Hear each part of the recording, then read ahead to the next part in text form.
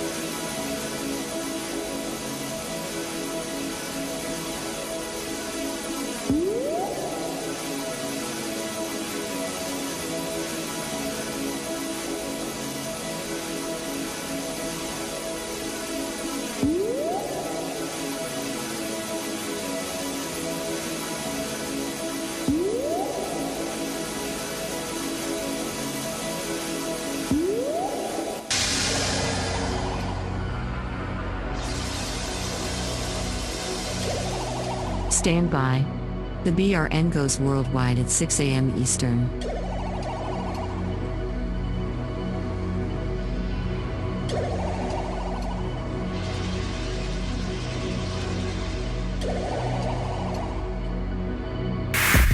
Attention, BRN affiliates. Showtime in 90 seconds.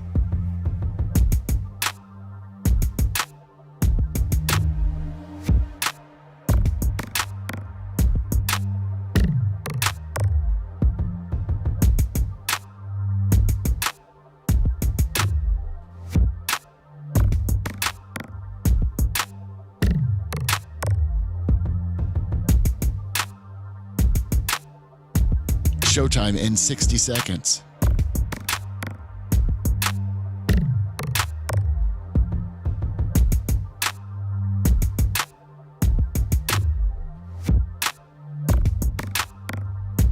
"45 seconds.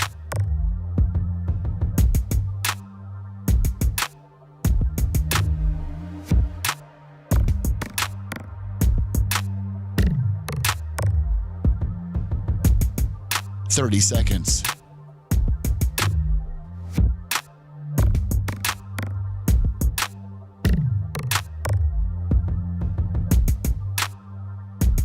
The show will start in 15 seconds, and this is your last audible warning.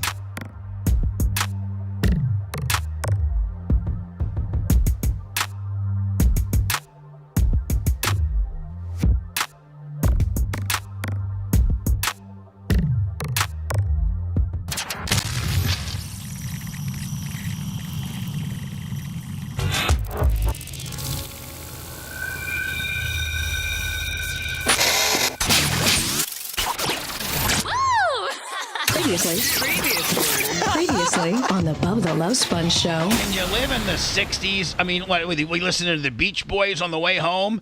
I oughta give you a knuckle sandwich. Well, I oughta. You ever heard of a knuckle sandwich? A Bubba the... God, you know what? In all actuality, come on, dude. Colton would whip this guy's ass. I sure hope this so. This guy's 70-some years old. This guy's late for a Civil War reenactment. He's got... Wow. You're listening to the Bubba the Love Sponge show. Broadcast rights for the Bubba the Love Sponge show have been granted to this station by the Bubba Radio Network and is intended solely for the enjoyment of our listening audience. Any rebroadcast, retransmission, or other use of this production without the express written consent of the Bubba Radio Network is prohibited.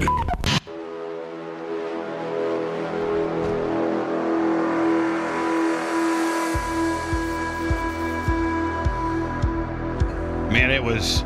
By the way, the Bubba the Love Sponge show, July 30th. Is today?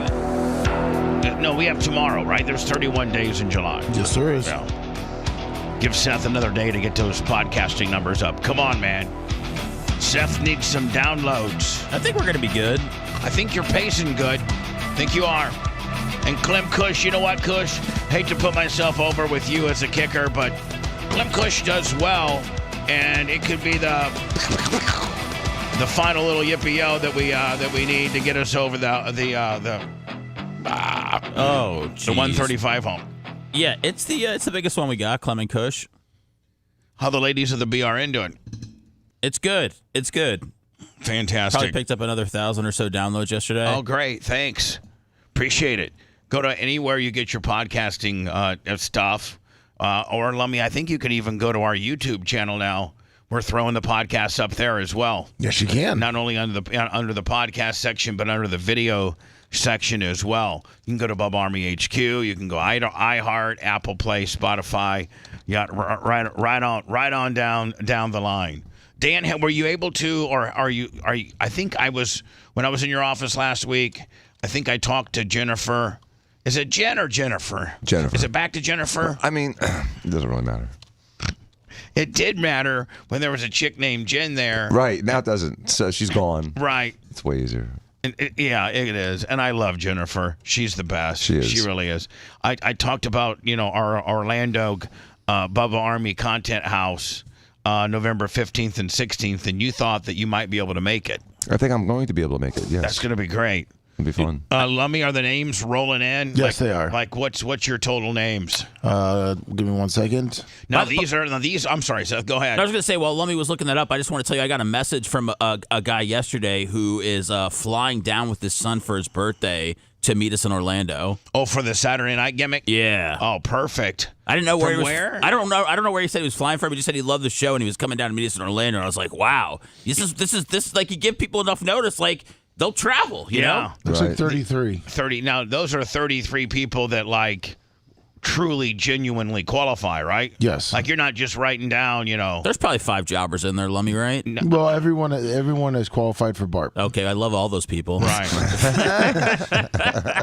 Heroes. I don't want to get into it now, Seth, because it's probably a little bit more towards prime time. But somebody slid into the show's Instagram DMs or something like that. Some dude who's got all butthurt about something. And can I tell you, man, Seth's not a therapist. Seth can't tell you why you necessarily are blocked or what, or you might not even be blocked. You might just be in your own head. But man, we got enough hate and enough trolls. Boy, is it me or is the troll hate at just an absolute fever pitch? It's high right now. It's high. I don't know if it's because of the political season. Things are tense right now. No. Most of their hate has zero to do with political. Well, I'm just saying there's a lot of hate just in general in the air. There's hate in the air. Yeah. Yes, I agree. But the more you're out there and the more you're exposed and the more popular you get on social media, the more hate you're going to get. It's just true. natural. It's true. I've regulated myself on to just not look. I just don't look at it. I've taken that particular app off my phone.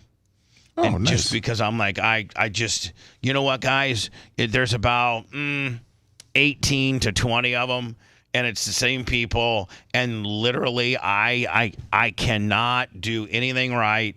I'm a buffoon. I'm a liar. I'm a cheater. I'm a piece of shiz. I'm everything that, I'm just everything bad. And, I'd have a little bit more credence into what they said if there was something positive every now and again. Like if every 37 postings you'd put, hey, I actually had a pretty good break today. Out of the 4 hours that I'm absolutely glued to the radio to hate him. The 4 hours I'm glued to the radio so that I can find Seth one of Seth's worst moments. They don't seem to mess with you too much. It's pretty much just me and Seth. Oh. And or the ladies of the BRN. These haters go and find even stuff, Seth, that's not that easy to find. Like, the ladies of the BRN. That's a podcast. It's not as sexy as the regular show. You got to seek after that to find it, download it, listen to it, analyze it, then hate on it. That to me sounds like a whole lot of energy just to be hating on something. That would be like me watching. I'm trying to think of a sport that I absolutely hate. Golf? No, cricket. I watch cricket sometimes. Can't even understand it. You watch it sometimes? No. Like if you're in an Indian restaurant and it's on? No. But like I'll be flipping through the channels and I'll stop just so I can see how stupid it looks. Oh. But I don't watch it for long periods of time so then I can go to the cricket forum and talk about how stupid it is and how bad. I just, move along. So I don't understand how people listen to us long form to the point where they get into the inner bowels of our programming, like the podcasting and things like that. I think we just have to appreciate the ones that consume the content and just leave it at that. I think we got to appreciate the hate too, just due to the fact that they listen the most. If you're reading it and it's not motivating you and you're not getting anything positive, it's not putting a chip on your shoulder.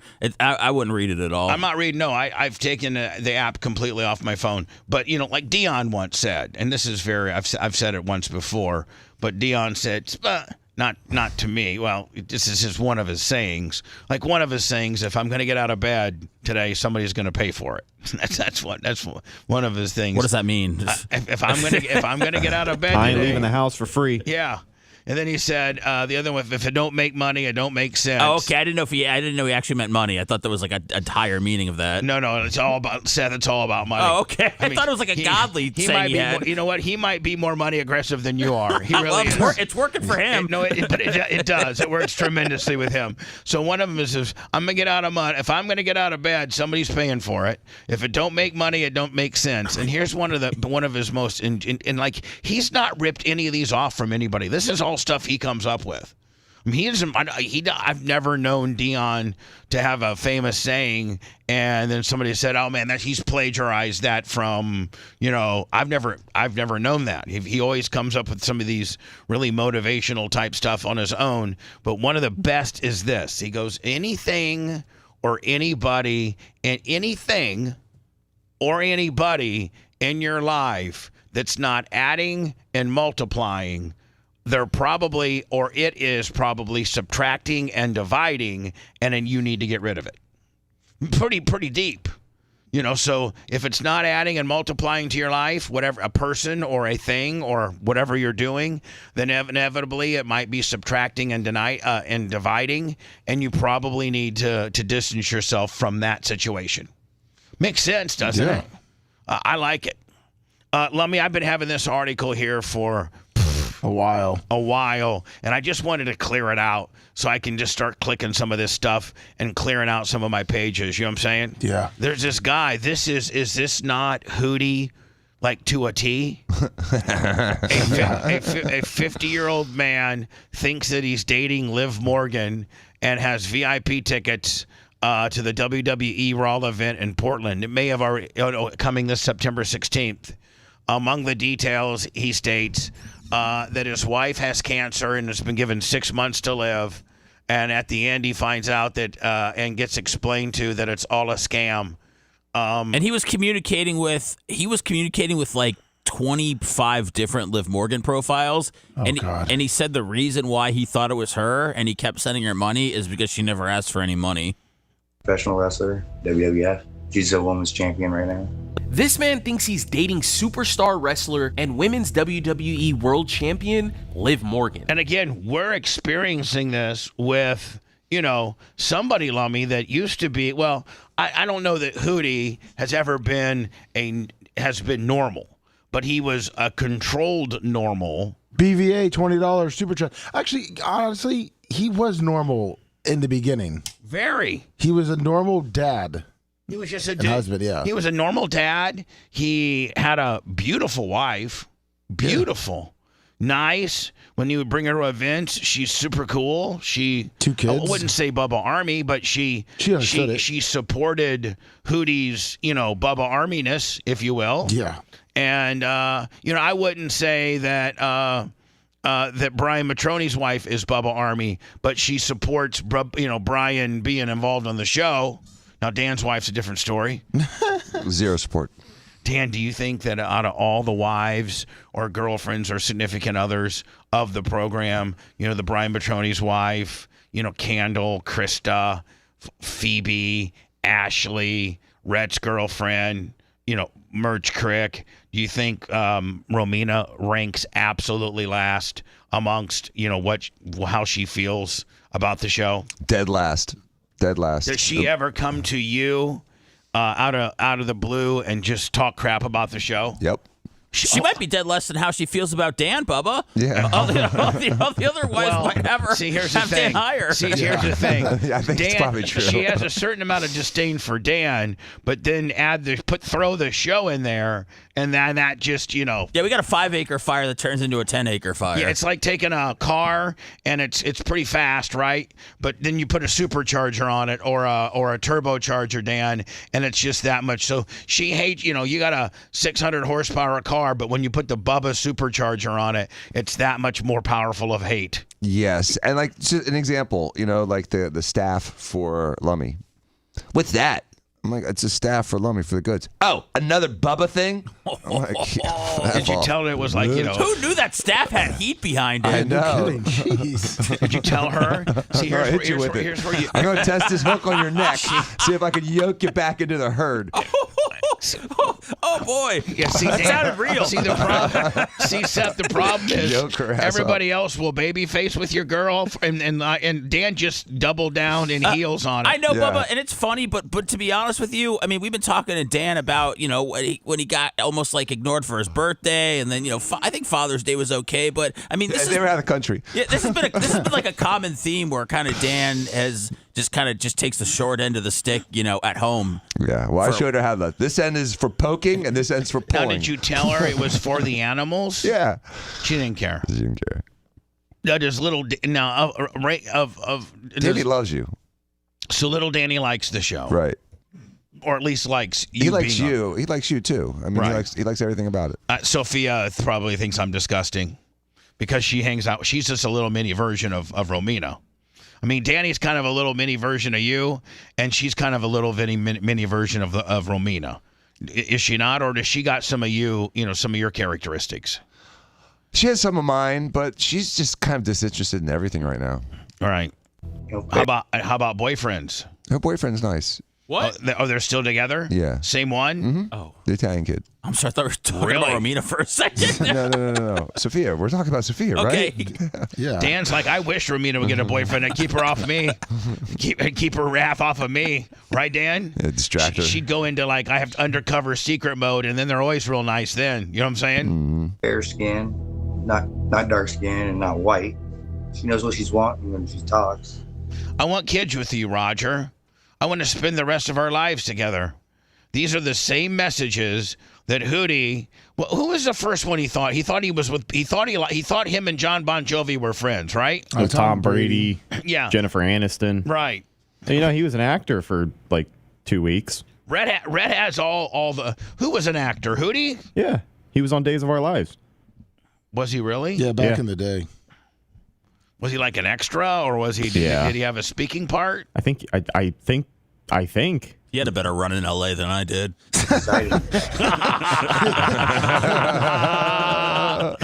Man, Seth, that really brings it right down to zero, doesn't it? That really brings it right down to zero. Aren't the soaps shot in New York? No, most of them are shot in L.A. Oh, they're in L.A.? Okay. But he's married. I said, I know you probably don't believe me, but I think we have. Now, hold on. So, Liv Morgan. Now, if you look like Dan, or you look like, Oh, Roger's handsome. Jimmy Clevis, or you were like a really good-looking dude, and, and you were talking to the real Liv Morgan, she's not going to look as, You think it's only ugly guys that get tricked? Yeah. I do. I think cute, or I think good-looking dudes got a certain amount of they're less insecure, and they know that they can just literally walk into a bar and get some attention, and you don't have to live on the internet to get attention. I think good-looking dudes with swagger and a good job can go to the gym or go to a sporting events or go down to to the wharf. Sparkman's Wharf, Lummy, or just any public event, and probably get some type of, female or whatever they're, if they're gay or if they're straight, whatever they're attracted to, they can probably get some attention from some people. Whereas this dude, the bigger loser and uglier you are, the more you have to hide behind the internet. Can I just say, I know that we like to clown these guys for getting tricked, but the people that are doing this are really the ones that need to be studied. Jailed. Are they just flat out criminals trying to get money, or do they enjoy this? They're just flat out. But they got to enjoy the psychological play of this. They have like a roster of like 50 that they're working, and it's just like just a playbook. It's a job. Hootie's giving you hell right now. Oh, what's Hootie saying? He says, "You guys are effing idiots. Mark today's show. You're going to feel real stupid real soon." Oh, that was from him? I saw that. All right, okay. Now, Hootie, explain.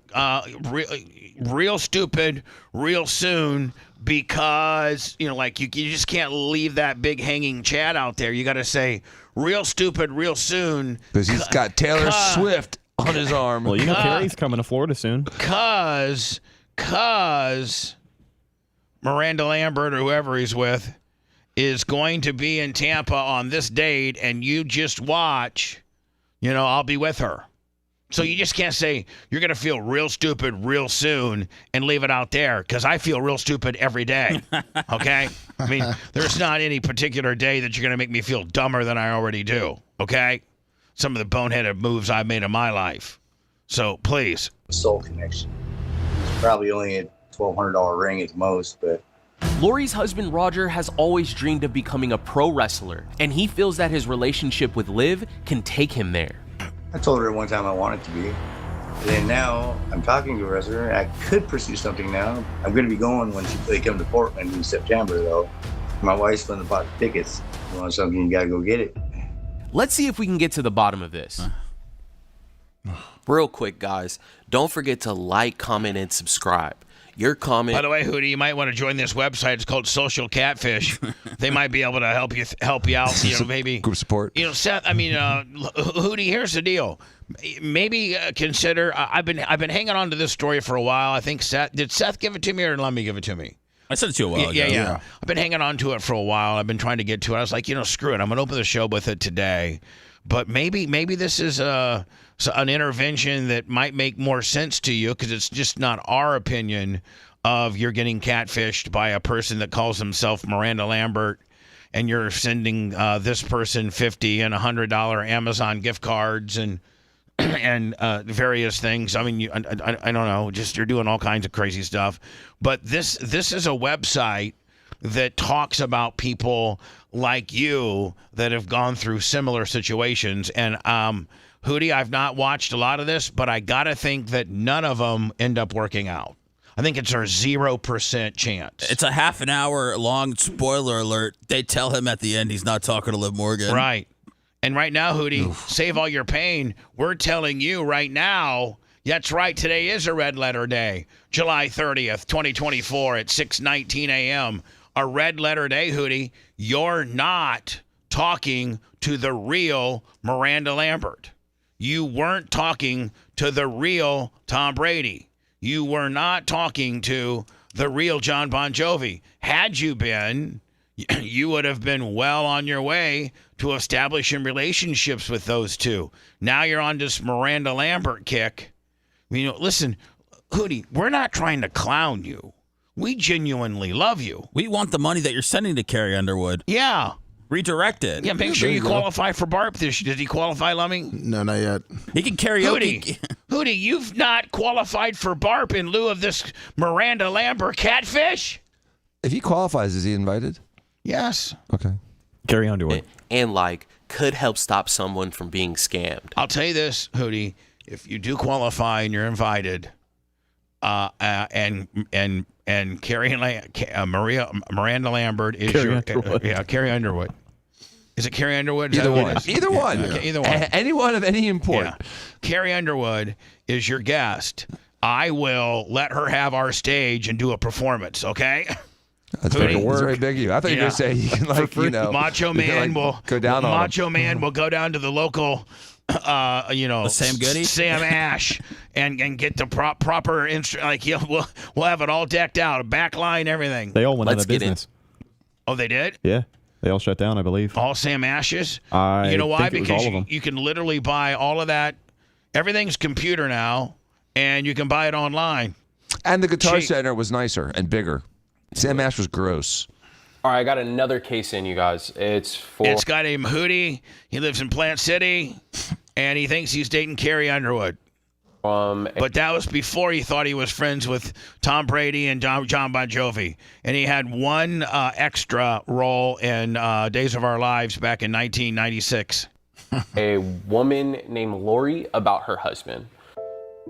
Hello, my name is Lori. I'm reaching out to you in regards to my husband. See, and the bad thing about it, Hootie, is your poor wife, before she divorced you, she didn't know about social catfish deal.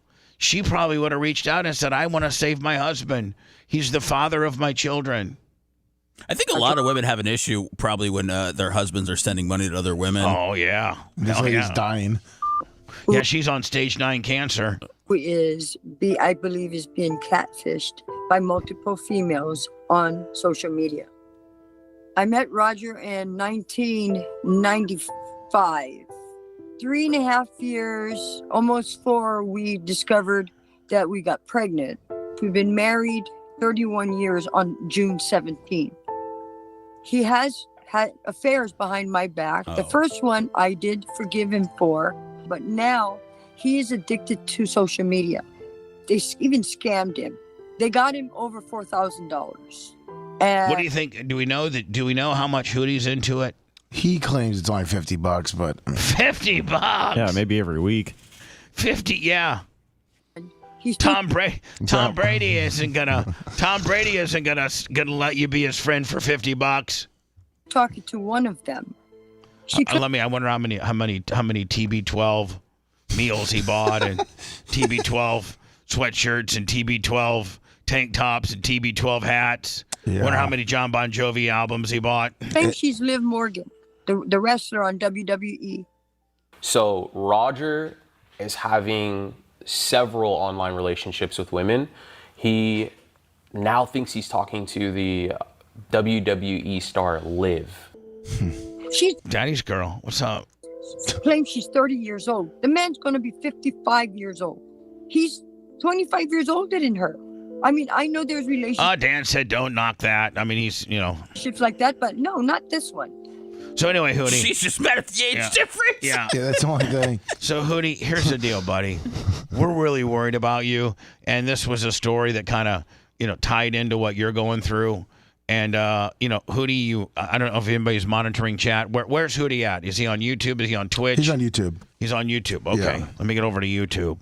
And have you monitored what? Yeah, Carrie hates us because of the show that we did in May about this, so she won't be performing at Barb. Yeah, and he was a model for Black and Blue in Miami, Click in New York, and Pacific in L.A. Okay. Boy, had the mighty fallen. Toenail model. So I'm just saying, did you guys ever see that when I went to go see get my blood taken a couple weeks ago, and that guy that was clipping his nails in the waiting room? Gross. Did you ever see that? You showed some video of it, I think. I heard the clipping sounds. Oh my God! Thank God they called me up next. I was trying to get the nerve to say, "Are you kidding me? Are you kidding me? You think the world revolves around? You think an entire medical facility? I'm sorry, an entire lab. It's a lab that does drug screenings and blood draws and all this kind of deal. You think a lab with, I don't know, there was probably 14 to 16 people in the waiting room. And when you clip your nails, man, you can't clip them without making just that obnoxious nail clipping sound. I don't think they make soundless nail clippers. And so it's such a distinct sound when somebody's clipping their nails that, do you think the world completely, and you know what? He was letting them hit the ground. So underneath him was this bed full of nails, which he was never planning on cleaning up, right? No, he didn't. Just like slide him under the chair. Yeah, he just took his feet and kind of swirled them around. Scattered them. It was the floor was hardwood, which is easier to sweep and maintain. carpet's not as efficient. And now up north, people like carpet because of the winter and the warmth. But hardwood and just tile or a hard surface is just easier to clean from spills and things like that. But you think that the world evolves around you where you can sit here and clip your nails and the obnoxious sound that makes and then just throw them on the ground? Like, my God. I wanted to say something to him, but I didn't because I didn't want to get in trouble. And next thing you know, because you have to wait like 30 minutes for them to call you, Lummy, and you have like, and I was like number 28 and they were working on 27 and I was next. So I didn't want to cause a big disturbance and next thing you know, get thrown out of there. Yeah. Do you talk to people in the waiting room or in an elevator or do you just kind of keep your mouth shut? No, in an elevator, yes. What, you talk in an elevator?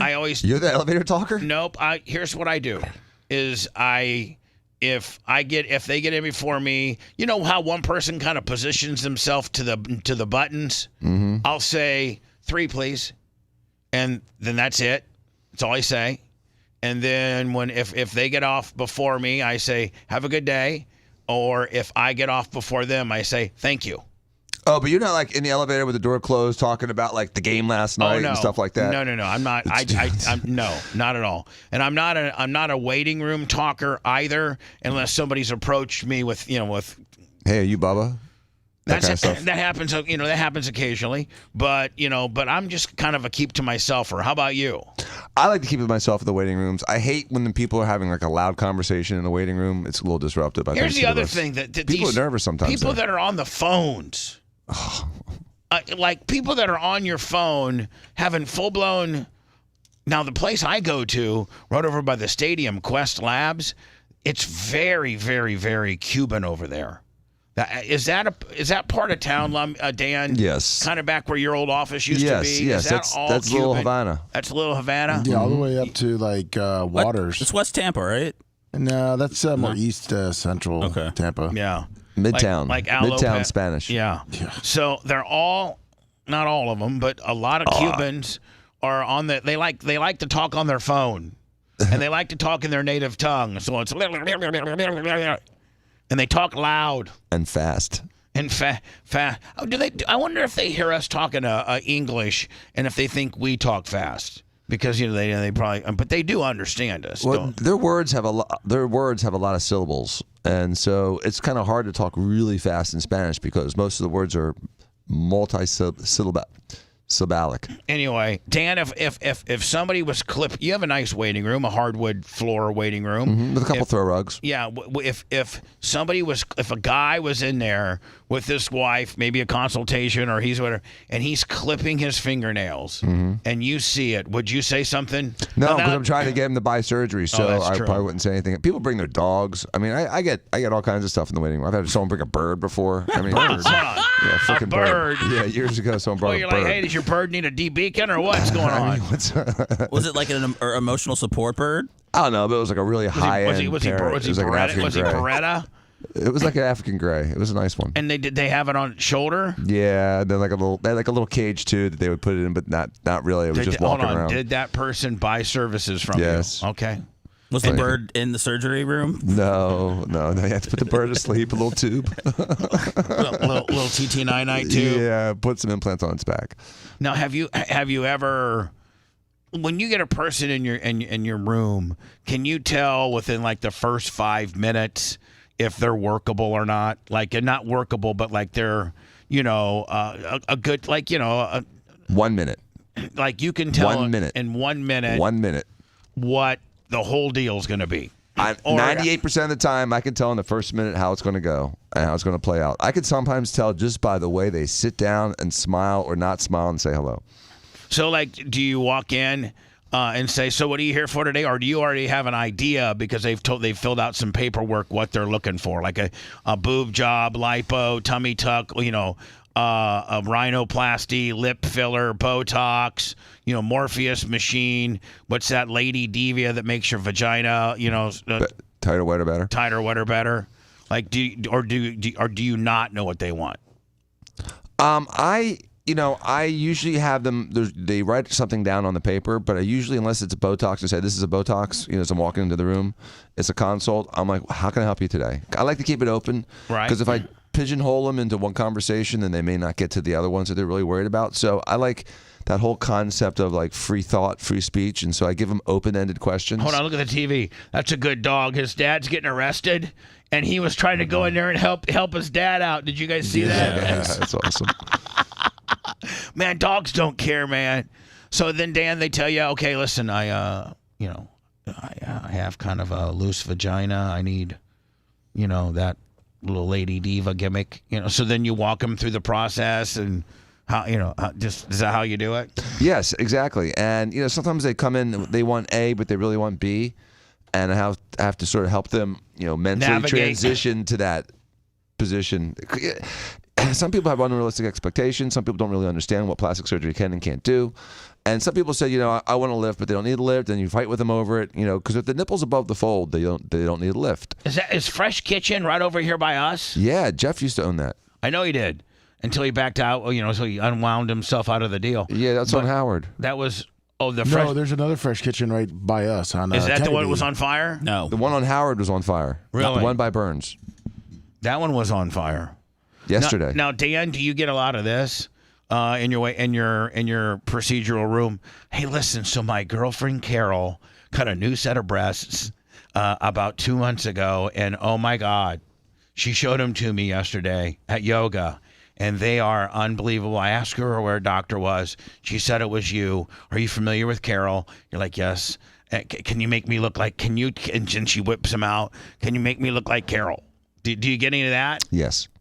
The problem is when they don't have the same probably a lot. Yes, I do a lot. The problem is sometimes they don't have the same body Carol does. Right. That different starting point. Like Carol's 15 pounds lighter than you, ma'am. And 28 as opposed to like a 55-year-old that comes in whose nipples are, more mature. Now, do mature nipples does that have something to do with it?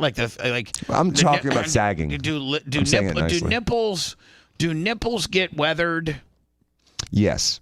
Like, a woman that's had one kid compared to a woman that's had 3 kids, and she's had 3 kids gnawing on those nipples compared to one kid. Do those nipples get worn out? Yes, they do. But some girls can have 5 kids and look like nothing happened, and other girls that can have 1 kid at 18 gain 25 pounds and look like they had 50 kids. Oh. So it's really is it genetics? Yeah. It's genetics and how much you gain. If you gain over 35, 40 pounds, you're going to have problems looking normal again. If you keep it between 25 and 40, then chances are you're going to have a chance of bouncing back unless you're 45 years old and you get pregnant. What's the oldest that I don't know if the CDC or the WHO or anybody steps in and has a guideline, but like what's the oldest that doctors recommend like that you should be when you get? Isn't it like it starts to become more of a risk after like 40? Yeah, 40 is a scary. 40 is a big number for women having babies. 40 is on the upper end of that, isn't it? Yes, it is. And by the time they're 50, a lot of women have already hit menopause. But having a baby at 45 is dangerous because it has a really high chance of having Down syndrome. It becomes a high-risk pregnancy. Anything over 40 is a high-risk pregnancy. That's Maxi4 gifted 10 subs. If you haven't had a baby by 40, adopt. Or just not have any kids. That's better. Or, your life will be so much better. Gaza. No kids. Just live your life. Go on vacation. Get a dog. God, there's been so much talk about that lately. I don't know if it was from J.D. Vance or what, but a lot of people talking about, you can live a happy life without kids, or, should you have kids? What's the point? It's just, it seems like they'll just break your heart. Just seems like, it's been a big topic now in the country. At the end of the day, Dan, you haven't had your heart broken because your kids aren't old enough, but eventually you will. Just statistically. I've had my heart broken by both of them before. Yeah, they do. They don't realize it. And then once they do it to you, you realize how big of a dick you were to your parents, and you become nicer as a child. Yeah, you're right. You know what? As soon as your kids let you down, you're like, shh, I need to call my mom. Yeah, you're right.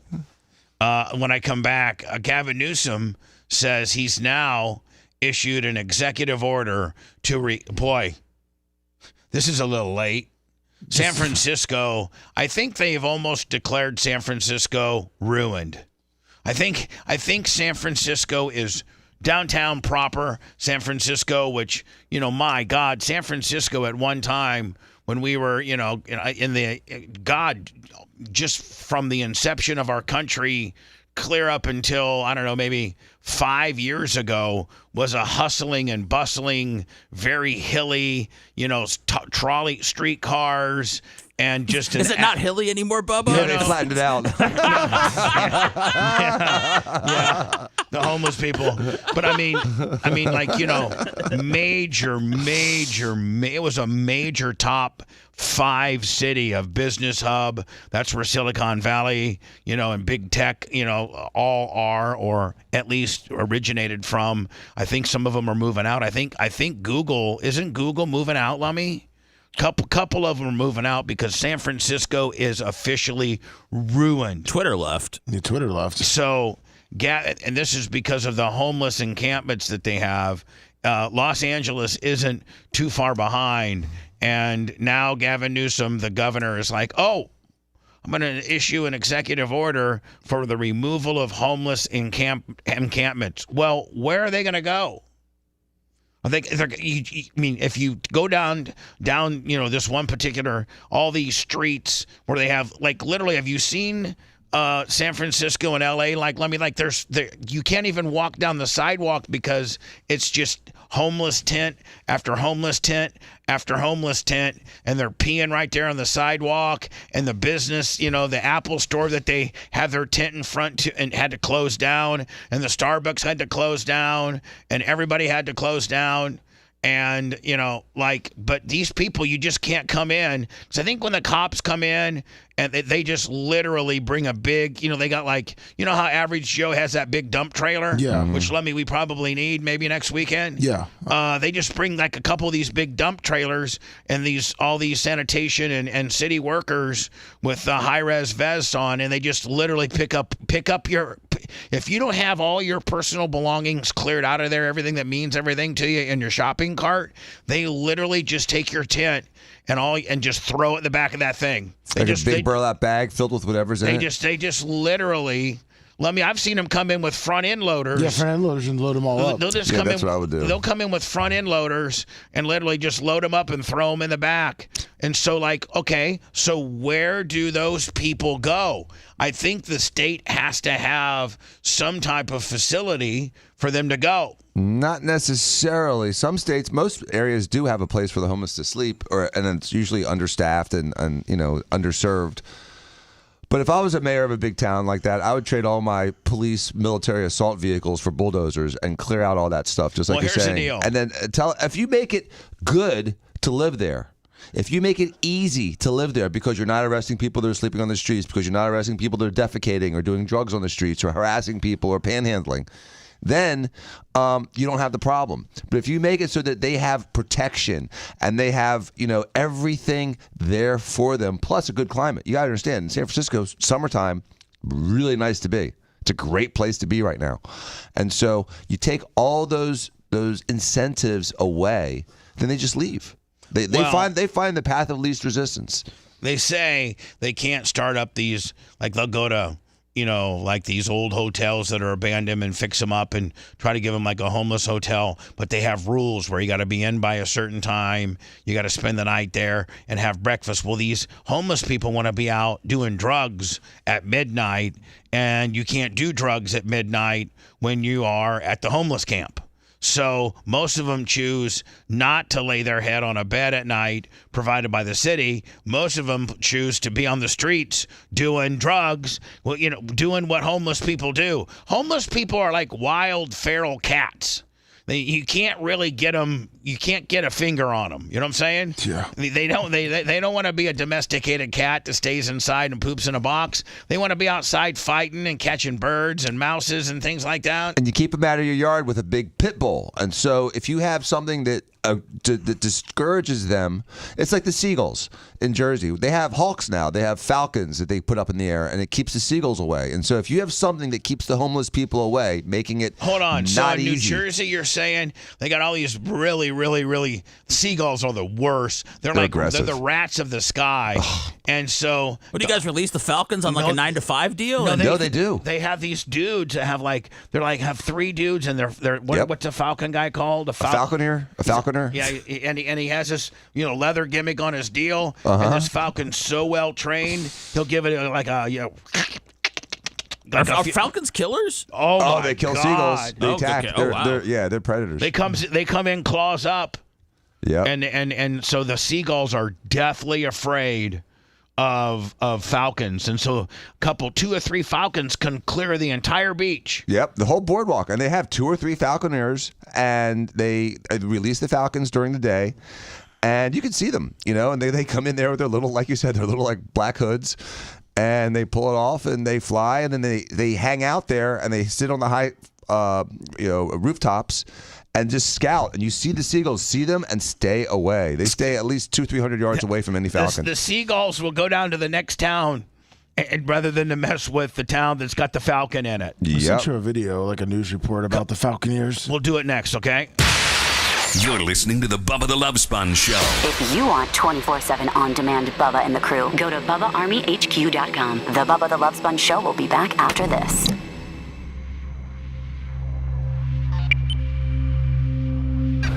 Seagulls, they just want to. Oh yeah. Dan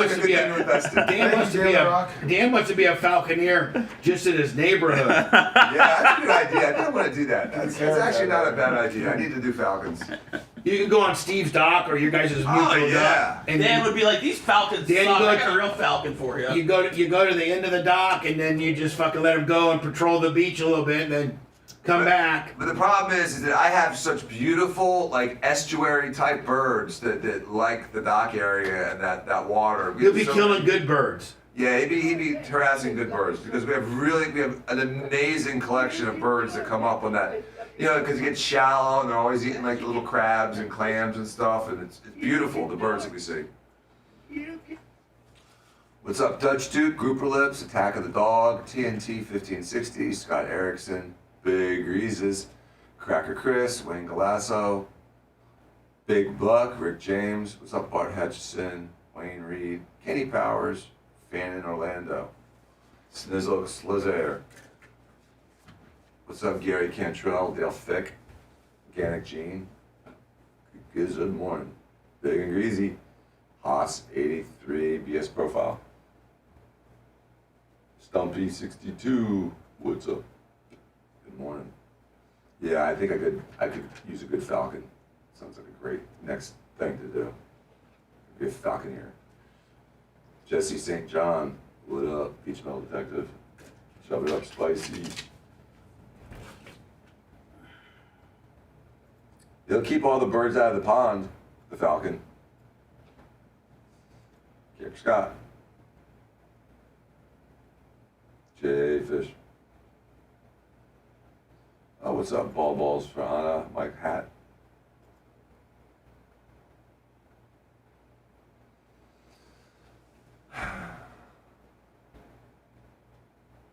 Yeah, they take your food right out of your hands, Wayne.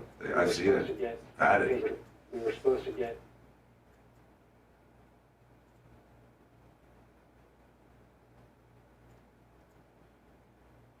The Beastmaster. Pepe Le Pew. Is that the catcher? Oh.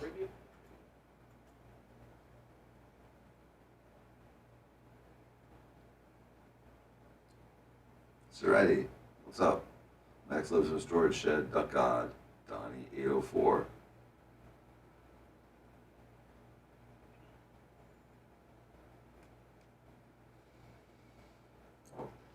Falcon. Not worth $99. Wish it was. I wouldn't be worth it. That guy is in like a paragraph too. Max lives in a storage shed. Yeah. What's up? Bravo Swag. What's going on? I was like, you don't even know my was like, you know how I feel about abortion or anything like that, dude? I don't remember seeing in the chat, so it's kind of weird. Well, now you're going to really notice. Oh, I know. Yeah, now Paul is the only name you're going to see. How much is a Falcon? What's up for the? Oh, you're gonna buy a Falcon? I think I have to. How much are they? I don't know. That's a good question. Like a They're train. probably a lot of money and a lot of training. No way. They can't be more than $3,000. Okay, again, what you consider a lot of money, what I consider a lot of money. It's a lot different. Okay, but Kamala said she was going to lower the price of the Falcons. Exactly. A Falcon in every house.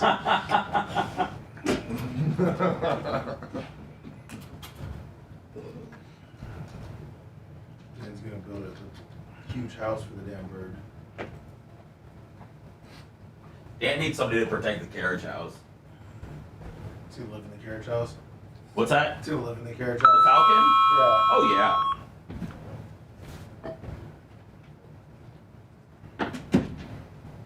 What's up, organic Gene? What if Dan's like, what is that, Bayshore? Yeah. The Falcon that protects Bayshore. For all the seagulls. Yeah, where are they on? I wonder how much that little gimp hoodie costs. Do they wear? They're fancy. Some of them have like tassels and they're like ornate, like a Harley seat. You were taking a picture with them? No, not Your that. cheeks like that? Not bad. And kid, so. How much is the Falcon? Can you look it up?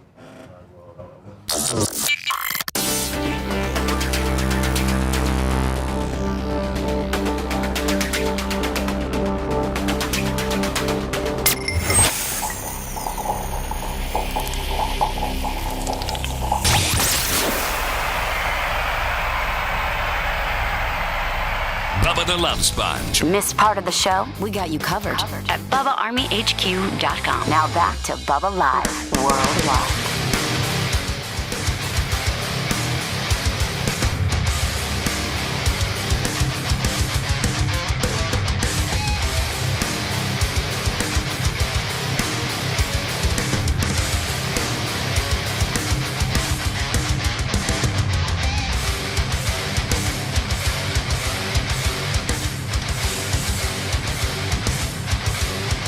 Bubba the Love Sponge Show, July 30th, 2024.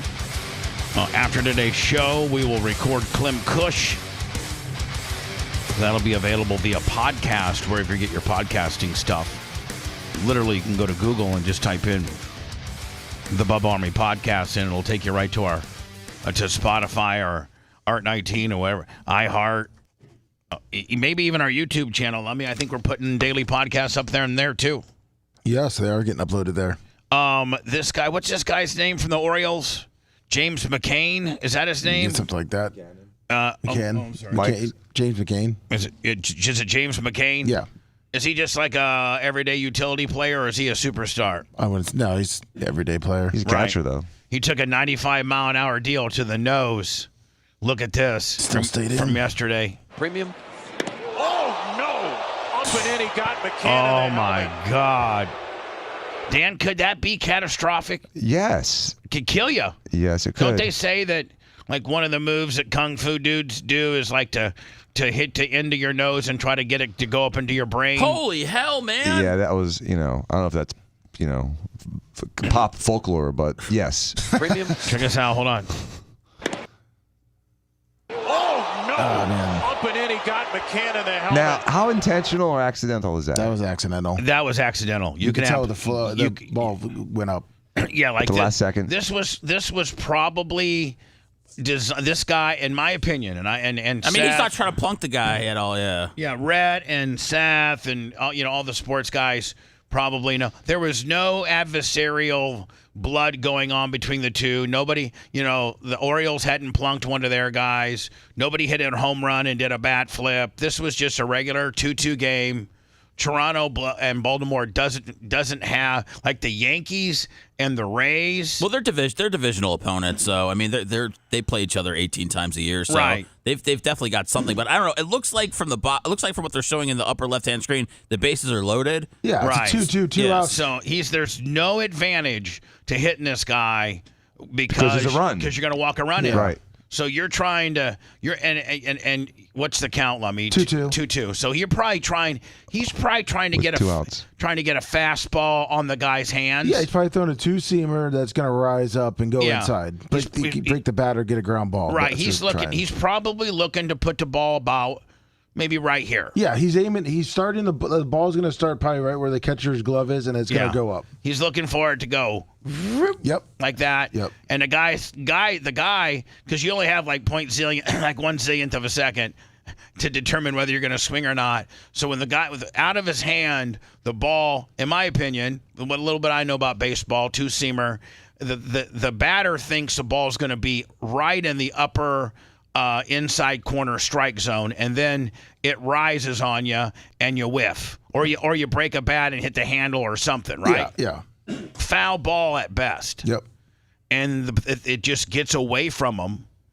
And do the pitchers feel bad when this happens? Oh, especially this one, yeah. Looked like this one did. Premium. Oh, no. So you can even see, like, if he meant to do it, he wouldn't have looked away and like, oh my God, he would have been like, yeah. Like this guy completely looks to the stands like, oh my God, this one got away from me. I feel horrible. Watch him look. Oh, no. 95. Up and in, he got McCann in the helmet. James McCann. Oh, Ariel Rodriguez. He was leaking pitch. all over, right? The most painful RBI he'll ever have. Did he stay in? Yes, he did. He Look at the distortion of his nose. Look how crooked it is. I know, and look. Oh my God! It broke right. It looks like it hit right there. It could have. Oh my God! Dan, could that have broken an orbital socket? Yes, it could have broken his orbit. Absolutely. Is that even more major than your nose? Your orbital? Yeah, it's a bigger operation if you have the collapse of your eye socket. See the nose. That is not teeth. You could get teeth knocked out. Jaw. Cheekbone. Broken jaw, broken cheekbone. Head injury. Broken orbital. Dan, if you're the athletic trainer on this team, are you letting him continue the game? No. I'd put him in the back, reset his nose, and put him back out there. the right way. There is a ton of blood on that. He stayed in the first game. No, No, man. But you got to assume there could be a closed head injury too. It could be a small concussion. I know he gets hit in the head with the ball. They let him stay in. Man, Seth. Football would have a big problem with this. This is completely opposite of Seth. Seth gets like just a little. He's like, I'm out. I need full service. Man. I need full rehab. I'm going to be out at least 3 or 4 weeks. Well, I mean, Bubba, look at something 90 miles an hour hitting your head. I mean, there's got to be some reverb, some equilibrium issues. I mean, like you said, Dan, you haven't even begun to start the concussion protocol, right? Right. Is he still running on really adrenaline? Stay in the game? Yes, he's pissed. If he stays in the game, he is the toughest guy in the world. I mean, he's got to get a new. Dude, I can't believe you're standing. They double tamponed his nose. I've never seen that before. He's a mouth breather now, breathing completely out of his mouth. And the guy looks. I mean, he looks pretty jacked up. He's a big guy. I mean, you can tell a guy by if he's got this little bit right here. You got those traps. That's a guy that's jacked. Because I mean, usually your traps don't show in your shirt. Ball game. I mean, that's a stud right there, man. Yeah. That's a stud. That's my new butt. What's his name? James McCann. I like him. He's 34. Well, you know what he got? He's a catcher? Yeah. Look at him back there catching the ball with the double tampons. He's got 10 years of major league service. Does he? Oh, yeah. He can take care of you for life. I think he's got that MLB pension. Now, see, Seth, isn't that it's all about how much time of service, like as far as arbitration, league minimums, pension, everything. And when you get up into the 10-year, man, you're vested, aren't you? Like big time vested. I believe that's when the pension kicks in. And I also know from one of my friends who played that when you go for 10 years, the Major League Baseball sends you something, and it's literally like it can get you into any stadium ever. Well, the player's card. The player's card, but that's not, you get that. You get that after 1 no, it's 1 year. You get the player's card. Oh, really? Okay. Yeah. There's certain different player cards. I know in football, and Dan, you might know this better than I do, but I know in football it's 3. You're vested. It's either 3 or 4 seasons. I think it's 3. And if you 3 full seasons of being on an active, 52-man squad roster gets you fully vested and pension available. That sounds right. 3 or 4 seasons, and I think baseball is something similar. I just looked it up. It looks like they changed the rules in 2022. It looks like you could use pension, benefits, a start in 43 days. After 43 days on the active roster. Okay, in so baseball. Yeah. And so after 43 days, you're fully vested? Month and a half. Yeah. what do you get after 10 years, man? Something they must you get they must give you broken something nose. else. a broken nose. Bubba, I sent you 2 tampons in your nose. I sent you what the guy kind of looked. He did a little press conference after, so What a great dude, man. his eye looks really bad. We don't know what's on his hard drive. I don't know. I'm just saying. What a great dude. Come on, Seth. He survived. Yeah. Seth, I'm just saying. Like this guy just threw himself on top of Trump or something. I mean, you know. Okay, I got it. His eye is pretty swollen. Although I would tell you, man, after baseball, I would a Secret Service job would be. He'd probably be far more effective than the people we had. He's got 2 eyes, can see. You know, we got 5 rooftops, including a water tower that are unmanned. I mean, you know, we're going to talk about the Trump assassination here in a little bit, but like, the more I watch it and the more footage I see from it and things like that, that water tower was like, that's a glaring position to put 2 guys on, right? Like, I mean, you have them. If you, or even one dude, like, man, dude, we got to have somebody on the water tower because that water tower can see everything over every tree. Everything. I want a guy with, I'm sure they have in today's technology, super duper, advanced binocular system where you might just wear them on. You don't even have to like hold them. You just put them on your head and you're just looking around like you're playing a virtual game, but you got these binoculars on. Like you're Steve Austin. You just have like bionic you're eyes. The $6 million. That's what we needed. The $6 million man on the water tower. He would have gone. And he would have had a $6 million bionic eye, and he would have been able to see that the guy was on the thing. And Steve Austin would have been able to jump off that water tower and run to him. Steve Austin was such a badass that after the bullet was shot, he would have been able to catch the bullet in his teeth. He had an eye, 2 legs, and an arm. Something like that. Here we go. Just take us through what you were. Oh man, look at the guy's eyes shut. Yeah, look. Yeah, I say it happened to other guys. It's no fun.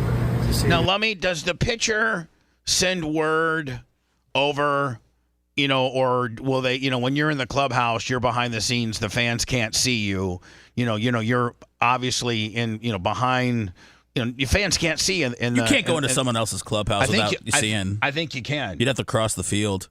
No, you don't. When you go like after the game. No, like hold on. If you're I've been in the Rays dugout, and to get to the other team's dugout, you don't have to cross the field. You just got to walk down a hallway. Yeah, you go in the back. And so, like, would it be uncommon for the pitcher to walk in the hallway where nobody can see him, tap on the door, and said, "Hey, can I have a word with McLean?" And you tell McLean, "Hey, you know what, dude? I did."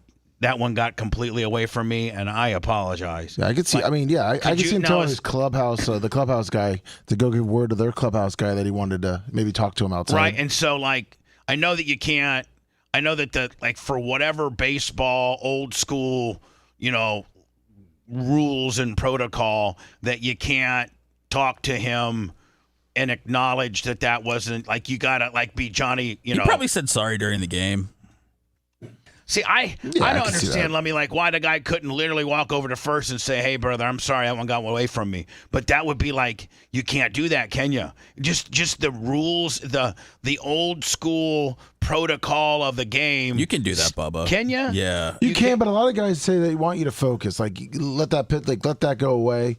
You go over there, you kind of look weak. You're supposed to be getting ready for the next. That's what they say, Seth. One. That maybe you're looking weak, and so at that point. You probably wait till the game's over, Lummy. You call their clubhouse. You have your clubhouse boy go talk to their clubhouse boy and says, which the pitcher like to come over, have a word with McLean. Yeah. And the pitcher comes and meets him at the door, doesn't go into the locker room, but meets him in the tunnel out there and just says, "Hey, bro, that one, I did not mean to do that, and I apologize." Because they're always thinking too, with like a pitcher, like you kind of leave him alone after that. Let him clear his head and go like that. If he goes over there, people are like, "Oh, he's weak-minded. We probably got to get him out of there." And here's the deal: it shows you that he didn't mean to do it because Baltimore didn't retaliate. Yeah. If this was meant to plunk a guy, Seth, because the first guy up in the next inning, what's happening to him? He's getting plunked. Right. If it's meant to be. And then there's a fight. And then there's a fight.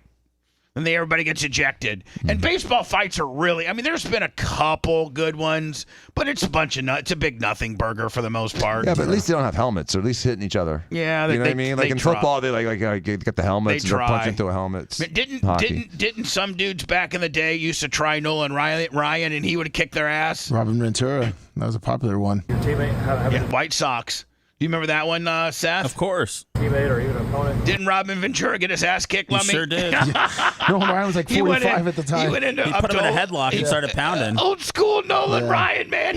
And I think that was an intentional plunk, wasn't it?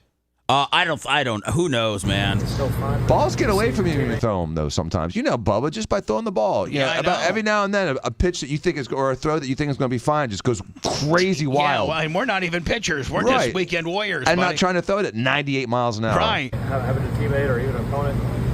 Have it happened to you? It's it stinks. Did you think that you could stay in the game the whole time? Yeah, I did. I take a lot of pride in being tough, and You're tough as hell, buddy. do everything I can to stay on I the sent you field. the Nolan Ryan That's what I was able to fight. do.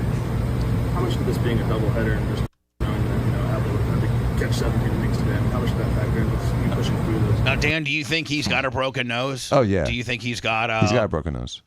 maybe a cracked orbital? I don't think so. I think it's just confined to the nose. And now, it looked like the way it came across, it just kind of like clipped the top of his nose. Now, if you have a broken nose like that, do you have your plastic surgeon kind of go in and, like you said, straighten it with your hand? And then at that point, is there sometimes where it just heals on its own and there's nothing you can do surgery-wise? Yep. What I would have done is in the locker room, I would have stuck something in there and reduced it and then put a splint on it and then sent him on his merry way and then done a CT scan today. I mean, it did, but at the same time, I feel like I would have battled through. Looks like Matt Arroyo. As best I could. If you said it, it bleeds less. A lot of pride and, Now, Dan, have you ever had to set a broken nose? And do you literally take your hand and go like put it Oh yeah. literally? And you can. I did one person I did while they were awake, and it was Manson. Oh, really? And Sophia watched Oh, that's it. right. She came and watched it. Hold on. He was playing basketball one day, right? He got During an this- elbow. Right? And he broke his nose. It was displaced. I mean, it was off to the right, it got moved by a hurricane. right, and he came into the office. Uh-huh. And you brought Sophia with you because you're probably doing It was something. a Saturday. It was a Right. Saturday afternoon. Right. And I took two, hemostats, one in each nostril, yoked up on it, and reduced it. And it was not fun for anyone. With blood everywhere. He was in pain. But we fixed it. And did it heal on its own? Yep, didn't have to do surgery.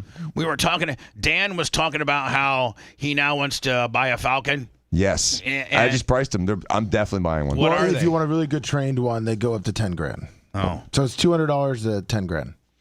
Hold on, from $200 to $10,000. A decent one's $2. Me and Seth's buying a $200 one, and hold on. Well, the day we go out, it runs away. Seems like they're might be a little buck wild for 200. Yeah, as soon as you let it go, it's never coming back. Yeah, Seth. I might have to splurge, Bubba, on the Falcon. Yeah, little Sethy's out there, and it gets in her hair. And The starts- $200 one probably kills people, gives them rabies, doesn't listen. No, it doesn't. The $200 one just went out of its cage, so the minute you take it outside with your big leather gimmick on, it just runs away. Right, So you might as well screw set 200 to Tom Brady, but I think a $2,000 one's probably a good one. Have the show Falcon, bring them to events. The show Falcon. Show Falcon. Now he's thinking big. I like it. Now, Think about the hits. So Dan has a beach house, a summer beach house. Have you been up there yet this year? Yes, I was up there a couple weeks ago. Are you going again, or are you done? If there's a big swell, I may go up there for like a 2 or 3 day weekend, but Mama's still up there. she's up till October. Till what? Like Halloween? Yeah, right before Halloween, she likes to come down and watch the kids do the trick or treating, but now they're getting past that. But right now, Jay's up there. Oh, okay. So Dan's like on the New Jersey boardwalk where his beach house is. They have such a seagull problem that they've hired these professional falconeers, and seagulls are the rats of the sky. Kind of like homeless people. Are the homeless birds. Yeah, they're like homeless birds. See, regular birds, they have a nest. Yep. And they go and hang out at their nest and rest, and then maybe they got some babies in their nest, and Bring 'em a worm. the mom goes out and finds a couple worms. She eats them, then she throws them back up into the baby's mouth. Perfect And situation. she spends a certain amount of time, in her nest. She's just not out on the beach all day scavenging for French fries and just any little thing. She's specifically got to do, she's got a home. She's got a home. She's got a nest somewhere. These seagulls are like homeless birds, and they act like homeless birds, little scavengers, and they can really be, if you don't have a way to control them, they can really, really disrupt a beach. Like, I mean, they can drive. Oh, they're aggressive. They can drive people away. Yes. From a beach. So these places in New Jersey that during the summertime that have boardwalks that are right on the Atlantic Ocean have these seagull issues, and there's a few municipalities that have hired these falconeers, these dudes that have these trained falcons, because falcons hate seagulls, and seagulls are deathly afraid of falcons. So they get a couple of these falcons up, and these falcons, I think, dive bomb them, and I think at the end of the day, Dan, they're like, if they can kill one, they will. I think so. Yes, they're not restrained from killing them. There's They're no not. you're not allowed to kill them. Right, There's no mandate. There's no brushback pitches on this. No. They're trying to bean these guys. Yes. Here you go. This is how it all works. Seagulls, they just want everybody's food. They attack people. They're annoying sometimes. A lot of people are scared of the birds. Not very nice. The flying rats of the shore. I mean, and they do get overwhelming. I mean, down here in Tampa, where we have a ton of beach, there's a ton of these little and I mean, they have no shame in their game. You literally could have a slice of pizza in your hand on the beach, and if you're not watching yourself and securing it, they will come out and pick it from your hand and take it. Well, this is the problem too. This lady is the biggest problem. They'll poop on you. Oh, this lady's she's probably feeding them. She's feeding them. One of the major problems this town has faced is gulls that are acting very poorly. They attack people. They come down, swoop, steal food, and it's a nuisance. Now, is it true? I'm not suggesting that anybody would do this, but is it true if you give it an Alka-Seltzer and when they drink water, Lummy, it blows them up? Have you ever heard that urban legend? I've heard of it, yeah. Yeah, they don't eat Alka-Seltzers, though. The problem is you give them Alka-Seltzer, they spit it out. Right. I'm Mark Allegedly. Burnett. I'm a falconer for East Coast Falcons. I'm Dan Diaco. I quit my plastic surgery job to become a falconer. And we're here in Ocean City, New Jersey, where we take care of the pesky seagulls that like to steal your food. Lummy, this is like WWE, man, and this is the baby face rolling in, right? You got all the heels, running, and the next thing you know, you got the Rock that comes in. It became such a problem that the mayor had enough, and he was trying to figure out ways to do this. You know what? Kudos to the mayor for a kind of a non-conventional kind of deal. And what we provide is a natural means of doing. I may have equipped my lifeguards with shotguns. I may have. that by introducing a predatory animal to this area. Look how badass that eagle is. When you introduce a bird of prey, these birds learn very quickly that this is not their area anymore, that it's being patrolled by something much fierce than them. And, a bird's not going to swoop. Yeah, he's on post right now. And you know what? I don't see one seagull in the picture. These falcon dudes are weird, though. I don't know if Dan should be one. Yeah, but that's not my only identity. I'm not going to be just falcon guy. He's just not. What's a falcon guy, Dan? That's it. Yeah, but he's just not. Going back. It's like if you're the KKK. Seth, he's just not falcon guy. He's a lawyer. That's just another. Yeah, but when he's walking the boardwalk, I mean, nobody's going to be like, oh, that's a doctor, a lawyer, that's a smart guy. They're going to go, why is this guy a falconer? What happened to him? He's the only falconer that pulls up in a Ferrari. Well, that might be true. It's between the Ferrari and the Falcons. I mean, most of these falcon dudes probably pull up in some kind of pickup truck or they have something big like old that. dualies. They have beautiful pickup trucks, this company. That they keep the Falcons in. Dan pulls up in his full-blown cherry red Ferrari. The Falcon's sitting down there beside him. This Falcon has like 18 karat gold. Yeah, 18 karat gold necklace. Oh, yeah. Yeah. Another tattoo for every kill. Up on a pole, or we got Teardrop. a falcon up in the sky. It'll clear the whole boardwalk, and people can enjoy their food. Macamaco's Pizza. That was Magamanko's too. Dan, you get you a whistle. A whistle and a Dan, glove. Just like Dan, you got to go in. I think you're going to California for a few days to do your training for your new hair machine. Mm-hmm. You might have to do a couple days of training to be a Falcon guy. That's fine. That'll be fun. You're used to training, are you? Yeah, I'm a good learner. I can blow a whistle. Yeah. Can you imagine? I can just see getting a call because this is how it works. I get a call from Steve. Bubba, what? Did you hear about Dan? I mean, that's how it goes. Did you hear about Dan? I never say no, or I never say yes because you don't want to answer the question. I don't want to answer the question because I might know something he doesn't know. Exactly. So I'm like, stay quiet. Yeah. So I'm like, what do you? I always just say, well, what are you talking about? Then he'll tell me the subject matter, Dan, and then I'll know whether I know about it or not. Right. But if it's not the subject matter that I know that he still hasn't gotten to yet, I just keep my mouth shut. Hey, Bubba, what? Steve, hey, what's going on? Hey, man, me, Krista, Merch Crick, you, we should all meet down at Union for lunch one day. Okay, that sounds great, but what's going on? Hey, did you hear about Dan? I go, no, what's going on? And then he'd be like, listen, can you step in? Because the family is just beside themselves, and Romina's mad, and the kids he's got a falcon now, and he's out falconing. And it's just really become a problem. Doesn't talk to the family anymore. He just flies his falcon all day. It's his new best friend. He's already got an 18-karat gold necklace and everything. And is there anything you can do? Can you talk? Well, it sounds like to me, Steve, that he's already made his mind up. I mean, he's got the 18-karat gold falcon necklace. He's done the training. What harm is it? Well, the harm in this fact is that he'll become bored with it, and then we'll have a falcon on our hands to get rid of.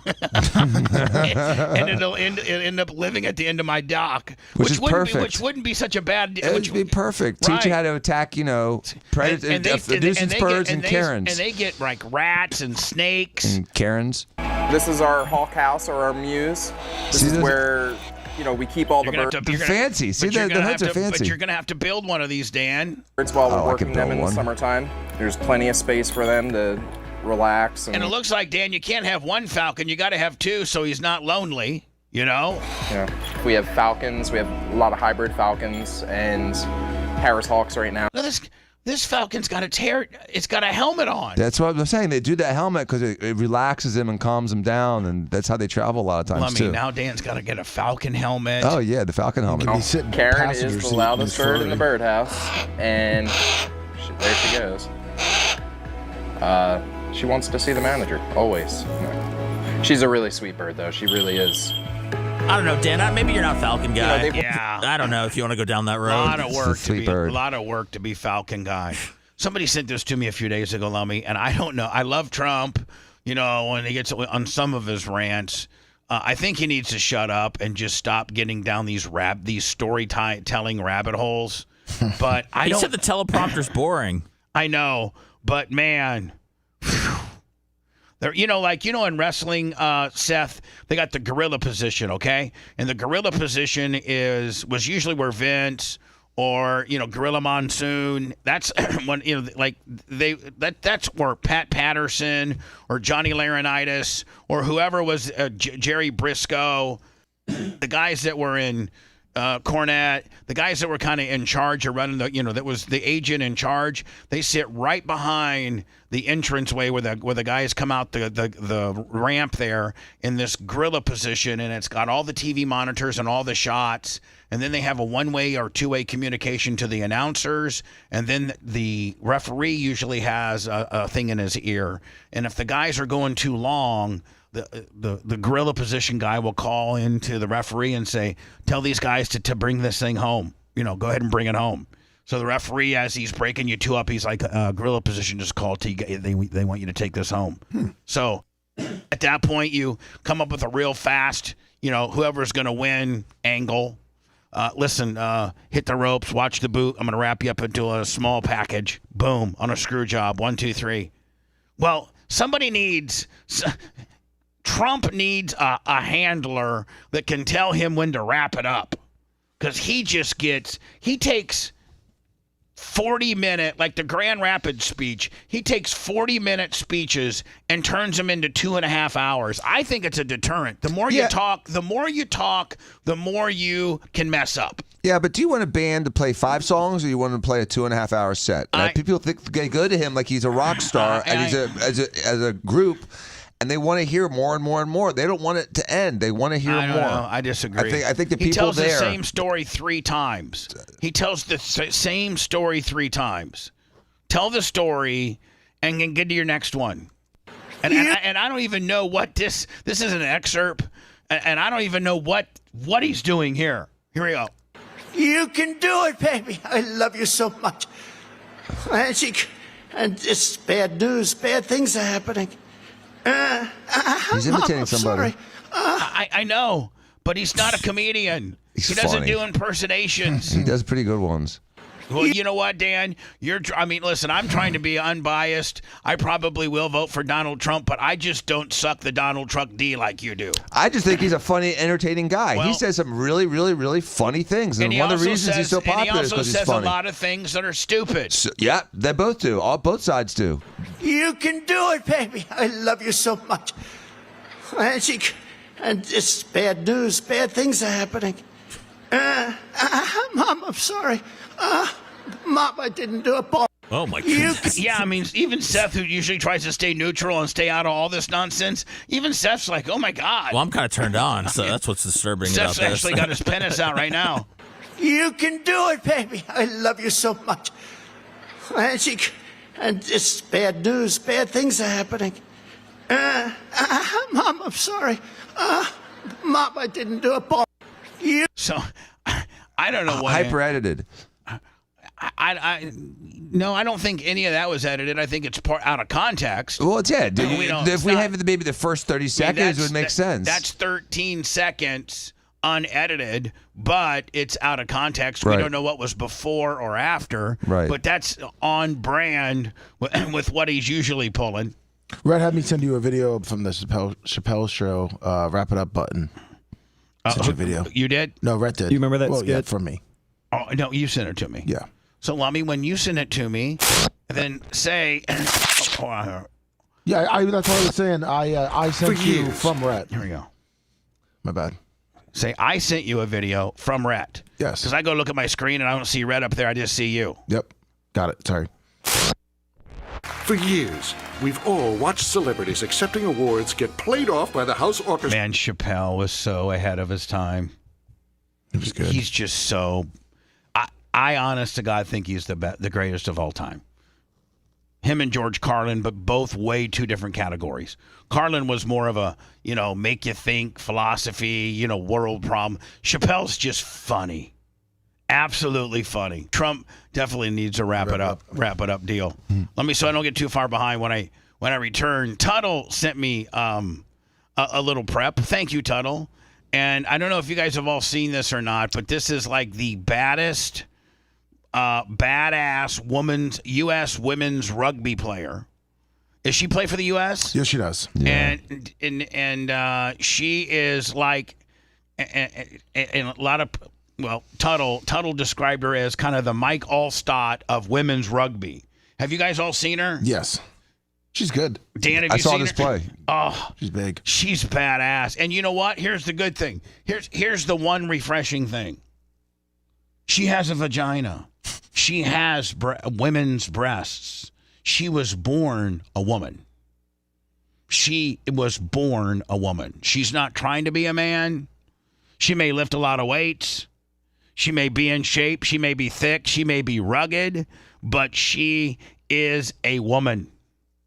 Playing against women, which just goes to show you, man, you don't have to be. If you're a woman and you bust your ass, Caitlin Clark, the Reese chick, this girl, you can stand out and be superior to the other woman that doesn't bust her ass as much as you do, right? Yes, and if she played against boys, she'd get rocked.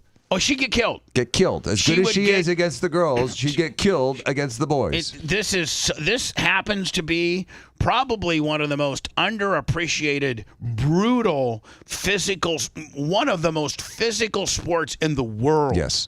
People don't. It's literally football with no pads or helmet. Yep. It's what it is. And these guys are in pain after every game. Oh my God, this is next level stuff, and she's playing it and she literally looks like Mike Allstott. And they made the semifinals for the first time ever in Olympics. That's awesome. And it's because is a lot of it because of her? Yeah, that's what they're saying. Where did she play collegiately? Oof, I had to look that one up. And did she dominate women's rugby much like Caitlin Clark?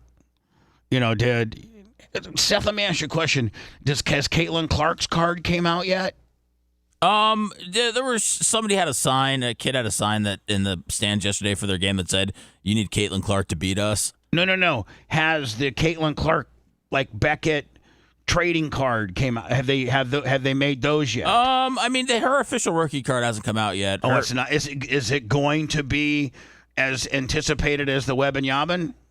I mean, her cards right now, her college cards are already worth thousands. I mean, depending on if they're autographed or numbered. Yeah, oh yeah. And will they come out with they're gonna have they'll have a rookie card. They'll have Angel Reese's rookie card. They'll be autographed. So. I mean, it'll be worth a lot of money. Women's basketball, I've been spending a lot of time looking at it lately.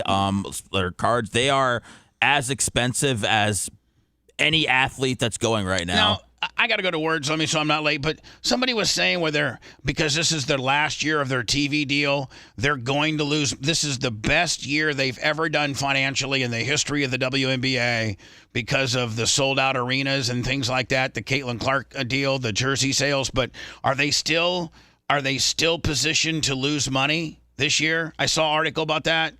Or are they going to be able to? I can't think that that the WNBA could lose money if they're selling out arenas.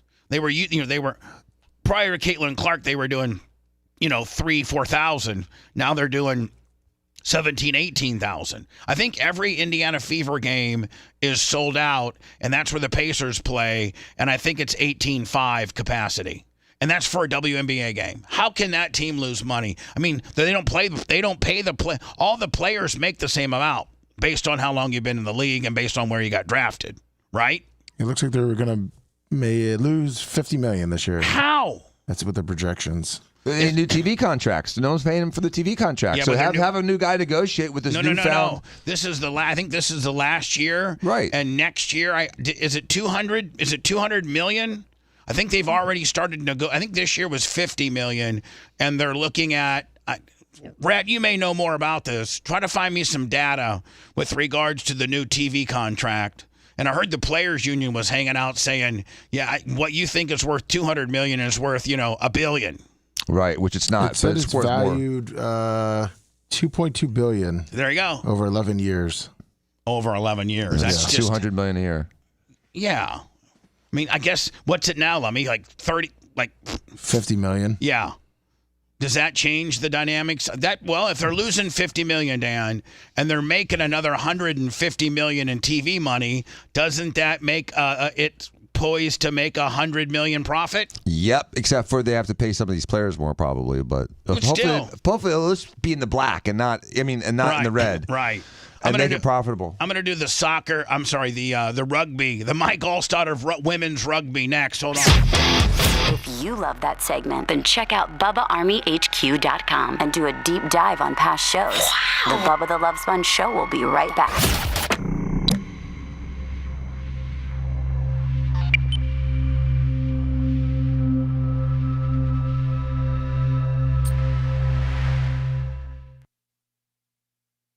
It's fair. You don't have an advantage because you have a dick in auto racing.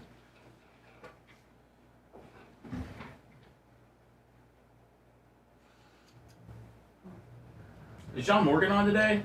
No, I'm trying to get him to return my text. Oh, okay. I'm trying to get him for Thursday with Babyface.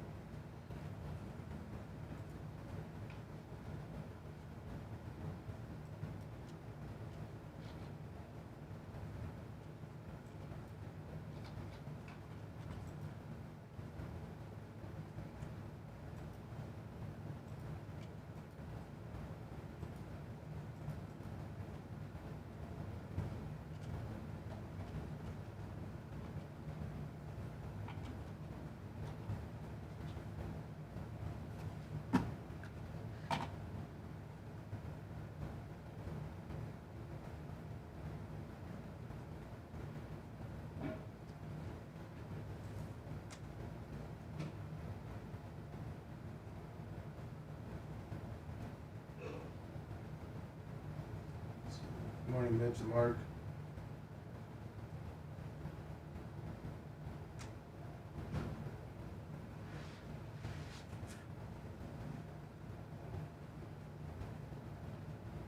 Zook, 65 months. We didn't be on the rock.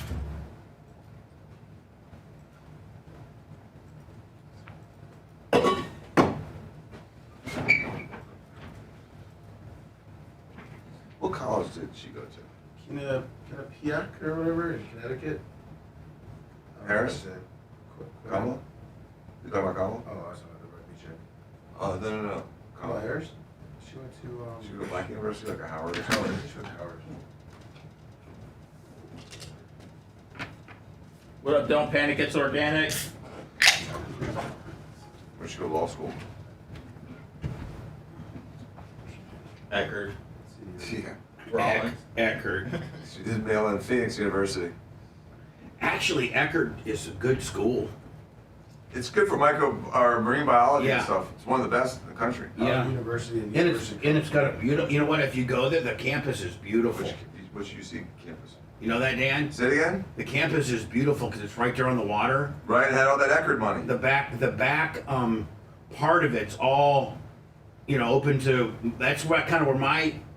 It's beautiful. It's a beautiful area. What's up, Bulldogs? How the baseball team's pretty good usually every year. Yeah, they're pretty good, aren't they? Aren't Yeah. they? Are they Division III? Division 2. Okay. But they have a nice baseball field. They have beautiful facilities. Yeah. All that Eckerd money built it. They used to have a pretty good rivalry with UT, but UT is a. Yeah, but UT's on a whole nother. Yeah, UT jumped ahead of them. What baseball wise? Yeah. UT's like double over the last 10 years. It's amazing. Man, isn't UT's campus pretty too? Yeah, but they built all these modern buildings surrounding the old buildings. You can't even see the old buildings anymore. With the spires and the real neat architecture. But yeah, it's a nice campus. It keeps growing. Is it expensive? Yeah. Is that where Sophia might want to go? I wouldn't mind if she went there. I'd be happy if she goes anywhere. She doesn't even want to go back to high school. She wants to be homeschooled this year. Are you serious? And I said, fuck off. I just spent over 20 grand for your tuition. So get your uniform and shut the fuck up and read your summer reading. Is that what you said? Yep. Paul. And it was pretty much verbatim. Lummy, times are tough. I need that spray. What spray? The spray sanitizer that doesn't work. It's horrible. Why doesn't it work? It's just it doesn't go on. It doesn't. It's like filmy on your hand. It doesn't yeah. It smells like methanol. Brian. Oh my God, worse. That was the worst thing about the pandemic was all those liquor companies trying to make hand sanitizer. It smelled like shit. Kilos? Yeah. There was a lot of shitty hand sanitizer. Oh God, everybody was.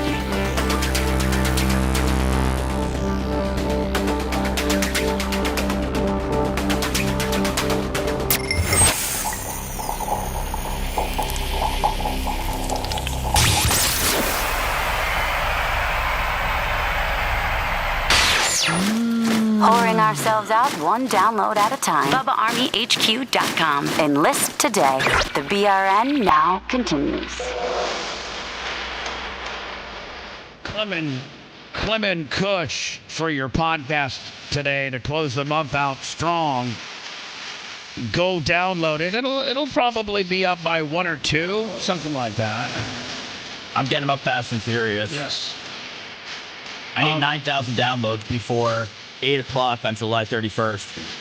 You need 9,000 downloads in 2 days, which is very achievable, especially with Clement Kush coming out today.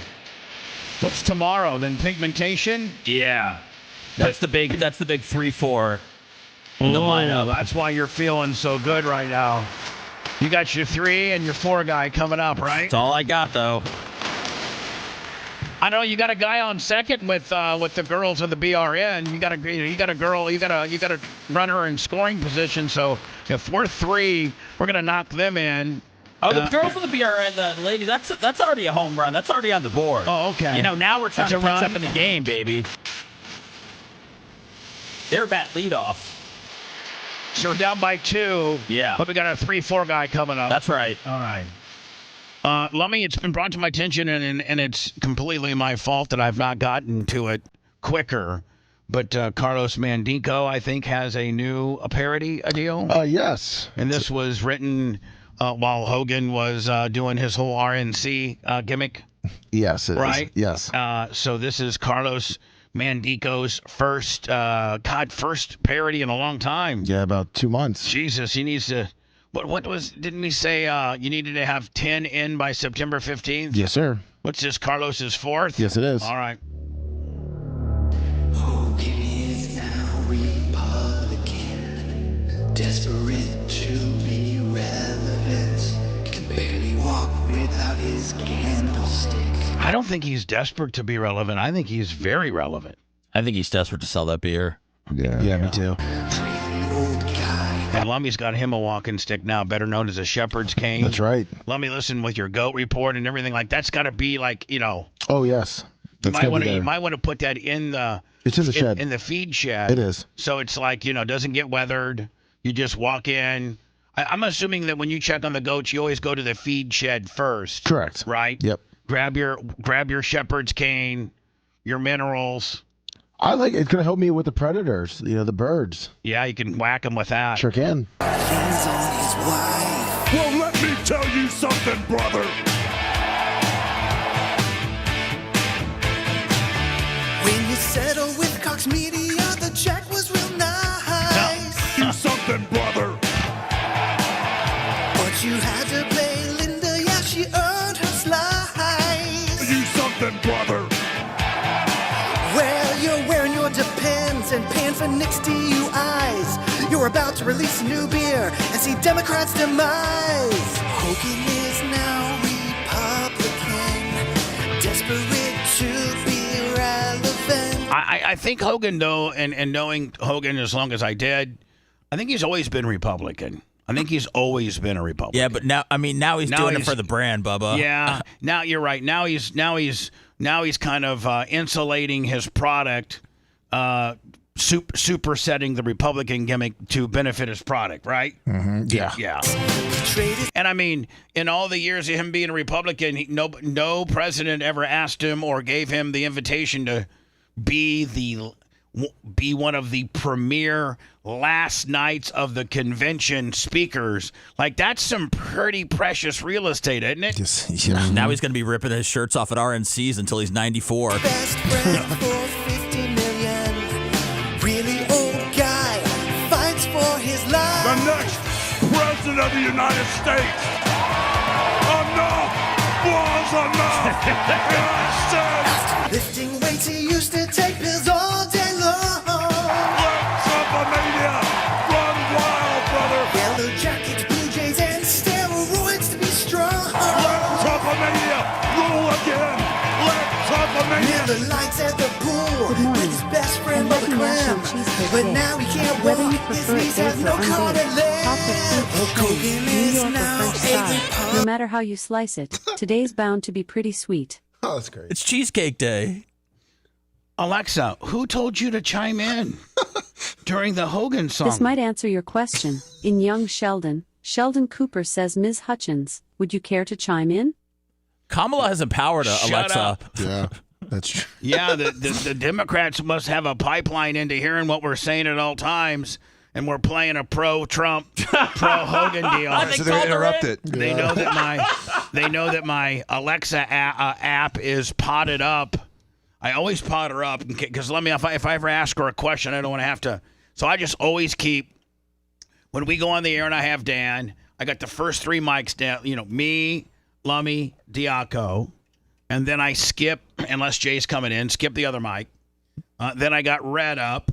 Then I got the couch mic skipped. Then I got Macho Man up. Then Seth and Alexa. Those are the people that I have, potted up, ready to go if you need to say something. I think the Democrats know, Lummy, through AI technology, that they can just take over Alexa anytime they're triggered with a pro-Republican deal. That's right, and interrupt us. No. ripped his shirt off for the delegates. He's on pain pills, make sure you have Narcan. 50 million for life, he leans on his Trump-a-mania, make America great again. When they shot at my heroes and they tried to kill the next president of the United States, enough was enough.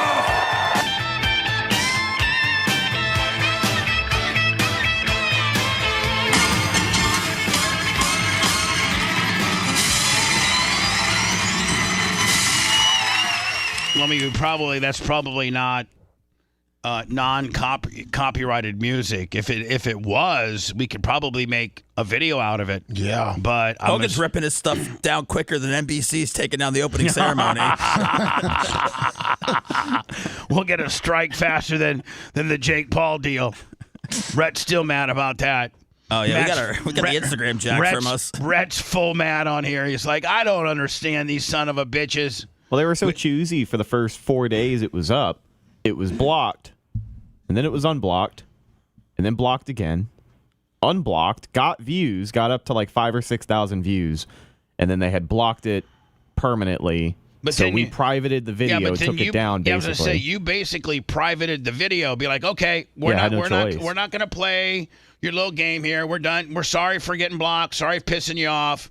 But we're just going to mark it private. But it's going to stay in our hopper in case we need to download it, maybe make some, one-offs of it. But so Rhett, it's my understanding that maybe even being in your hopper, they can come and get you. Yeah. Yeah. What a bunch of hopper police. Yeah. Bitch. Concert footage, live event footage, football games, NFL games, stuff like that. I guess they will find you. Phew. So anyway, and Jake Paul, who probably has his whole different deal with, you think, major, isn't he one of the major YouTubers in the entire world? Yeah. Yeah.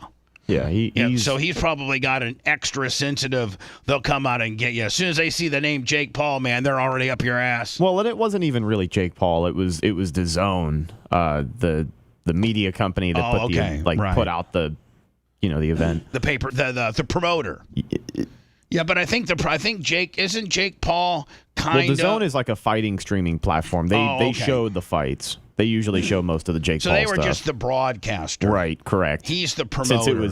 Since it was their live event, their live broadcast, I can understand why they had issue with it. But the fact is, the video wasn't even up. Here is this female rugby player. Did we find out where she played collegiately? Yeah, Quinnipiac University. Okay. The Bobcats in Connecticut. Was it like AA or like Division II or? Yeah, I think it's Division II or Division III. What's her name? Ilana Maher. And she's also very big on TikTok. But now a first carry for Ilona Maher. Look at her go, the power. She's fast. And look at the speed. Yeah, like Allstott. He was deceivingly fast. She's really The fast. strength of Ilona Maher. Who's been the fastest Bucks running back ever? Was it Eric Rhett? Was it Cadillac Williams? Work done was pretty quick. Done what year? It was probably work done. Yeah, he was fast. Plenty of pace as well. Burlington, Vermont. Paris, France. Are in Boston at the last Olympics. Look at this. But now a first carry. She just pushes that bitch over like she's a kid. Carry for Ilona Maher. All right, so there's that footage. By the way, thank you, Tuttle, for getting this for me. Some legs, slam a ball down and respond. It is Ilona Maher.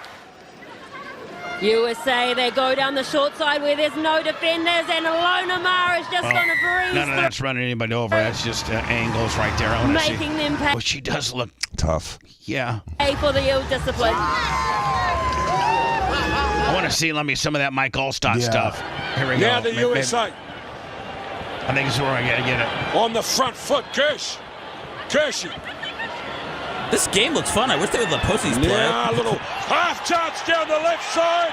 You wish what? Oh, the pussies play. This looks fun. Pussy rugby? Yeah. Get the job done. Flag. Oh, my. Flag rugby. Oh. Flag rugby. Flag. That's where the pussies go. Flag rugby. Yeah. What a finish, Ma. What a game she's had. I just want to see. I want to see her trucking over people. Tapper lined up with Maher on the bottom of your screen. Connect. Goes left for Maher. Tries to go on the outside. Power. That's running through people. Yeah. Great finish. Is she a dude? No, the ball person looked like a dude. It was a nice, strong carry from Kirsch. Now Ma, two of the big bangers in the USA team running back to where do you watch back. women's rugby all year round? I mean, Seth's like, I am a rugby fan. Well, this is kick ass. I And love not it. that, but look at her outrun these girls. On the outside, Devitt doesn't need it. What a start, the USA.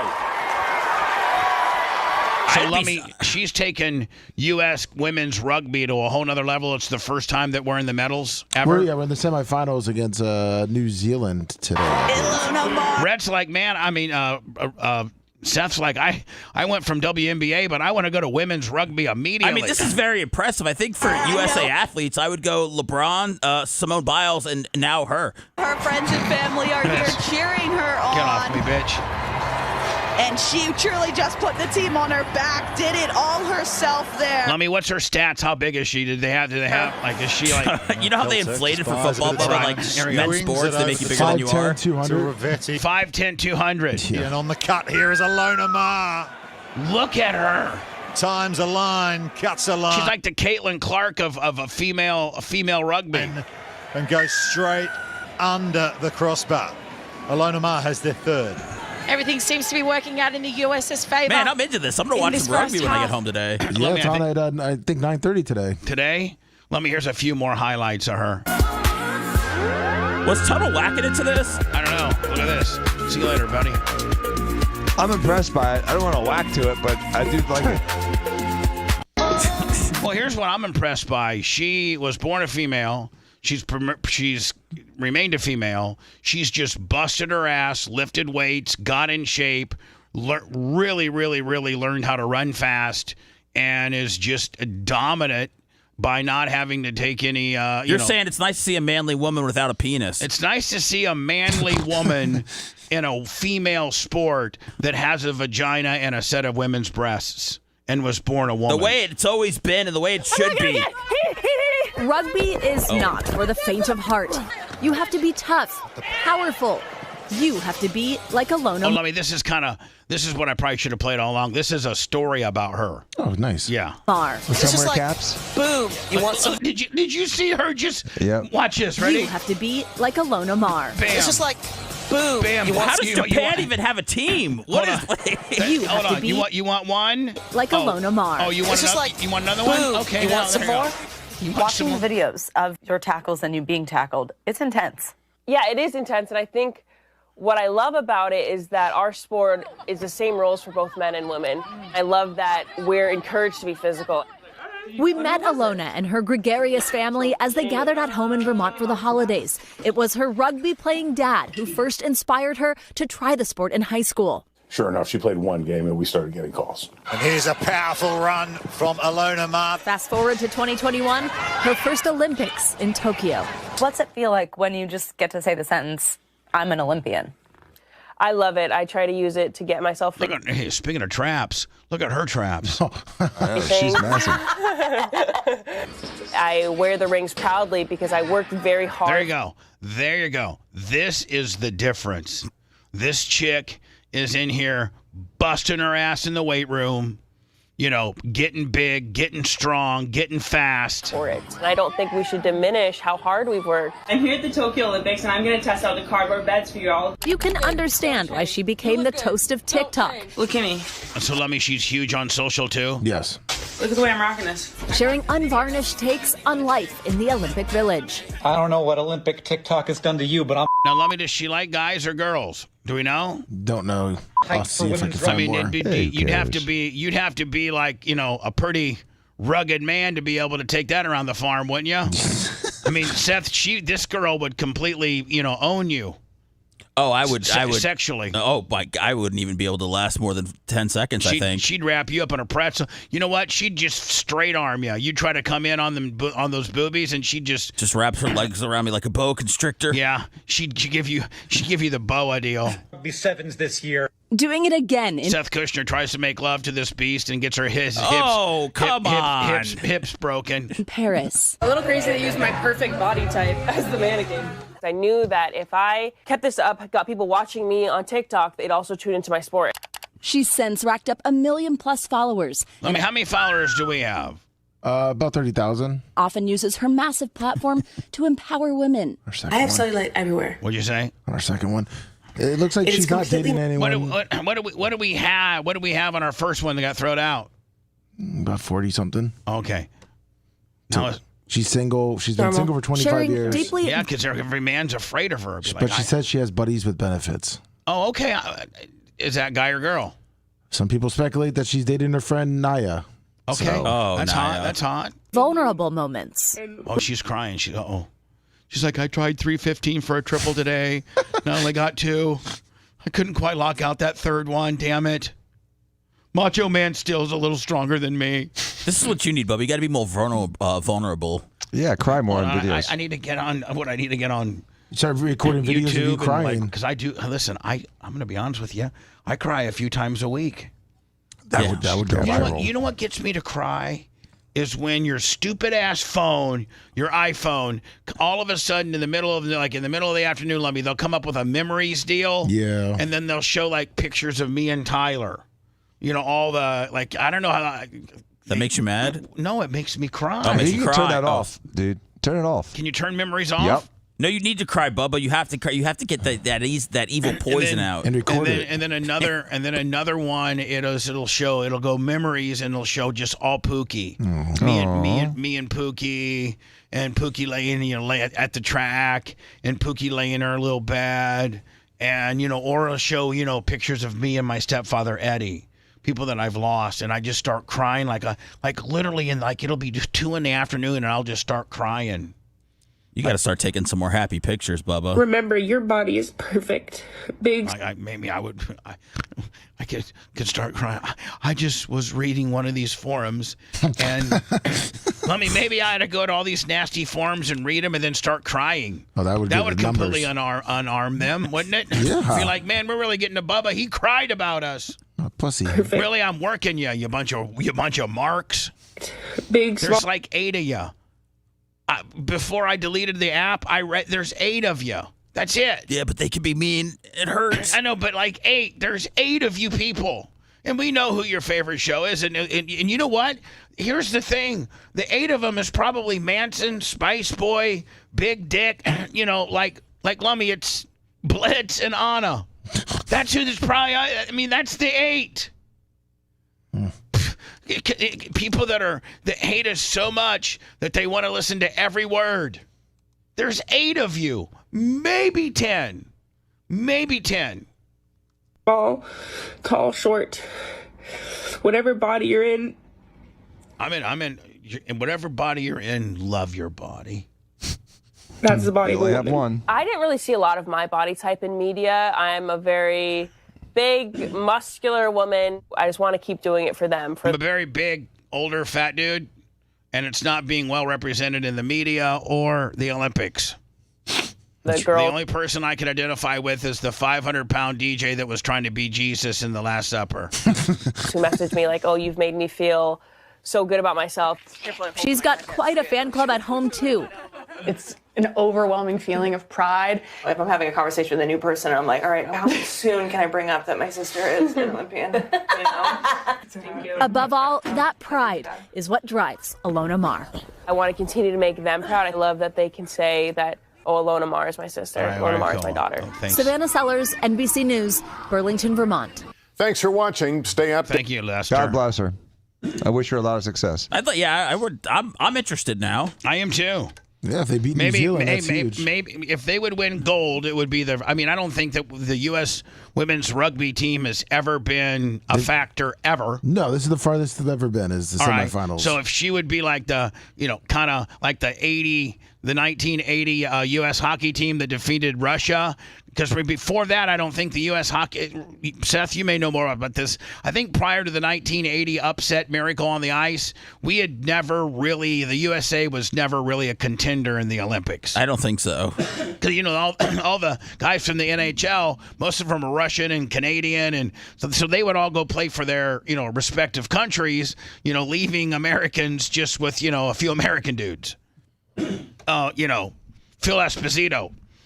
And his brother. That's about it. That's all we ever had.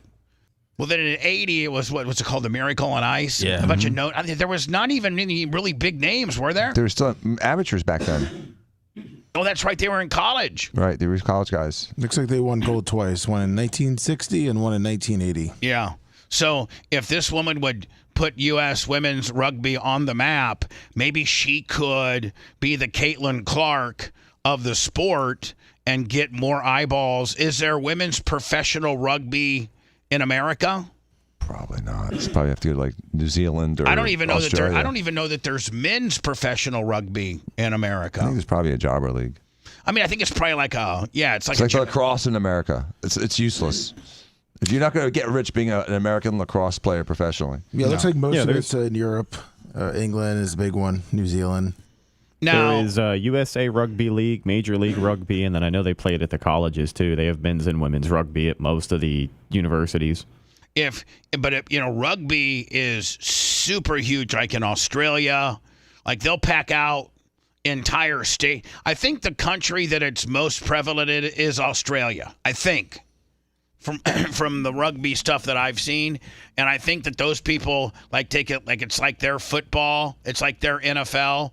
Rugby in Australia is kind of like equivalent to our NFL, where they pack out stadiums. And Lummy, maybe they have a women's, division over there. Maybe she could go play abroad and make a ton of money, right? I mean, like, is she head and shoulder, like in the Olympics, is she as badass in the Olympics as she rolled through college? Like, is she dominated the Olympics? As of right now, yeah. Like they're saying today is going to be the test against New Zealand. What time's that game on? 9:30 tonight. This morning. Oh, 9:30 this morning. Yeah. Can we pull the feed up somehow? Watch it. We could probably try. Probably get a strike. Probably. Yeah, we will. When I come back, we're going to get into the Donald Trump assassination stuff. There's more information coming out. And then there's this political mudslinging where, Donald Trump's calling Kamala stupid, and I think the Democrats are calling Trump stupid. I mean, don't we already know all that?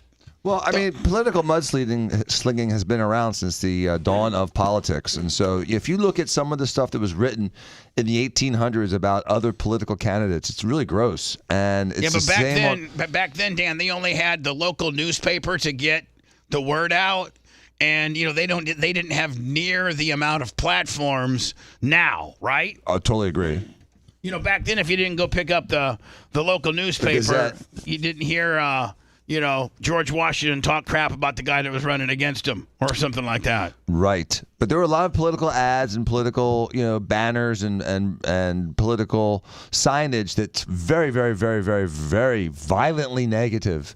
But, like I said, this has been going on for a long time. People are like, oh, my God, what he said about him. I mean, they've been saying the nastiest stuff about each other. I think they're both forever.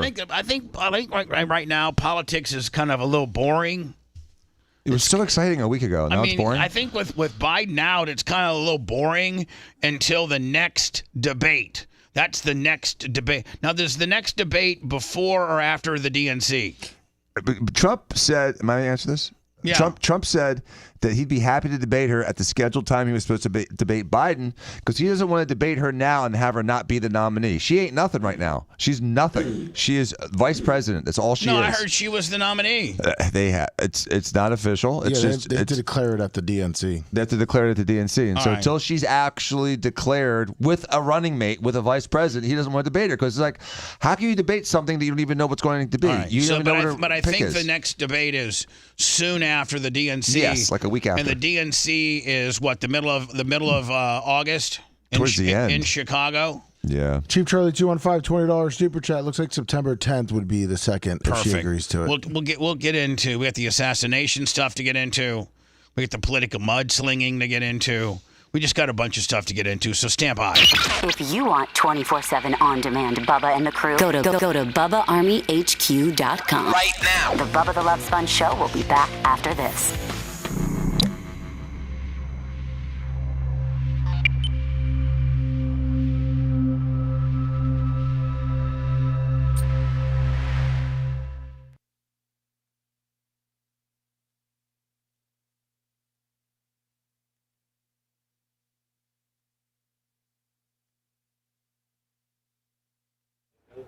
Oh boy, Kamala.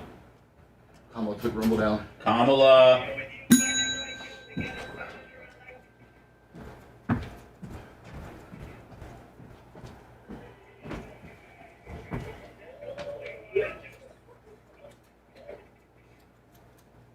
I am a real American. Rumble's still up. Oh, no, it's not. Oh, yeah, it is. Rumble's up. Rumble and the Bumble. Come back up already. Or is it frozen? They're ready for the terrorists this time. Yeah. They're ready. They're coming after them. So. It says there's 1,300 viewers waiting. Yeah, the video portion's down. Oh, okay. Chat's up. I am a real American. Hey! Fight for your right. Of every man.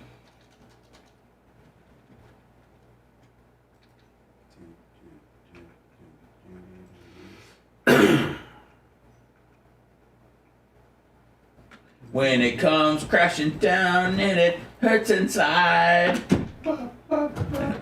What a song, man. Jim Johnson. Well, you heard my friends. I'm gonna bring you a little flag so you can wave it while you sing that song. I got a little one at home. I'm proud to be an American. Or at least photography equipment, you've come to the right place. As photographers, it can be difficult to let go of gear. The raise is a very sharp angle that the projectile comes into. It's just basically raising. Is that Gabriel Iglesias? Impacting the surface. Fluffy? Okay. I don't know what part of his ear got hit, if it was the lobe or the penetrating impact. So it's not going to go ahead and cause that heavy damage. The deep. If you want to really see something that's said, take a look at what happened. What up, Nick? Frank was awesome, man. I'm glad I had the video of his reaction to the jerseys because I definitely don't remember it.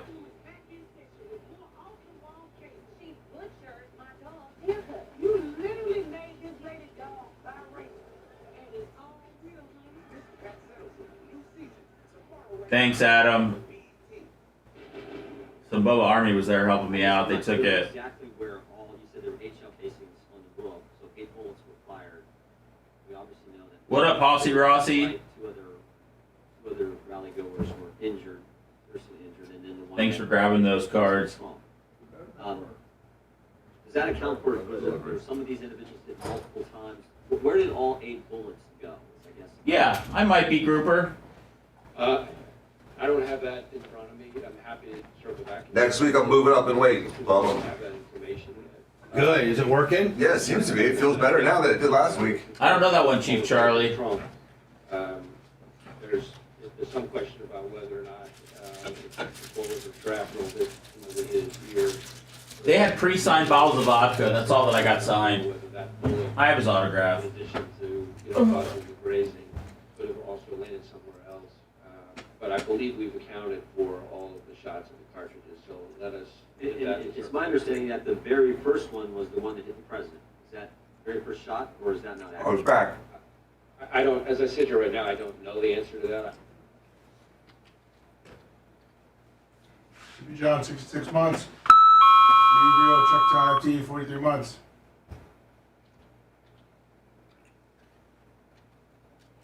There was this real sense of excitement.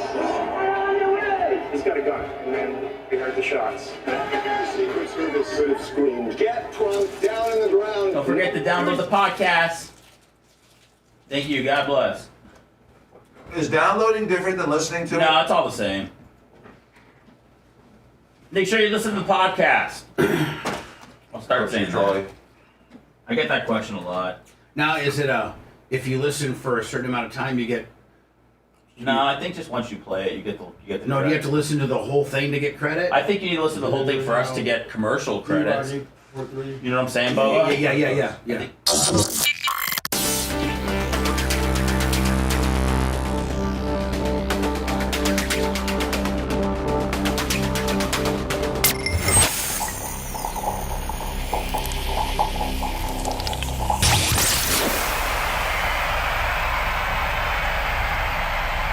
Were you sleeping in and missed the first hour of the show? Are you ready? Don't worry, it's all at BubbaArmyHQ.com. Now back to the Bubba the Love Sponge show.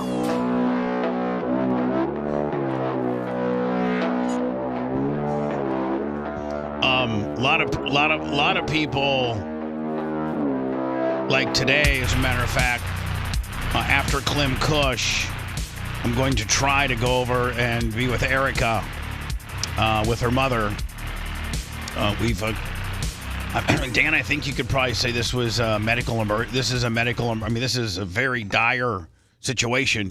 Oh, yes, as bad as it gets. And, Erica, her mother had COVID, and so she goes in this was last week of June or so. Yeah, like a month ago. Yeah, she gets COVID, and it's so bad where she goes to the hospital. They admit her. It's bad. She has COVID with double pneumonia or something like that. Yep. And you know a little bit more than I do. Maybe I should hand over what her mother is going through to you. I just know that it is very, very, very, touch and go, 50-50. We may lose her. I don't want to I shouldn't even say that because Merch Crick listens to the show, but I think we all know that it's a very, very, she's in ICU. She's been transported from hospital to hospital, one that specializes in what she's getting done now. She has, I think, double collapsed lungs. It's just a really bad time. Merch Crick is absolutely just beside herself, but she's she's the hardest working badass chick I've ever met or ever been with. Who, Merch Crick? Yeah. Mm-hmm. And she's been by her mom's side day and night. She actually came home yesterday to get some sleep. But Dan, you probably know the timeline and what she's going through better than I do. Well, yeah, she was a little sick, and then Friday night a month ago, she said she got really sick. I tried to call in the medicine for her, but by the time morning came around, she was already in the ICU. She spent about a week in the hospital, and then, according to them, got better. 3 weeks later, she did a complete rebound, and her lungs were complete boomerang rebound. Which is why I like to treat people like, oh, that treatment's unnecessary. It's not a scary variant. Well, it's scary when it comes back and bites you in the ass, and that's why I was trying to treat my aunt and uncle, because I didn't want that to happen to them, and I never got a chance to treat Merch Crick's mom. The doctors say waved it off. They waved Dan off. Dan tried to get involved, and they waved him off like he was literally insane. And they're saying this is. They have not seen this type of rebound, this severe of a deal, since the very, very, very, very early and scary days of the very first COVID deal. Yep. And so go ahead, take over what we got going on here. So now what she has now is just lungs that aren't working. Her lungs do not work. They're not moving. They're not oxygenating her blood. And so she's on an ECMO machine, which is a way to oxygenate your blood outside of your body and bypass your lungs. They got her in a medically induced coma. Yes. And I didn't know this, but when they transported her, they had to paralyze her body so that they could move her and not disturb the tube that's in the side of her, the breathe for her. So I don't know if you knew, is that common to do body when you're moving? Yes, you snow them so that they don't fight the tube. Right. And the ventilator. The machine. She's in as of now, she's in a medical induced coma. She's on what they call an ECMO machine. And I think she's 3 or 4 days from them running a trach. Which is that right there where they go in the throat. Which is far more efficient than the tube that she has down her throat right now. They'll pull that out in about three days or so and trach her, and so Dan, at this point, the hospital that she first went to didn't have an ECMO machine. Right, they're pretty rare. They're very expensive, and they're a salvage tool. And so what an ECMO machine does, if I'm correct, is it takes massive quantities of blood out of you and it takes the carbon dioxide or Yes. It removes the carbon dioxide from your blood, and then it oxygenates your blood and puts it back in you. Correct. While you're doing this, though, you have to take blood transfusions because they're taking quite a bit of volume of blood out that you need. It's like priming the pump. You got to put more fluid in there to get it all to work. Right. It's got to go through it's more of a tube. They're saying that they may, they're trying to get again, and both of.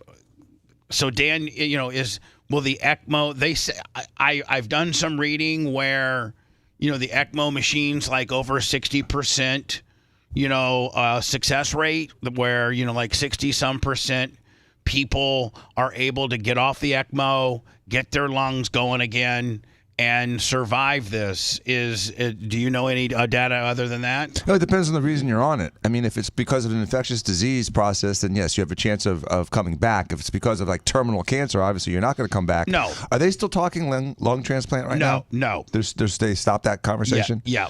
They stopped. Thank God. They stopped that because that's a tough operation. Because I think her numbers from having now 2 days of ECMO have really responded in a positive way where they think that the ECMO machine just might work here. And they say, I think you got to stay on the ECMO machine sometimes 3 to 7 days or something, sometimes longer, sometimes it's weeks. Right. And they used to do it for babies too. Sometimes when babies are struggling, they put them on ECMO. So Dan, what are they monitoring? They're trying to get oxygen in her blood. Does that then kickstart your lungs? No, they're trying to give your lungs a break. They're letting the lungs heal, and by shunting the blood from the lungs, they're not having to work as hard, and they can also be a little bit more aggressive in the therapy to the lungs because they're not using them. She's literally not using her lungs. She's using the ECMO machine to oxygenate her blood. So at that point, that's giving your lungs an opportunity to cool off, sure. Repair itself. They call it, I guess, honeycombing. Yeah, the honeycombing is like the calcifications and the fluid that's in the lungs that make it very stiff, so it's hard to move them, and also lowers your chances or your ability to move oxygen back and forth across the membranes. Now, is honeycombing a permanent thing, or is it a thing that you can overcome? I think it's something that you would overcome. So what would be, and I try to ask Merch Crick all these questions. She's over there right now. I'm going to try to make it over there later today. But there's really not a lot to do because really first of all, she's in a medically induced coma. So she's not, she doesn't know that you're there. Secondly, they told me that once they take her off the coma, that they may not want a lot of family there because she will, if you're conscious and your family's there, it takes more energy just to be, even if you're not talking to your family, but just your mind, and you're mindful that your family's there, and it takes more, and it can give you anxiety, and which means you might be working harder against your lungs. Oh, yeah. So, I mean, can you imagine Bubba, imagine someone restricting your breathing. Even if you just are allowed to breathe as much as you want, but you got to hold the snorkel up to your mouth and breathe through the snorkel the whole time. You're not allowed to open your mouth. Right. After a while, it becomes stressful, especially if you're not moving as much air as you think you should be moving. And because she's requiring ECMO, she's not getting the oxygenation she needs. She's not getting the ventilation she needs. So her CO2 levels are building up, which again makes you panic. So anyway, I think Merch Crick, I'm not being a bad boyfriend by not being there every waking moment. The doctor actually said, go and get your sleep, go do your day. She's in a medically induced coma, so time warp now. It's just a matter of, just your calendar is your best friend. So Merch Crick is spending more time over there. I'm trying to make some appearances, but, again, I got to do my job. And, I can't shut this operation down. I got to be present here. Yes. But, the Merch Crick is over there right now, and I'm thinking about her. I don't know if she's listening to the show or not, but the entire, I can speak for everybody here. I think I can speak for everybody in the entire Bubba Army, fan or foe. This might even be something that the 9 people that hate us, they might even not wish that upon me, that my that Merch Crick's mom is very, very much in a medical situation. No, probably not. They'll probably be dicks about it. You're like, oh, Bubba should have never talked about that. It's a HIPAA violation, It's not, because you're not a medical personnel. Right. So you can say whatever you want. Well, there are already some people saying you guys all said COVID was fake, so that's how they're going to come at it. COVID's not fake. COVID, when properly treated with a younger, strong person, is very beatable. Even with an old, sick person is beatable if you treat it early and don't mock the treatment instead of pounding your chest like that. Better. I'll tell Look you what this. happened now. I'll tell you this: the first hospital she was in, the Merch Crick got it on tape and played it for Dan. So she gets admitted to the hospital. Merch Crick's on the phone with Dan, telling Dan what she's got diagnosed as. And Dan said, suggest it, the Dan concoction, the respirator. I'm sorry, the nebulizer, steroid nebulizer with deoxycycline, Z-Pack. I don't know what I'm all right here. Ivermectin. And so Merch Crick, and she happens to put her phone down just like in her pocket, but she records. And this resident doctor, this younger dude, who's still in medical school, calls it horse dewormer. He goes, why would we want to give her horse dewormer? Now, I'm not saying that ivermectin would have been the drug that kept her out of where she is right now. I'm saying that. All right. I am saying that. That's the whole point of the ivermectin. It makes the disease shorter. It makes your recovery faster, and no one gets these bounce backs. Because ivermectin is used to treat long COVID. You take a week of ivermectin, and this ain't happening to you. Treat almost 600 people now. No one that's gotten that has gotten a rebound, gotten hospitalized, and certainly hasn't gotten the honeycomb lungs. So anyway, you can't go to the hospital and roll in with Dr. Dan's, cocktail as a suggestion to the doctor. They will laugh at you. They will ostracize you. They will make fun of you. And I have an audio tape, and I can't use it because you're not supposed to record people without their knowledge. Yeah. Trust me, I know. And but Dan heard it. And he was a real smartass and a real dick about it. And he's like, I'm not listening to some plastic surgeon's Mimi caca, Mimi whatever, like just stupid horse dewormer stuff. No, we're going to put her on remdesivir or whatever the hell that stuff was called. I think Merch Crick begged for her not to be on that, and they put her on something else. I don't know. Plaxaquil or whatever. I don't know. Would we not be here, Dan, if they gave her your recommendation? Oh, absolutely not. So are you for sure? 100%, Bubba. There's zero chance this would have happened. If I had gotten a hold of her that Friday, if I had gotten the medicine to her that Friday afternoon and she had taken her first dose that Friday night, she would never have ended up in the hospital a month ago, and none of this crap would have happened. And if, like I did suggest, as soon as she got out of the hospital, she should still take the 5 days of ivermectin. Nope, no one did it. And so she ends up with a rebound. And that was the point. Even though she's, I'm better. You're not better. It's still festering in your body. That's the problem. People think that they're better. They're not. Even her primary said she was better. Yeah, well, they're wrong. So anyway, it's she's fighting for her life right now. Sad. She literally is. And as I'm keeping Dan posted, he's like, I'm just beside myself on how we got here. Like, how in the hell did we get here? How did we have, why is she being, initially they wanted to transport her by helicopter to a trauma center that has an ECMO machine. How she's got, a 50-50 chance to live maybe.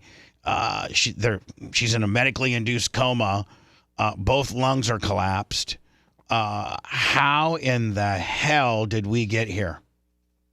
I will tell you this, though, Dan, the new place that she's at which seems to be far more equipped to deal with her situation.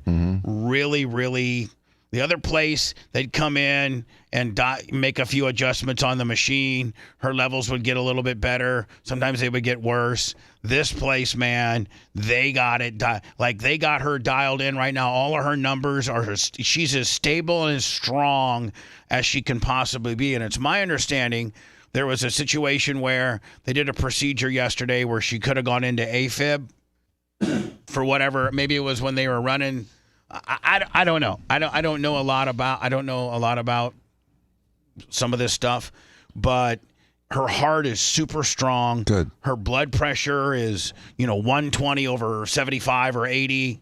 She's got great blood pressure. Her oxygen level is now 97. There's another number that needs to be over 90, and it's 94.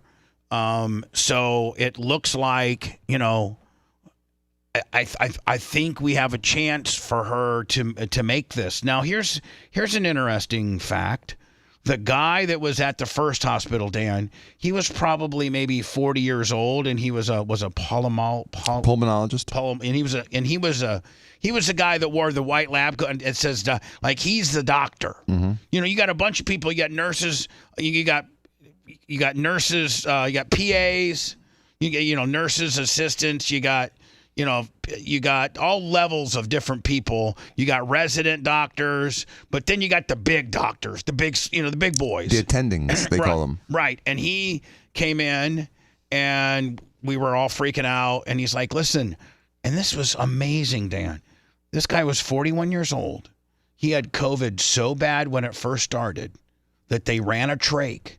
He was on a trach for 3 weeks, and he had to go on the echo machine as well. Wow.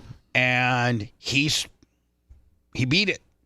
With this echo machine and a trach, he beat it. And he's as strong as, just a normal 41-year-old doctor. But you can even see his trach scar. You have a little horizontal deal right below your Adam's apple. Yeah. And we're bummed out. We're like, oh my God, transferring her to this special machine that oxygenates her blood, and she's got feeding tubes and breathing tubes, and you're gonna run a trach and all this kind of stuff. My Lord, this sounds horrible. And he's like, listen, I had all of that, and look at me. So yes, he's younger than Merch Crick's mother, but Merch Crick's mother's not that old, and I just got good vibes. I just got a good feeling that she's going to make it. I got a good feeling that she's going to make it. This ECMO machine's doing wonders. So Dan, does she just really start getting good numbers on the ECMO machine? And then how do they wean you off the machine and try to start your lungs back together? How do they do that? They start shunting less blood to the machine and keeping more blood in your lungs and letting it do its trick. Do you still stay on the vent? Probably until she's past all of it. Yeah, does there come a point where she's on a ventilator, which, by the way, is also very scary, which is breathing for her. But, Dan, does there come a point where the vent gives you a number that it's not working as hard as it used to, and as they try to wean you off the vent too? Yes, I mean they want to get her off of all of it ultimately, but sometimes especially when you're beat up and you've been in the hospital for a while, your breathing muscles are weak. And when your lungs are stiff because they have, like you said, the honeycombing effect or a lot of fluid in the lungs or scar tissue in the lungs, it's fatiguing to breathe. So you start using your accessory muscles to breathe. And that ends up becoming, respiratory failure because your muscles wear out. You get tired. So sometimes they have to support you. Well, I just, I'm thinking about you, Merch Crick. I don't know if you're listening to the show or not, but and this is a tough time.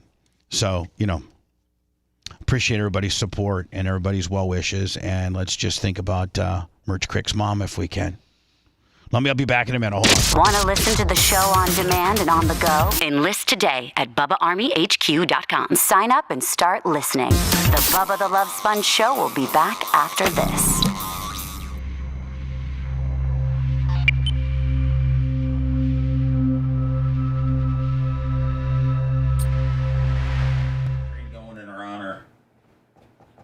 Train.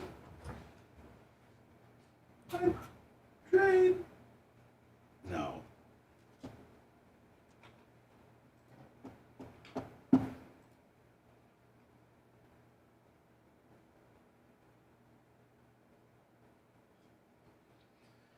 Oh, man, oh, man, oh, man.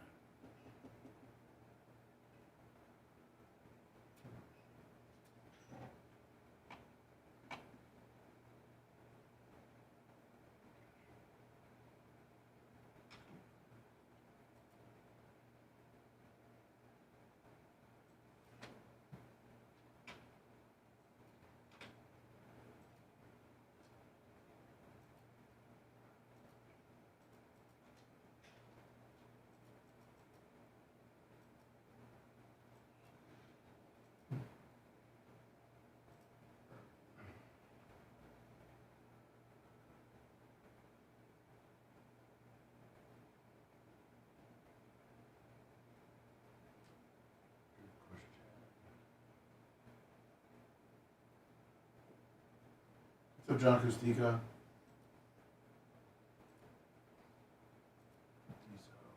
Oh, John Costica.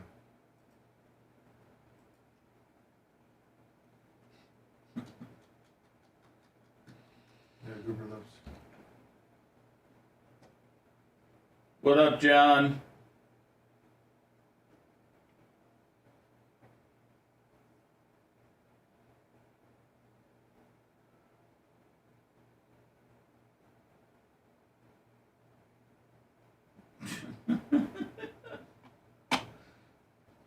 Love the optimism. I don't shit all over you.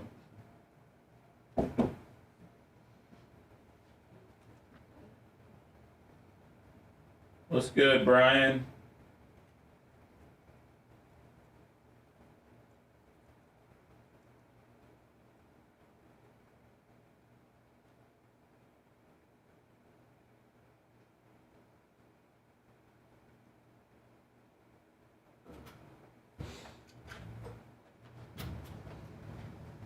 What up, Johnny? Going like Nolan Ryan in a few weeks. Johnny. I can see it.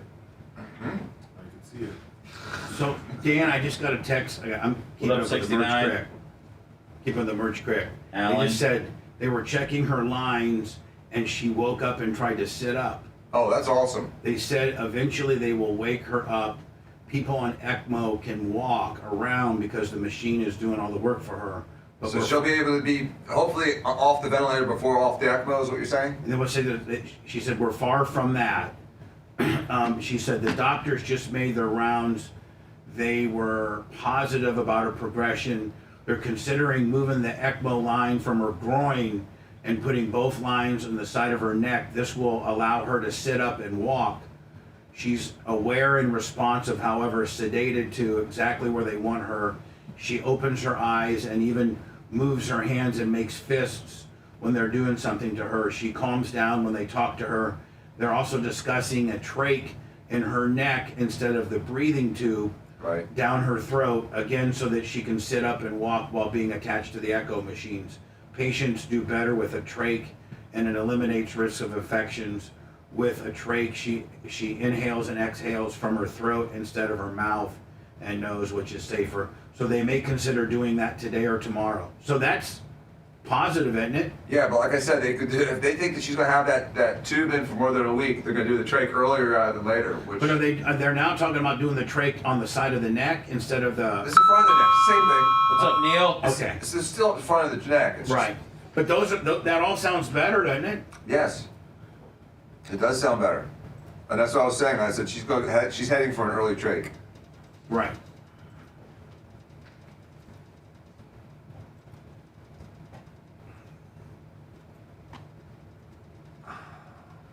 FEJ 23.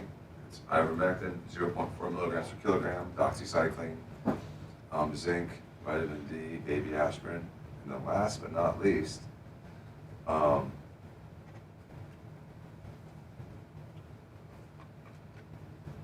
steroid budesonide nebulizers if necessary after a day or two.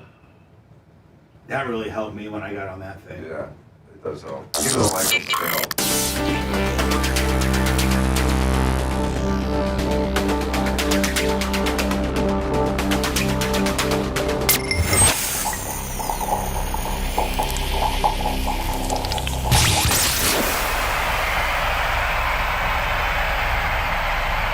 He's the biggest export from Warsaw, Indiana. Oh, yeah! Bubba the Love Sponge. Now back to the Bubba the Love Sponge show. Don't walk up to an older couple that are washing their 2011 Ford faded Fusion at Warsaw, Indiana. Oh, come on, man. That was a Taurus at best. Don't walk up to them and ask them who they think might potentially be the most famous person from Warsaw, Indiana, because you know what? That guy will give you a knuckle sandwich. Well, I oughta, you dirty Iraqi. Such a freaking weird insult. My God, it went so viral, too, on Facebook. Colton going to Warsaw, Indiana, asking people, hey, listen, a lot of the haters are like, what, you got to send your guy? You're so narcissistic that you got to send your guy to your home.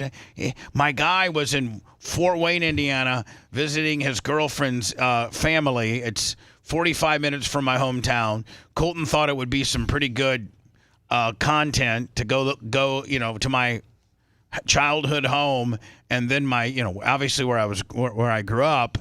And if you do Google, it's a little known fact. People in Warsaw don't really know me as Bubba the Love Sponge. They might know me as Bubba Clem or Todd Clem, but or they might not know you at all. Chances are they don't. I've been out of there long enough, right? My show's not heard in there. So just as a rib, I think he did find 2 or 3 people that knew me or had heard of me. One guy said, yeah, I know Bubba's brother. Yeah, the old guy. So, and there were a couple people that didn't want to. This was all in public. By the way, go to our Facebook or our X if you'd like to see, or even our YouTube, and see Colton. There's the small little clip of the old people that wanted to give Colton a knuckle sandwich and called him a dirty Iraqi. And then I think there's a 10-minute version that shows you the other people that he had interactions with, including my childhood home. Yes. So there's a couple different videos. Go enjoy them if you'd like. But it's a great video. And Jesus, that guy was mad. I think I know who the guy is, Lummy. And when I go there in August, I may try to track the guy down. Oh, you need to. And say, I'm Bubba the Love Sponge. My guy came up and asked you a question in the car wash. You are a complete dick. I grew up in this town.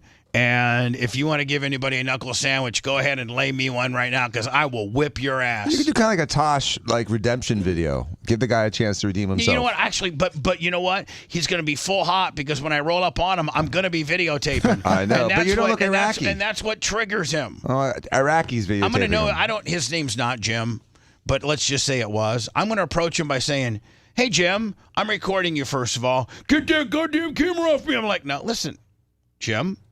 We're in public, and I sent one of my guys who, is part of my show here to my hometown just to ask questions of people if they knew me. Do you remember the excursion that you had at the car wash? Well, that was my guy, and you were acting like Johnny Tough Guy, and I'm from Warsaw. I was the captain of the 1983 Warsaw football team, Al Bundy style. Oh, he'll back down immediately. Yeah. I was a senior when we won the state championship in '84. The mayor of the town, Jeff Gross, is one of my best friends. He was in Hoosiers. The park. No, that was Steve Holler. Oh hell! But you know what? Good try. Thank you. And the park superintendent, Larry Plummer, is my very best friend. I knew Mike Hodges. I knew I could just start railing off Terry. I got Cheeto fingers from your daughter. Oh, I'm not gonna say that. Oh. I know the Kralises. Why were you that uptight? Do you not know? Listen, Jim. Do you not know the rules that if you're in public, you don't have a reasonable expectation of privacy, and somebody has the right to videotape you washing your car. He has the right to ask you a question. He wasn't rude about it. You were the sawed-off little prick that wanted to get physical with it. So, do you got anything to say? Be like, yeah, I'm gonna give you a knuckle sandwich. Be like, all right, bitch, step up. And Lummy, the kid that lived next door to me, His name's Robbie Marshall. Okay? Yeah. And he was 2 years younger than me. And I'm the one that first got him started into lifting weights, okay? Okay. And he's now gone on to, like, you should see this guy. He's 6'4", probably 360, and I think he benches 700 pounds. Oh my God. Yeah. I mean, he looks like an absolute gorilla. He's a white guy, by the way. I'm just saying. So, like, I'm just saying, like, he just looks like King Kong. And so I'll bring him and Larry. And, you know, Larry's a tough old timer. Like, Larry, sure is. Larry could kick my ass. Like, you know, Larry could kick my ass. Larry's tougher than me just because he's just worked harder in life. You know, Dan, we're kind of inside. We all are kind of inside cats. You know what I'm saying? No, I'm definitely an inside dog. Yeah, absolutely. I mean, you know, there's guys out there that, like, you know, like Austin from the fencing deal and Big Buck and, you know, Red and Iggy and, you know, there's even Travis is a little bit of an inside cat. You know what I'm saying? Being a vice president of Target. He's not, I mean, but, you know, there's real rugged men. They're probably way more rugged than we are. Oh, 100%. I'll bring Larry and Robbie Marshall, the two toughest dudes, and see if this guy wants to get a little bit crazy with me. I just got to find out who he is. So, supposedly, Lummy, if you like, they're trying to cleanse the internet from any of this Trump potentially got assassinated information. Yeah. For instance, Snapchat AI will not give you any information on the attempted assassination and says they haven't heard anything about it. Here's case example. Somebody asks Snap AI, was Donald Trump assassinated? Snap AI comes back, I'm not aware of, I think the entire globe, there's probably countries in Africa that don't, you know, get maybe the daily news that maybe even knew that the president, the former president of the United States got shot, right? I mean, I think almost everybody, most of the world knows that there was an assassination attempt on Donald Trump. Yeah. Snapchat AI comes back with, I'm not aware of any such happening to Donald Trump. If you're curious about any recent news or updates, feel free to ask. Well, why would I ask you anything more if you don't know one of the most obvious things ever? Listen, one would say that this is probably, in our lifetime, top 5 happenings. 9/11, right? I mean, if you were to think of the top 5 things, none of us, I don't think, were alive. I mean, Dan, you and I are the eldest. And Kennedy was assassinated in 65. So I don't think you and I were born until 66.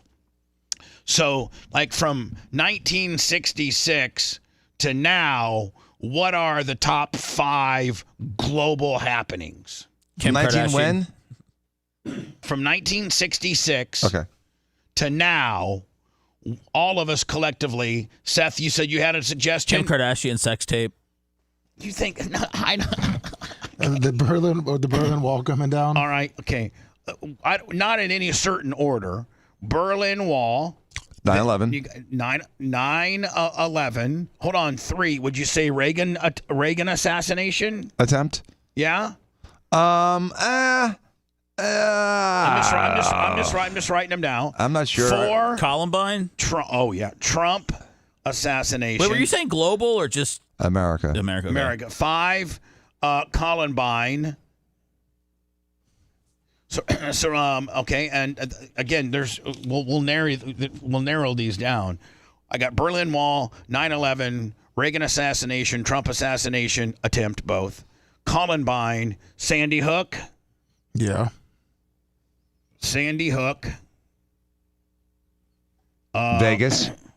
Oh, the Vegas shooting. That was massive. Wasn't there like 40 people killed there? I think so, yes. Vegas shooting. I think it's still the biggest to date. How about the Boston bombing? Yeah. Yes, that was huge. The space shuttle exploding. Oh, that was big. Oh, yeah. Space Shuttle. Disco Inferno night at the White Sox game. Hold on. To see if you really know who were the two radio personalities that hosted that. One of the guys was like, what, Steve something? Steve something? Steve Dahl? Yes, and? I don't know the other guy. Gary Meyer. Steve Dahl, Gary Meyer. That was kind of a group effort. I'm happy just pulling Steve Dahl out. OJ and his Bronco. Oh, yes. Yeah, that was a big moment. Oh, yeah. All right, so here's what I got. Berlin Wall, you got to pick 5. 9/11. I think 9/11 just locked. That's in the Mount Rushmore. Get the Berlin Wall out of there. I mean, that was a huge event, though. That was big, dude. We're not. It's kind of faded. No one really references or talks about the Berlin Wall. All right, so I got Berlin Wall, 9/11. Okay, hold on. I got Berlin Wall, 9/11. 9/11's a lock-in. That's a lock-in. Yeah. Reagan assassination. COVID. Trump. Oh, you're right. COVID was disruptive more than 9/11 was. I think COVID's a lock-in. I think COVID's a lock-in. So far, my two lock-ins are my two lock-ins on the top 5 events. And by the way, this is where we rely heavily on chat, too. Chat comes up with some good stuff, Lummy. Yeah, they do. Right now, I got 9/11. I got COVID. Okay, and so I got 3, 4, and 5. And here's what I got to choose from. Space Shuttle. Landing on the moon? Yeah. We landed after 65. Yeah, you're we right. landed like in 68, 9. 69. On a green screen. I mean, I've seen so. What do you guys think about that? The hoax of the original landings. Here's the thing. I initially thought, stop. Come on. We went there. We did it. But the older I get and the more stuff I see, I'm 50-50. I really am. I'm 50. I used to be 100-0. We went to the moon. Now I'm 50-50. Well, there's no question there's rockets going up in the air these days. But back then, and the footage was so clear, and yet it would take days to develop and bring back footage. But we have footage of us taking off live from the moon. It was zooming and panning. I just got another suggestion, which I agree. Princess Diana death. Oh, yeah. That was a big one. Princess Di death. Someone said Oklahoma bombing. Yeah, Oklahoma. That was big. Oklahoma. Is there anything happy? Oh, no, nothing happy. Nothing happy? The Berlin Wall falling was happy. Yeah, but whatever. That's not going to make Hasselhoff was there. That's not going to make the cut. Hasselhoff was there. with his now we know why Lummy's been fighting so hard for the Berlin Wall. With his members only. Hold on. With his lighted members only jacket. Remember? All right. So right now I got 2 lock-ins. I got 9/11 and COVID, but in play, Reagan assassination, Trump assassination attempt, Columbine, COVID and 9/11 are locked in. All right, someone made it. Moon landing, Sandy Hook, Nipplegate. Vegas shooting, Boston bombing, Space Shuttle, OJ, Princess Di, Oklahoma bombing. Nipplegate. I don't think. That was pop culture huge. Okay, what were you going to say, Seth? Well, Michael Tyler said internet porn, but what about just the internet? Yeah, you know what? There you go. That's a lock-in. Yeah, thank you to Al Gore. Internet. All right, so we basically got. And I'm still not sure if that's a good thing or not. Hurricane Katrina too. Andrew. I mean, Here's what we got. Stop, Lummy. Here's what we got. Oh, how about this? Monica Lewinsky. Oral Gate. Oh yeah. White House Oral Gate. Right. Mm-hmm. So, Reagan assassination, Trump assassination, Columbine. Moon landing, Sandy Hook, Vegas shooting, Boston bombing, Space Shuttle, OJ, Princess Di, Oklahoma bombing, Nipplegate, and intern Monica Lewinsky gate. I don't think that there's anything else. Just soft soap. Okay, whatever. I would say we got those to go through. I would probably say OJ. The OJ, the whole OJ from the white Bronco chase to the verdict reading, I would put OJ in there as a top 5. Would you? I mean, because we were all riveted to our TVs, right? Yes. All right. So OJ And what's my fifth? I mean, is the Trump assassination might not even be top 5. It should be, and they're trying to prevent it from being, and it's disgusting. I would say probably the space shuttle.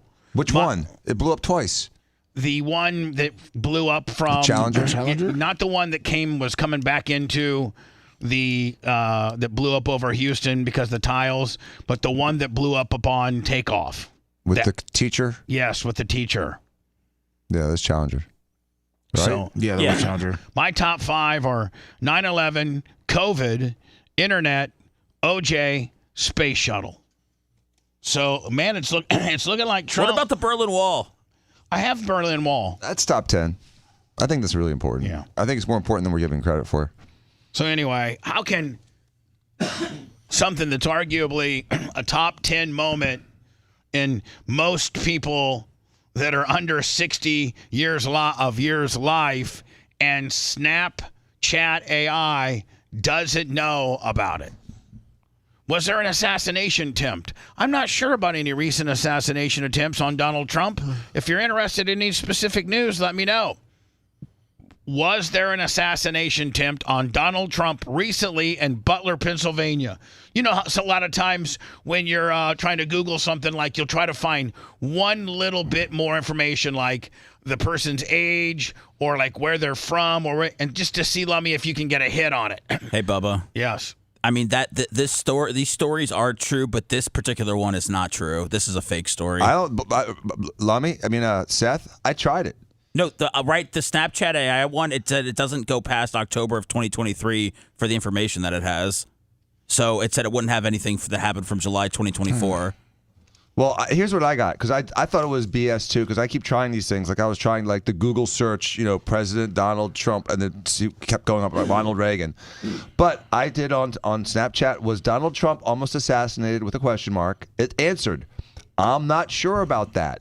Do you want me to look it up for you? And I said yes. And it replied, I'll check that out for you, just a second. I got no reply.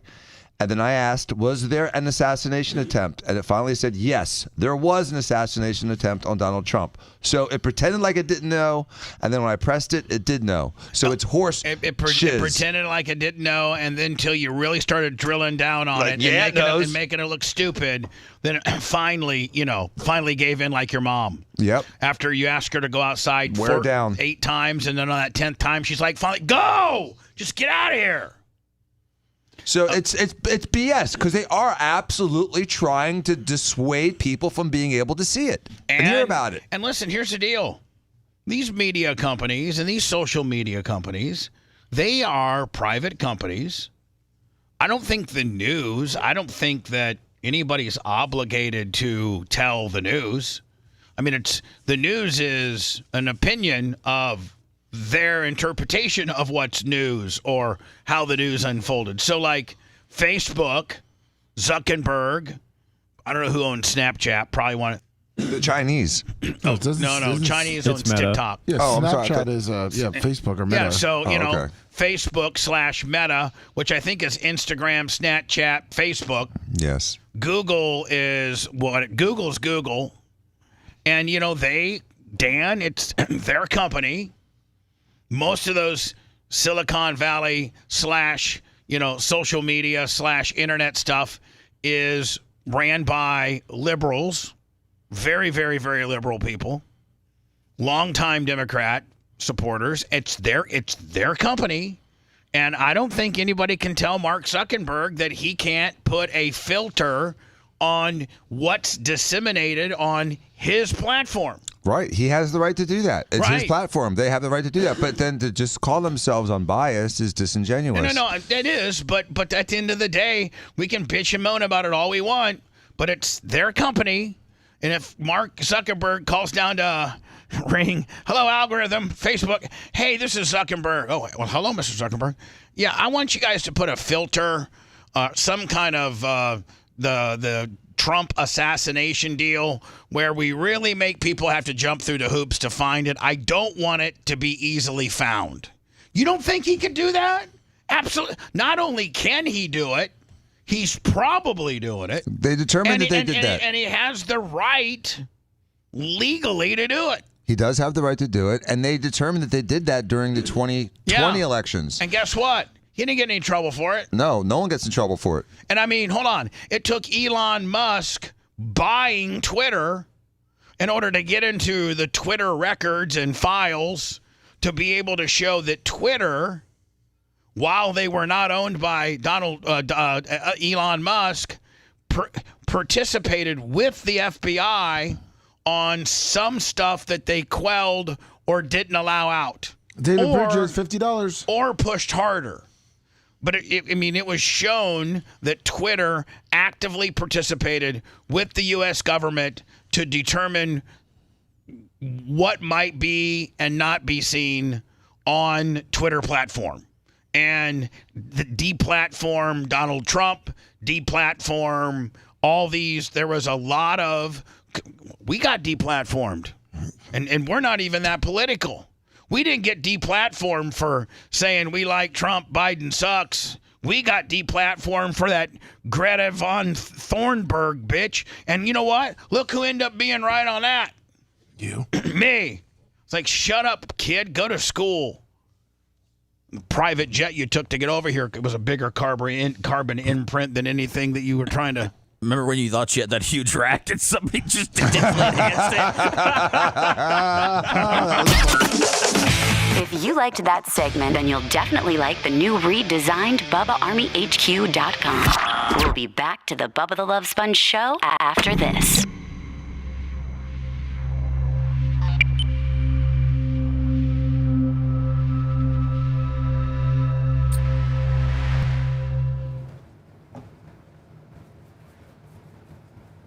Let me, who the Rays playing this week? It's all right if you don't know off the top of your head. I'm going to the game tomorrow. Are you? Yeah, I just don't know who they play. You just got done with the Reds. Hope it's nobody from the AL Central. Oh, yeah, that's right. It's Miami. Oh, fuck me. They're horrible.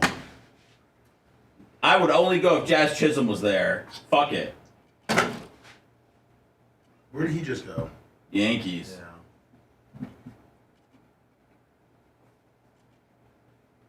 I am a real American. Hey! What up, Lunger?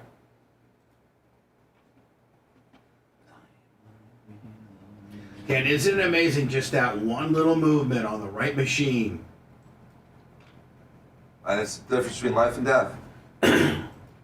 You do that What up, for another Permanent? 2 months, and your rotator cuff will be half the issue that it is today. I agree, but I thought you were talking about Merch Cook's mom at first. I'm sorry, but that reply in life and death. Oh no, no. Relevant to I'm the talking about your machine. Yes. I'm talking about my cable crossover wheelie that you're using. Yeah, I agree with you, Bubba. It seems to be helping. I mean, Bubba's recovered a lot of, AC joints. well, the rotator muscles are the muscles we ignore. We worry about delts and traps and triceps, and we don't talk about true. the supraspinatus and the infraspinatus. No, and people don't necessarily know how to work them. Yeah, they It's don't. not fun. It's 8 pounds, 5 pounds with little Right. bullshit like these kinds of things. Right. Next thing I start doing is taking that head and moving it down here. Like you're at 3 now. Up high. Yeah, taking it way down low and start doing this. Yes, that was one of the machines I was supposed to be doing. Cross. Right. So it's from that, it's down low. Right. And you going up. and you cross Right. it up. I was doing some of that in physical Yep. therapy, but not You till the got- you very gotta take end. this- what- Well, let me That's go down advanced your shit. merch trailer. No, not really. Not really. Not with 10 pounds. Not with 10 pounds, but they weren't doing that exercise for me till way late in my therapy. But what you would do is you'd set one head.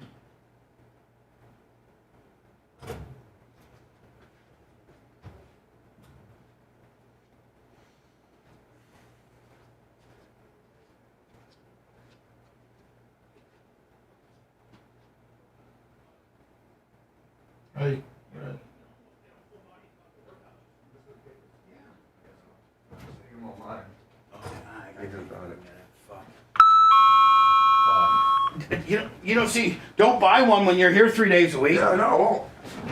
Oh, there's stuff here. I'm gonna give you a key to the Clem Gym. You're not working out at the Clem Gym.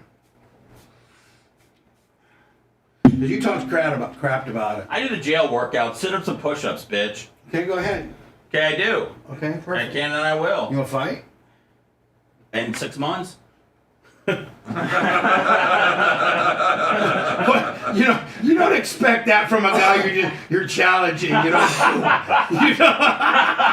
I'll fight you in 6 Can you months. imagine if you're in a bar? You're like, hey, buddy, you want to fucking go? He goes, 6 months? I'll meet you right back down here, buddy.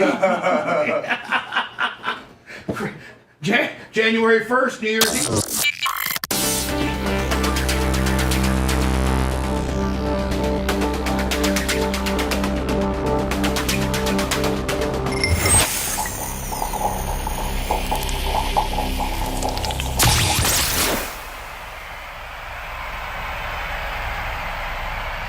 He's the biggest Longhorn Steakhouse groupie. It's the Bubba the Love Sponge Show.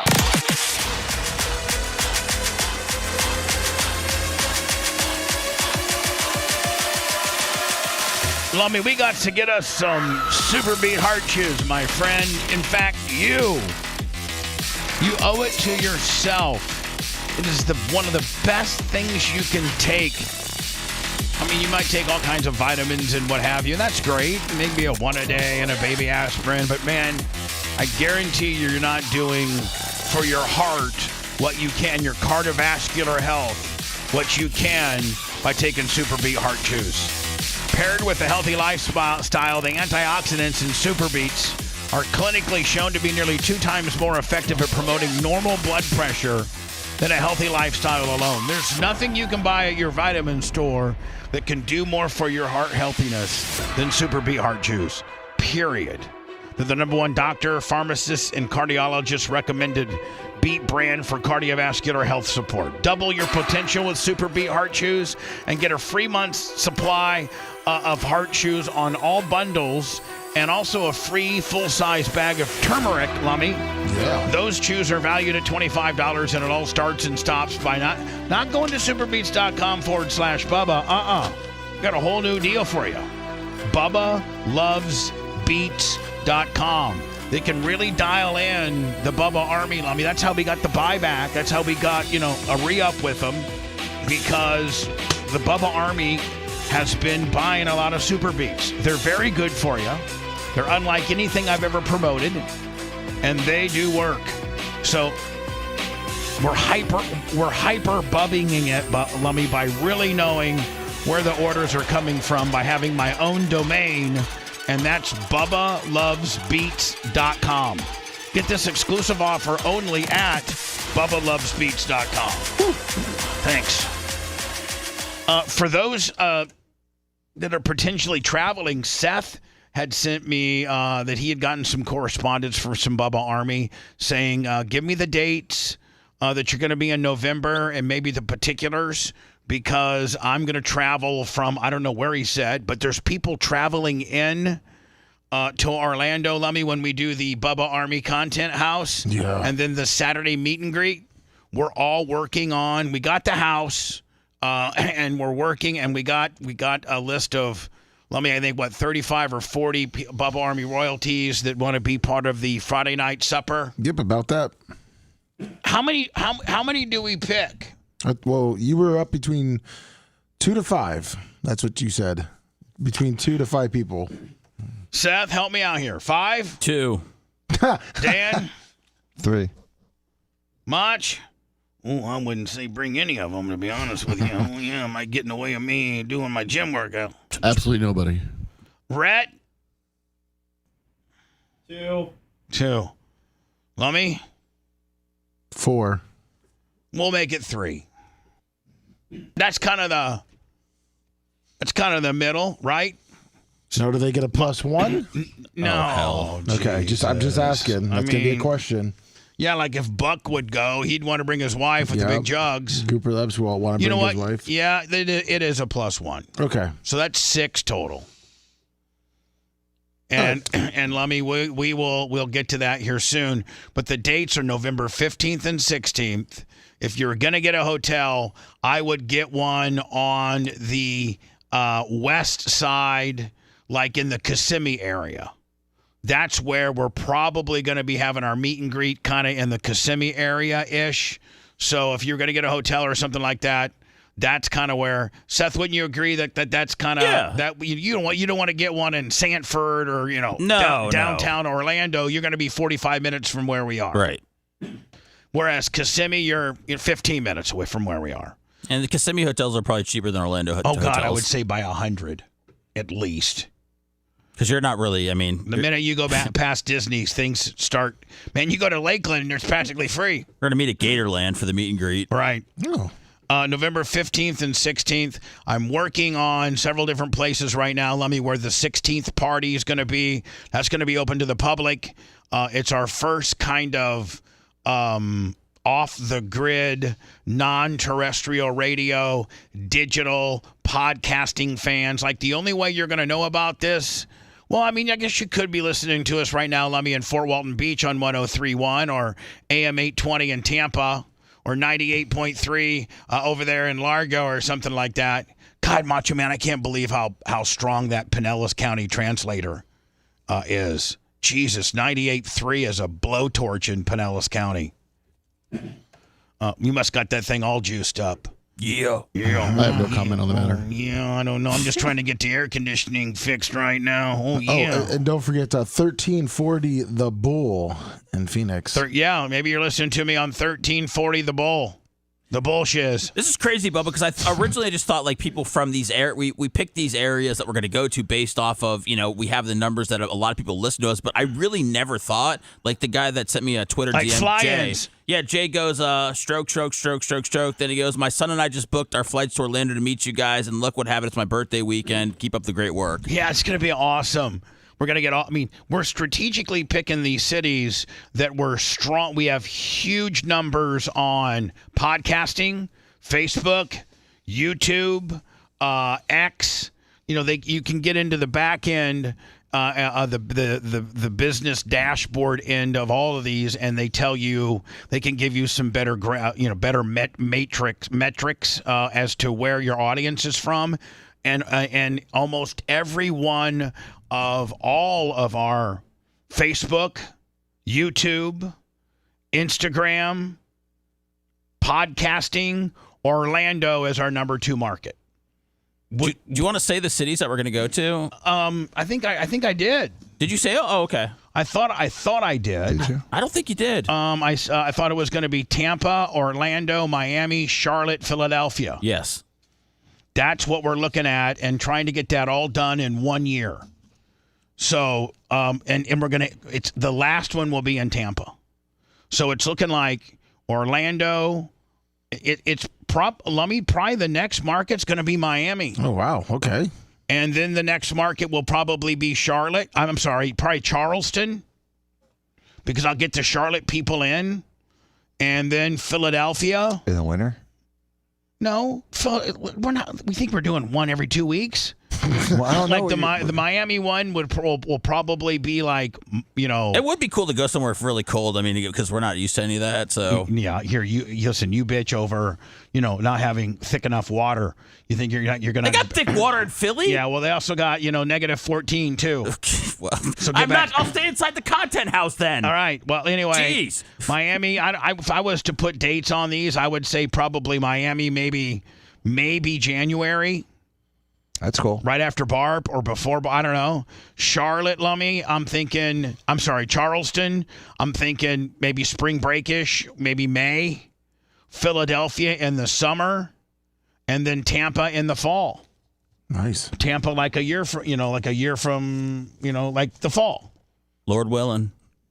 That'd be cool.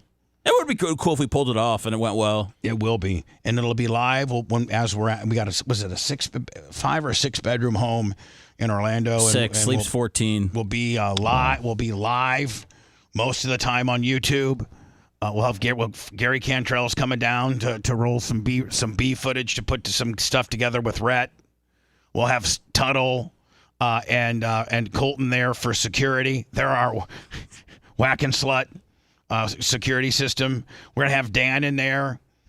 multimillionaire Dan, who probably will get the munchies, and then all of a sudden Uber eats something at 3 a.m. and he's in his underwear waiting for it out there at the street. Oh, that sounds like me. Dan, that's Dan. That's on brand. That's not off brand. I'm just saying. Dan would get pancakes for the whole house, though. Yeah, Dan. Yeah, of course. At 2 a.m. Here's $40 worth of pancakes at 3 a.m. We're all sleeping, and we hear all this commotion going on, and it's Dan that just got a $200 pancake order from Waffle House DoorDashed. And you guys will all be smiling. Right. Dan's wearing nothing but his gold chain. Macho Man and wrapped around my Macho Man and all of his weirdness. I mean, I don't know if he's bringing dumbbells. I don't know if he's bringing a rubber band gym. I don't know how many tubs of protein he's going to get. He probably won't participate in the Friday night pizza party. He'll probably just do protein injections. Probably ask Dan to give him his B12 shot since Dan's a real doctor. Yeah, his B12. I need to get my B12 shot. Usually I got to give it myself, but I got a real doctor. Dan, can you shoot my ass right now? Ooh, pull it with an 18 and shoot it with a 21 and 1.5 inches. Ooh, yeah, dig it. Right in the muscle. Rat, and me and Lummy and Seth. And I think Brian got shot down. Of course he did. Yeah, he got shot. Well, no, down. he said he would come. He just doesn't know what we want him for. But we just want him because he's part of the show. Right. But yeah, his wife shot down the idea. His wife shot that right on down.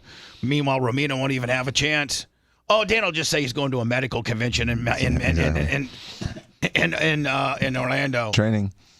Lummy, this is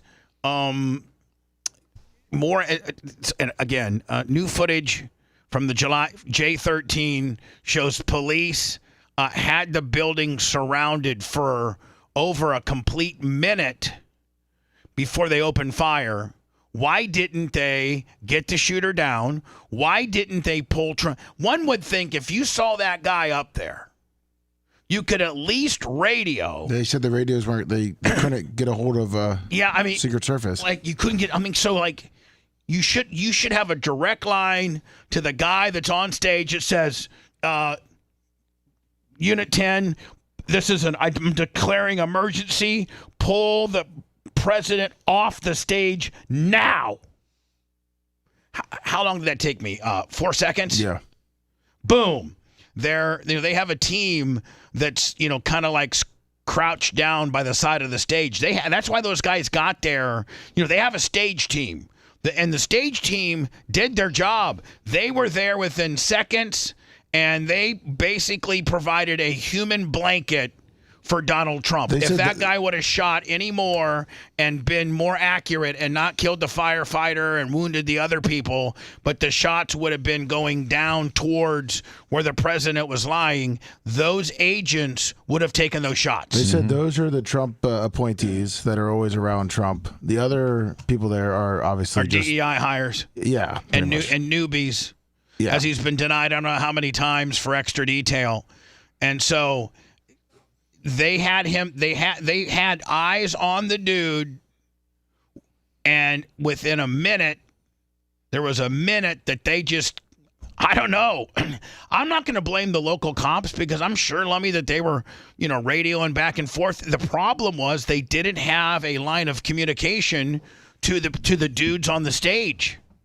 Yeah, they had no communication with the Secret Service because they didn't meet up. How did did you see the screenshots that came out of the conversations where I think it was the local authorities that were trying to tip off the Secret Service that they had found the guy, they took pictures of him? Yeah, all that's come out. And they said someone needs to contact Secret Service. They actually had, Seth, I think it was up to an hour before where they had his picture already sent into what they were calling Central Command. And, they were actually, I guess somebody said they were trying to find the guy, and they couldn't find him. They misplaced him. Just the screenshots that come out, I wonder if they came out from, the local side of things, because it just seems like... The local people are the ones that are being given you the most data. That's what it seems like. Right. The local people are the ones that are like, listen, we're being transparent. In fact, what I'm about to play now, I think is coming from the local end of the deal. And I've not seen the FBI director testify on the Hill. Was it like the Cheadle bitch? Is Is it very evasive? Very. Everything's still under investigation. So I got a video here. Time frame 6:10 to 6:15. Location directly in front of the AGR building, in front of the sniper's nest on the roof. Sniper's nest video released by Dave Stewart of Butler, Pennsylvania, from 7/13/24. Trump attempted assassination. His cell phone was confiscated. His cell phone was confiscated by the FBI initially and recently returned, allowing the release of this video. Now, Dan, you're a lawyer, and you know we have all types of different lawyers. If you're there and you're shooting this video footage and the FBI comes up and says, "Give me your cell phone," do you have to give it to them? No. They can get a warrant for it. They don't have to give them nothing. They can't just take your cell phone. Could you literally walk away and said, "Pack sand, bitch"? Yeah, give me a warrant. Hold on. And at that point, could they detain you? They could argue that you're not following the orders of a law enforcement officer, and I'm sure they could just do whatever they want. They can do whatever they want. I think they can. They can do whatever they want, but you do not have to give them your cell phone. When they arrest you, they're going to take your cell phone and then go through it. But you do not have to. What about the D-pics and all the stuff I got on there? It's locked. Let them try to open it, you know? I mean, seriously, right. You don't have to give it to them. And it's not their property. They don't own that. You own it. All right, here we go. Now you can hear Trump on stage. Yeah. Am I right? Yep. Listen.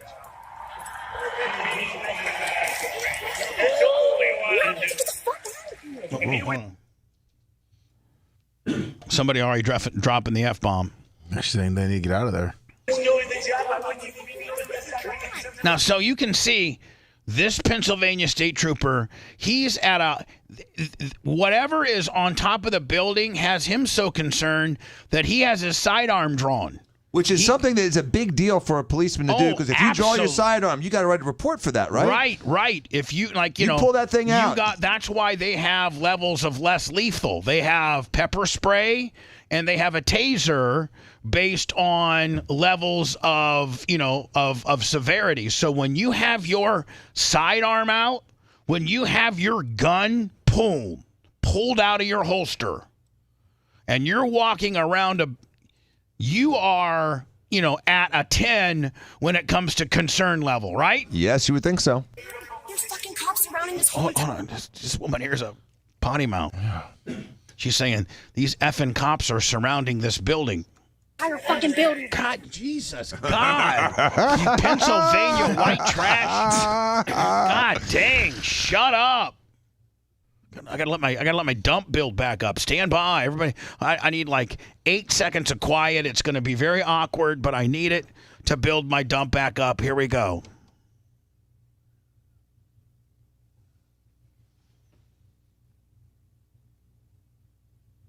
Man, that sounds like eternity, does it not? Mm-hmm. Seth, just you being in radio as long as you are, don't you just get anxiety over dead air? I know she's going to say the F word again. I know the bitch is. We're 13 seconds in. She said it 3 times. So now hold on. Trump's on stage talking. You can hear him over the loudspeakers. And it shows all these cops from different agencies, one being the Pennsylvania State Police, the other being probably the Butler, Pennsylvania local guys, probably on the county and city end. So you got like 3, maybe 4 different agencies that are very concerned about what's on the building to the point where they have their weapons drawn.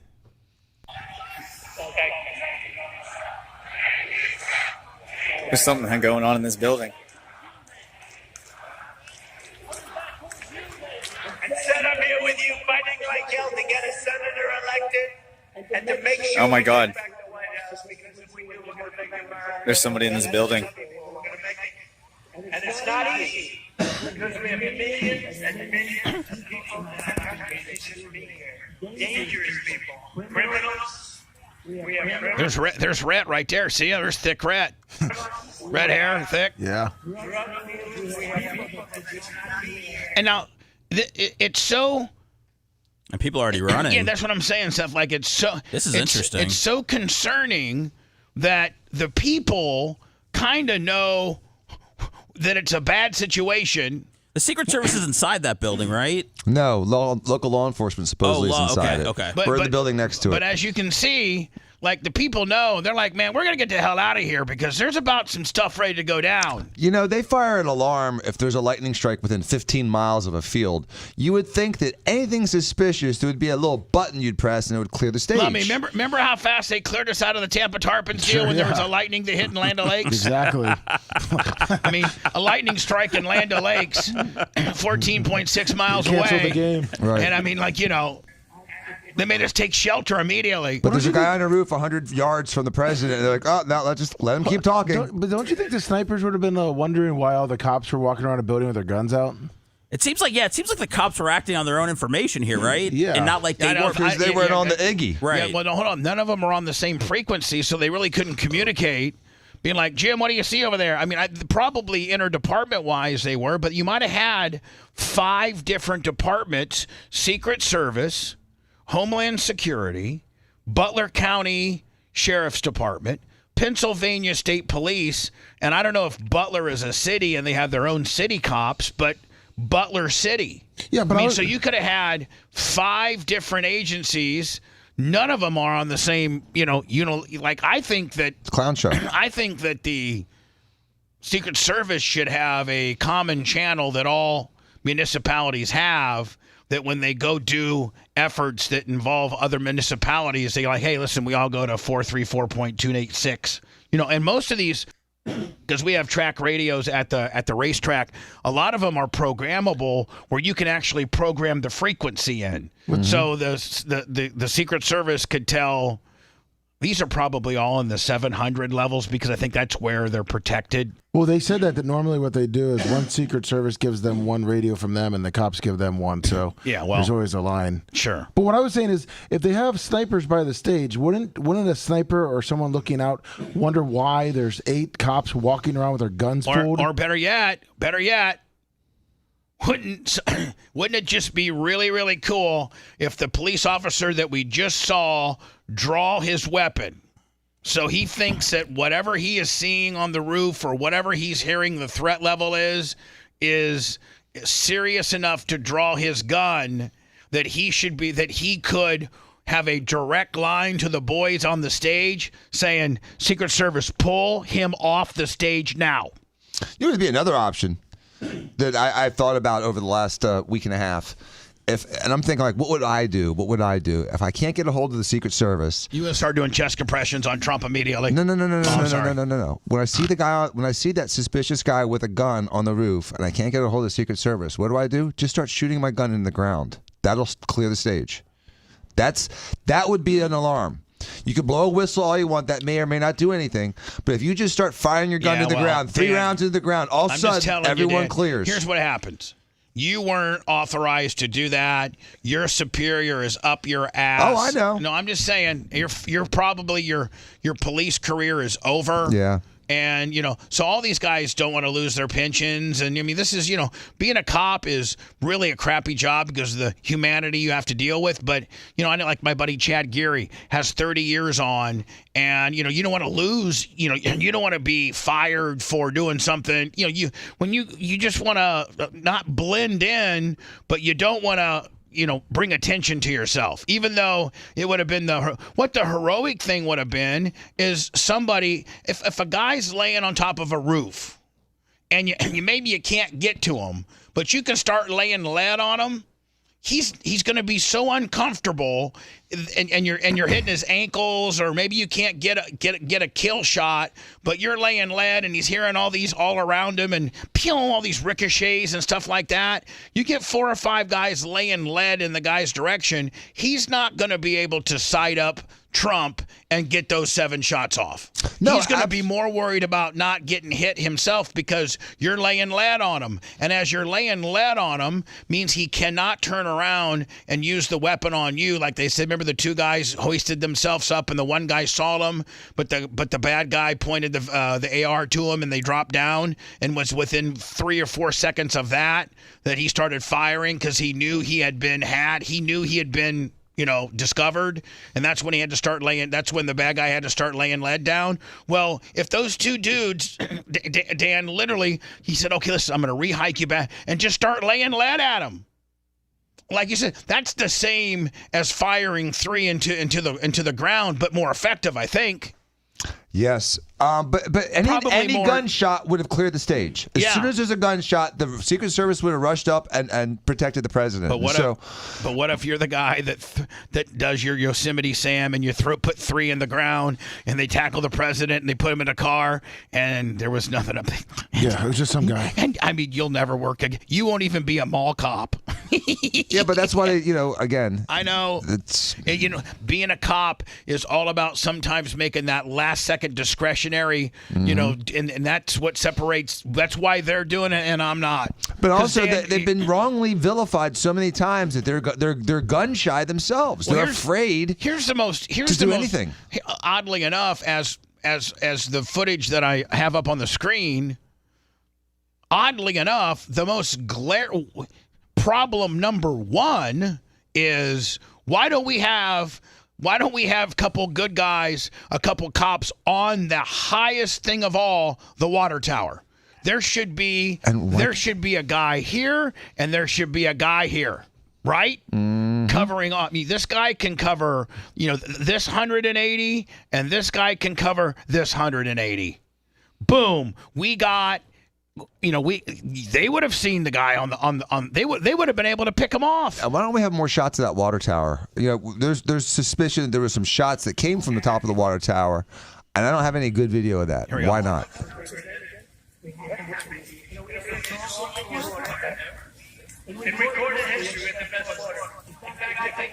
Now, by the way, we're a minute. We got a guy on a horse. Yeah, we got a horse with a flag. with the Trump 2024 guy. We're a minute 4 into this. A minute 4 of something going on. You don't mind if I go off teleprompter? Guy on a horse had no worries, did he? Oh, she's feeling Just good. getting the horse out of there. There she is. You guys are doing it. They're getting better with my guys. Take a look at that chart. Take a look at the arrow at the bottom. See the big red arrow, right? So that's what I love. That's the lowest point, and that comes right from the government service. These people here, they're walking over there. Now, hold on. We're a minute 34. And for this entire minute 34, these cops are scrambling around to the point where the one cop that we saw had his gun out. And they're a minute. Why couldn't it have been so much? I mean, again, just being on the same frequency as Secret Service and saying, get him off stage now. Right out of Border Patrol. Take a look at it. So that arrow is the lowest amount of illegal immigration ever recorded in history. This cop here is running. And then,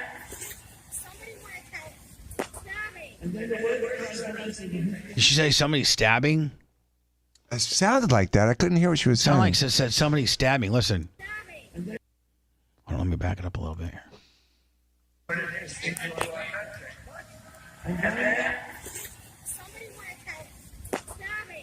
Now, are those shots? Do you hear those? I heard what sounded like a shot. amount of illegal immigration ever recorded in history.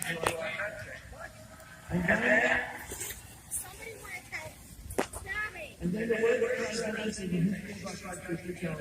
No, because obviously Trump's still talking. Yeah, you can hear the shots when he fires them on this video. But what were those sounds? Make yourself small, bro. I don't know what's going on. Hold on. So the dude that owns this video tells his girl, I don't know if it's his wife, his daughter, his girlfriend, his coworker, I don't know, says, make yourself small, girl, because I don't know what's going on. Make yourself small, bro. I don't know what's going on.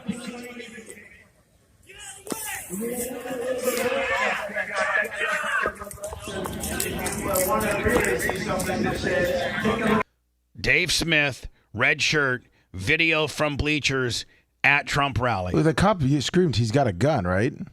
Now, did you hear that? What? The cop was screaming if all those people to get out of here. He's got a gun. Let me hear. Hold on.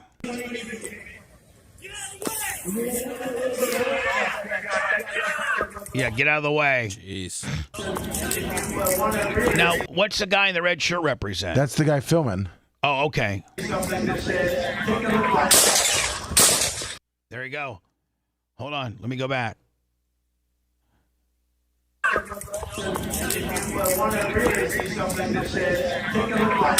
All right, so I just stopped it. 2 minutes and 8 seconds from the time that this video started, and the very, very, very start of this video opened up with a police officer that had his gun out. Am I right or wrong? Yep. And he was running or trying to figure out what's on this building, and then a bunch of other cops kind of swarmed in, maybe 5 or 6 or 7, and that was 2 minutes and 7 seconds ago, because the first shot is fired at 2:08. Here it is. I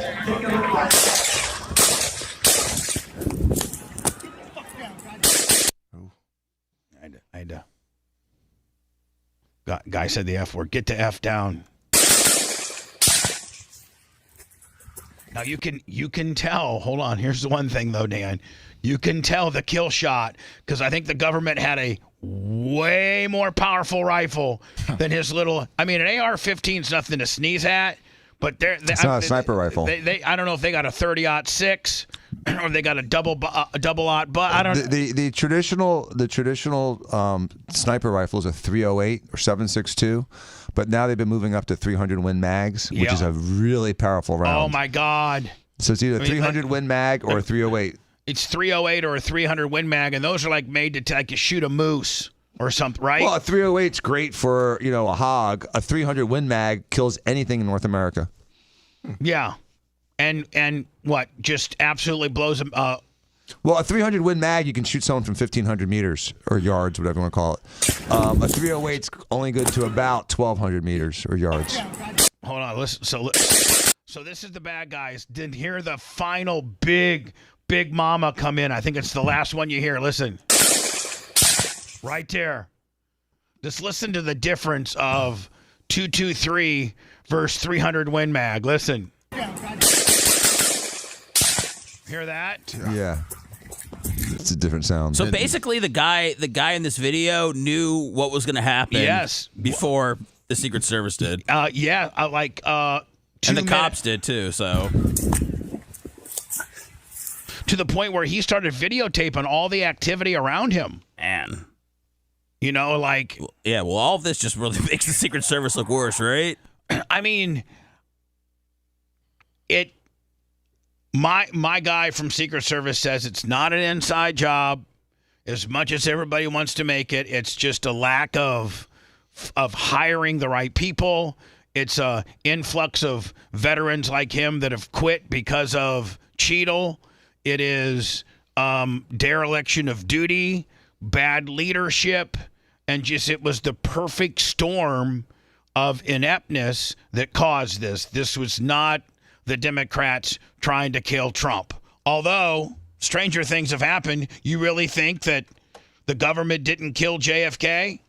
You really think that there was a lone gunman, Lee Harvey Oswald, that was able to get off 3 perfect shots on from a rifle that he ordered from a mail order magazine? And there were some blatant, glaring deficiencies of the Secret Service that day, 2 of which are, 1, he didn't have the bubble covering him. Number 2 is they changed the route and put it on an area where he had to slow down to make the turn, and that's where he got shot. We're talking about Kennedy. So there were some shenanigans just like this, which is why it's so frightening.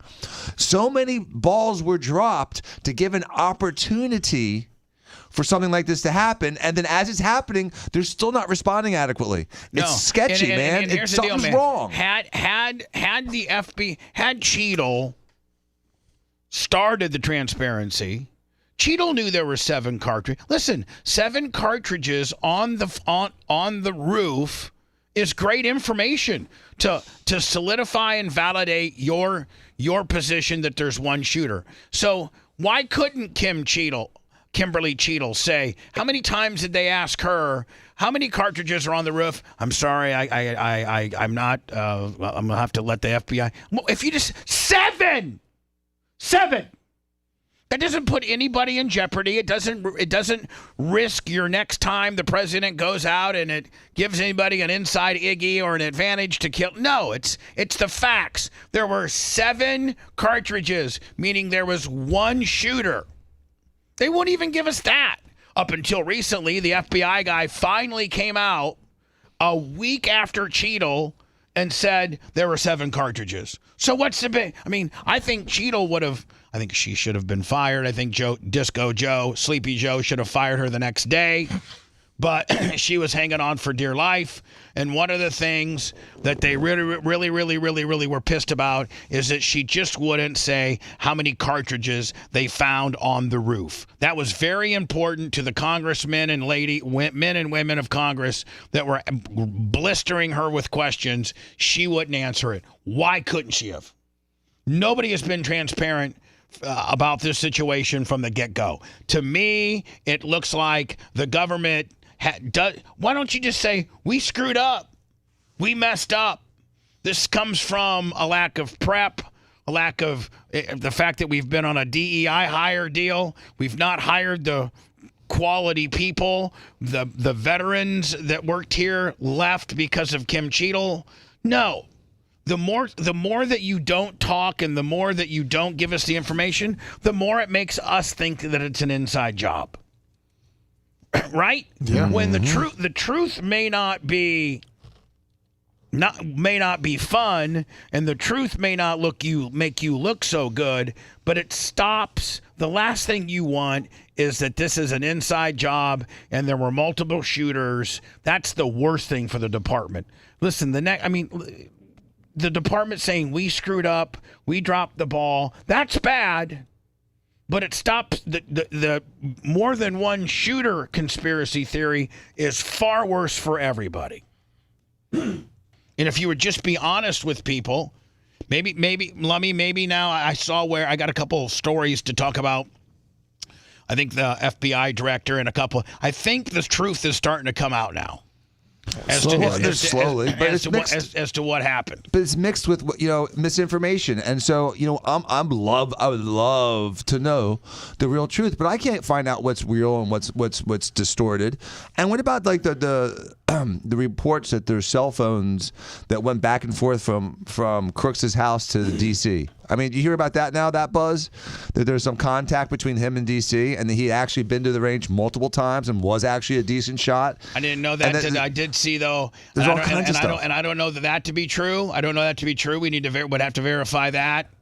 And then I also saw that he had multiple bank accounts, offshore bank accounts. Yeah, what's up with that? Did anybody see that? Lone wolf. Said, so who opened his 3 offshore bank accounts, one in Switzerland, one in the Cayman Islands, and one in Singapore, totaling $1.5 million. Now, how does that guy have access to $1.5 million? Well, we don't. I mean, again, that's from Twitter, and you don't know that if that's just Rhett trying to get us some clicks.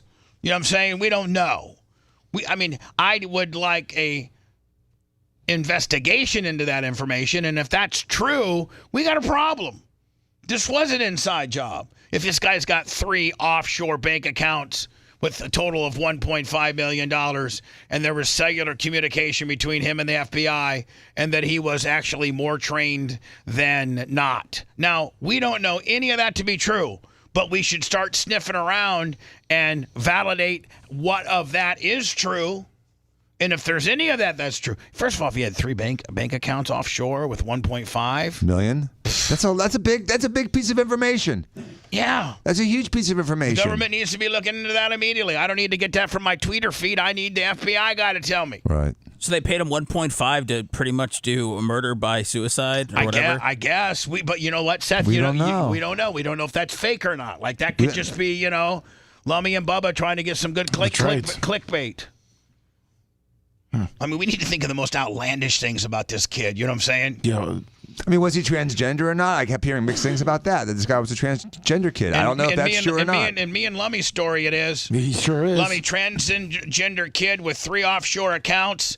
Extensive training. Extensive training with phone records to the FBI. That's right. Hashtag inside jizz. Met with Kamala. Inside jizz, brother. Yeah, but they won't even confirm he was hit with a bullet. And that, you think they're going to get that deep? I mean, we're never going to hear what happened unless there's a change in administrations. It's the only chance. Let me add a little bit more of this information to disseminate next. If you want a deep dive into the Bubba the Love Sponge show from the past, go to BubbaArmyHQ.com. We'll be back after these words.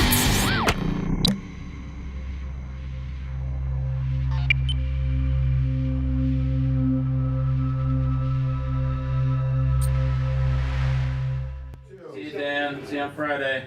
Bye, Danny. What, Lummy? Oh, I was just saying bye to Dr. Dan. I guess I'm not clear exactly where all of you. I want to play this. I want to play this next.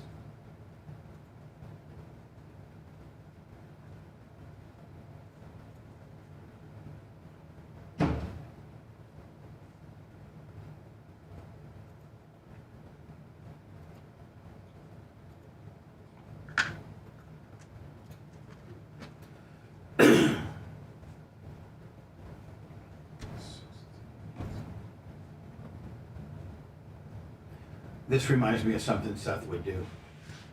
Oh yeah, that was funny. He's mad as fuck at his neighbor, but he didn't know what to do. So he goes up and takes off in his Corvette. But Seth's got his Ford Hemi, and the guy's fucking with him, and he goes in there. Do you carry a baseball bat, Seth? No. You should. You should carry a baseball bat. You could hurt your hand that way. This guy looks fine.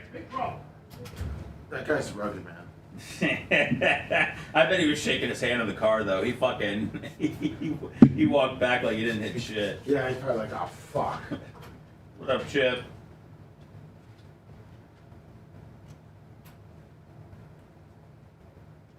What up, Nick? What up, Pow? Wow.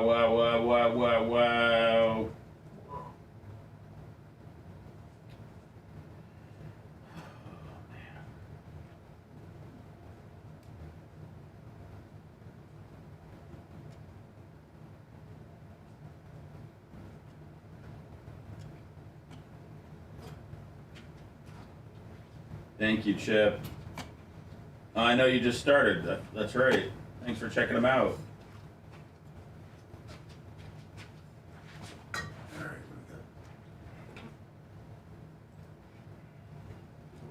Need you to listen to about 300 or 400 more podcasts before tomorrow. Before tomorrow night. Death threats.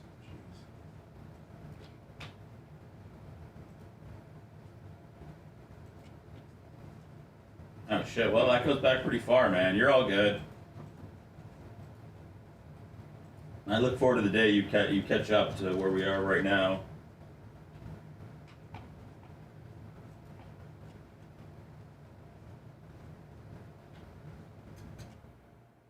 There's a group called White Dudes for Kamala Harris. Yeah, and white chicks for Kamala. Oh man. Ryan's in that group.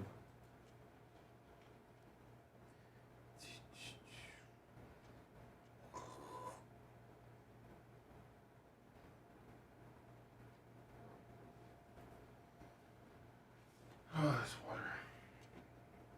You need to make these cans of water bigger. Yeah, that's true. That's my problem. I feel like I drink one and it goes down so quick, and then Yeah. it's like I don't feel like Bubba would get mad if next thing you know he sees like 10 cans over here. No, you're right. I mean, that's why I take, what is this? What's this core? 24 ounces. 12? No, that thing's gonna be bigger than 12. It says, 0 calories per 12. What does it fucking say? These are. Oh, this is 30. I was gonna say this is 12. Okay, yeah, this is 30. Yeah, I take two of these. I take two of these. Like today, since I'm gonna be here doing a couple shows, like I brought. I'll probably go through all that water. Happy birthday to Gregory, to FT Greg, 50th birthday, giving us $50. He gave us 50 on his 50th? Yeah. What a dude. FT Greg, happy birthday. Greg and Amy? FT Well, Greg. I think it's Greg's 50th today. It is. And he just gave her $50. Aw. I saw he had a picture of his Corvette yesterday. Should we send him the $50 back for his birthday? I think it's been a really slow day today, and because I'm not trying to say Venmo, PayPal, Cash App. Trying not to beg. Just seeing if they just organically, which they're not. Have you got a PayPal today, right, Bubba? Was it Mushroom Mitch?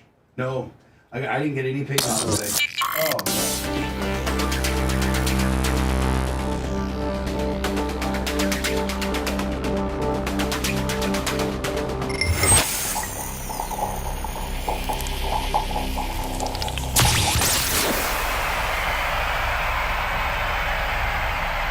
After the show, make sure to check out BubbaArmyHQ.com. It's all things Bubba 24/7. And now back to the BRN. Clem Kush. That'll be your podcast, your download later today, wherever you get your podcasting, or just listen to it, either or. Prefer the download, then just erase it so you don't take too much of your phone memory. Lummy, are we using your I think we're using your food review for this week, correct? Yes, I believe so. Perfect. I don't know who sent this to me, but I instantaneously thought of Seth. Not that Seth drives a Corvette, but like if somebody pissed Seth. Seth, have you ever had a road rage incident? Not really. One time these girls threw some chips in my car because I don't know. We started going at it at the stoplight, and then they threw. Were you by yourself or were you with Phoebes? No, I was by myself. And you're in your Ford Hemi? I don't know what I was in. I might have had my Infiniti back then. Subaru? Yeah. And I don't remember what happened, but it was something, and we were talking, and I think I don't know, I might have called them names, and then they threw some food in my car. And that's it? That's all I've had. Like you never got out of your car and tried to whip some ass? No, I don't. No, I don't like to get murdered at all. I think road rage is for idiots. Yeah. Lummy, I got to tell you, I am guilty of getting into some road rage incidents, and I'm sure you probably are too. Yes. Yes. I have gotten so flipped out where I've told the guy to pull over because I'm going to whip his ass. I haven't got to that point. I've thrown fish on the J25. Thank you so much in the PayPal. First and only PayPal. I mean, I'm trying not to beg, make it so obvious that we're funded by the listeners. I just think that they know. Maybe we should have the positioning statement say it, and it makes us say it less. Okay. Yeah. It's a Bubba the Love Sponge show, funded by you, the listeners. PayPal, Venmo, Cash App at the Bubba Army. And now back to Bubba and the guys. Perfect. If Seth was, taking some mixed martial arts training at his local dojo, and was in his Ford Hemi, not a Corvette, and these people had pissed Seth off. This is how Seth comes at you, buddy. He doesn't pull you out of the car and whip your ass. He kung fu kick. It is more impressive that he used his hand. It is. And not his foot, because I got to think that probably ends up hurting your hand. I don't know, dude. Somebody threw something at him. That's badass. And he put his whole Brian Petroni body into it. This kind of reminds me of something. This is more Brian Petroni, I think. Don't you think? Well, I'm going to put this in my bag now. I mean, this is great. This is a nice move. I like how he uses the hood to jump, too. A little more height. You know he's shaking his hand in the Corvette now, but he did a great job. You know that he's holding his hand saying, oh, my God, I need some ice. Damn. He's still at the stoplight. Yeah, and she's now getting his license plate number. Uh-oh, does she come out and... No. You got the video of that? Oh, Now, but hold on. Lummy, I mean, as much as she's trying to play victim. Well, he's out of his car. I mean, she's throwing. I know, but like he's not. He's just out of his car asking questions. He's not doing the suck it. He's sign doing to the her? suck it. Yeah, he's doing the degeneration X suck it. Which at that point, Seth, you got to give him a few points for knowing how to, a guy that does not approach a woman's vehicle and just does not, as you can see, he's not making any advanced movements, and he just gives her the degeneration X suck it. Watch, ready? Suck it. She then throws something at him. He comes and gives it. Look at the heights. I love the ISO. Ready? Hold on. Oh, yeah. Full extension. Do you think he's done that before? I don't know, but he looks like he looks. I mean, bam. Now, he probably shouldn't have done that, but I think throwing something at him, Lummy, might trump his Karate Kid charge. He got out of the car. Does he have a custom license plate that says deals? It looks like it.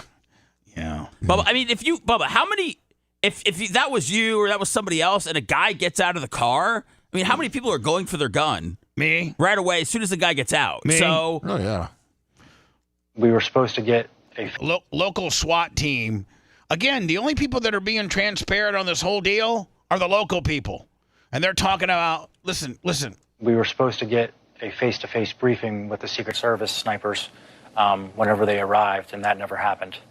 So I think that was probably a pivotal point where I started thinking things were wrong, because that never happened, and we had no communication with the Secret Service.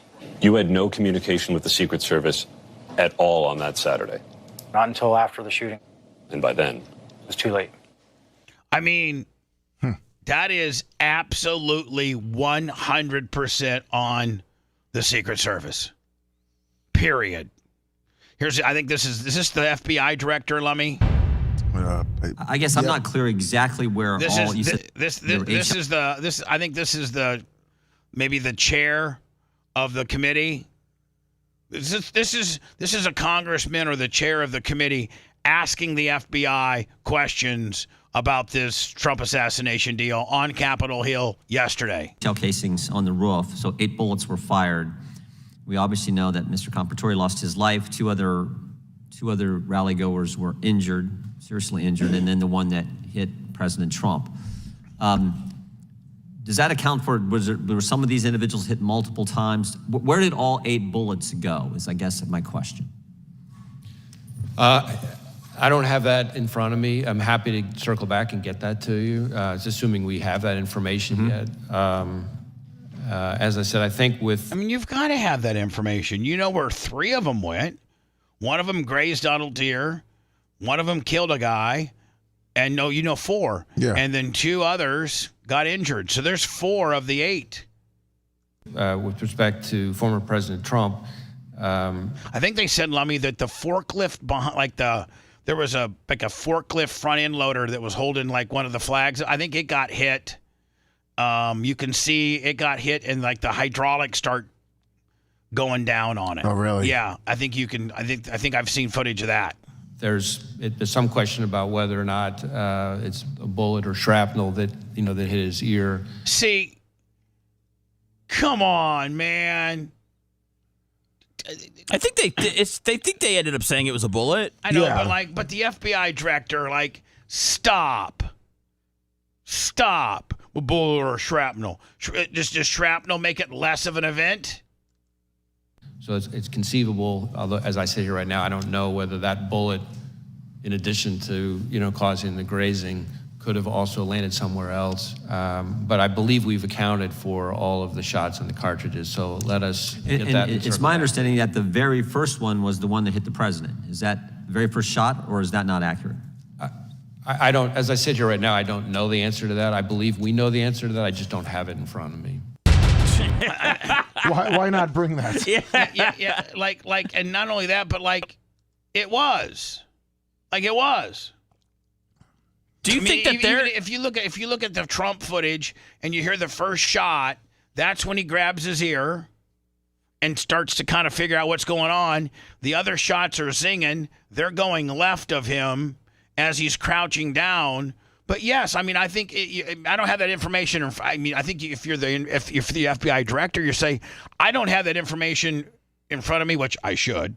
But from the video that I saw, it looks to be like the first shot did graze his ear. Yeah. I mean, like, okay, so you're wrong on it. At least you're trying to give me the information. Let me, so that I'm not late, I got to go to break, and then I'll end it with, there's a little mudslinging going on. I think the Harris campaign is calling Vance stupid. And weird. And weird. Yeah. I'm going to tell you something. I don't think Vance as good. I think he should have picked Nikki Haley. Knowing that Kamala was going to be the candidate, you got two white guys. What would be better? You got a megalomaniac, narcissistic white guy with a way far right evangelical white guy from Ohio. What would be better?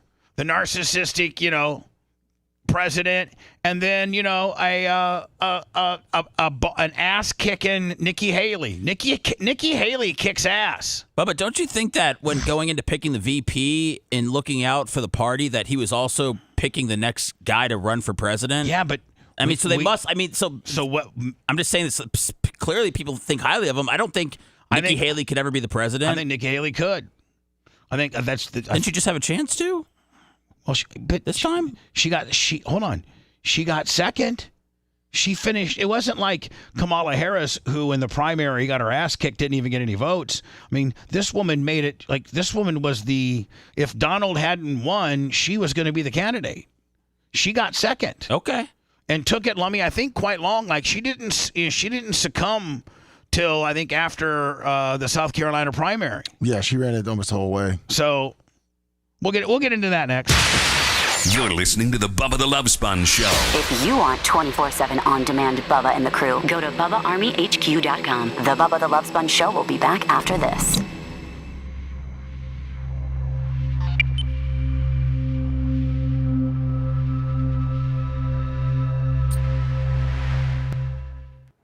Thank you, Fish on the J. Thank you, Fish on the J. Looks like he's petitioning Supreme Court to review conviction in sex crime case. I just sent it to you.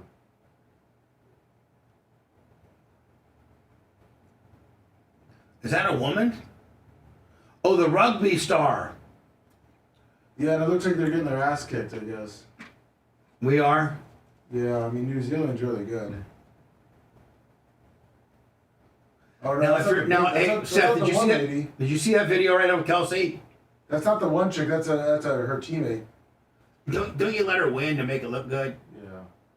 Well, maybe he should have arm wrestled the one chick. Who are you talking about? The superstar. We were watching some TV up there. You didn't see it. Oh, what's up, Tina? Good morning.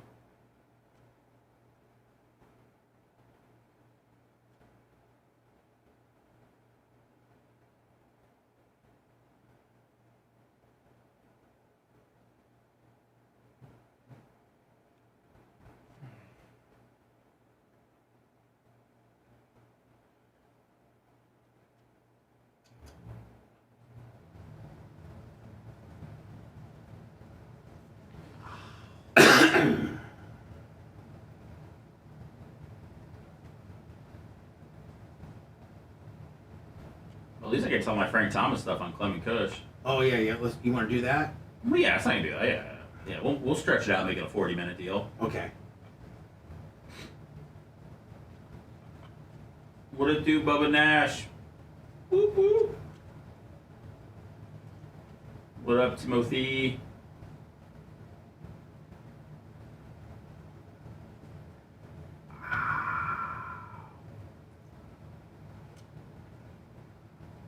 I'll talk about Frank Thomas on Clement Kush, Chip. So that means in about 3 years, you'll find out. Chip's catching up, man. He started with like the first podcast.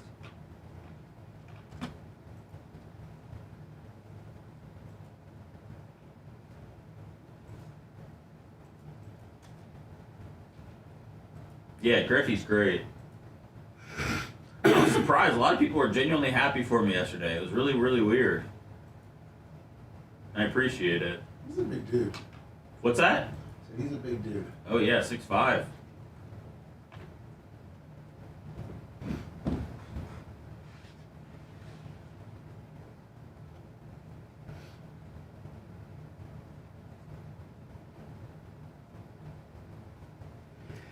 Bless you. Thank you. It's a muffler.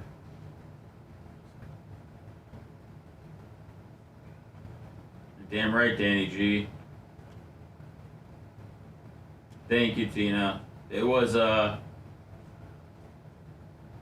definitely watched the video a bunch. Just the fact that he actually, like, smiled when I was showing him all the jerseys was pretty cool.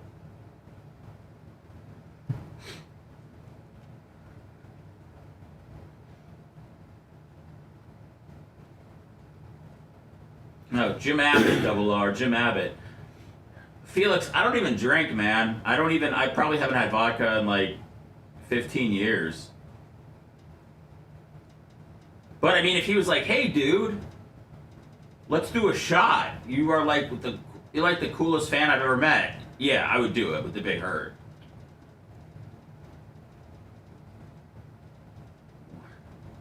There you go, Big E. Yeah, I didn't know how much love Frank Thomas had outside Chicago.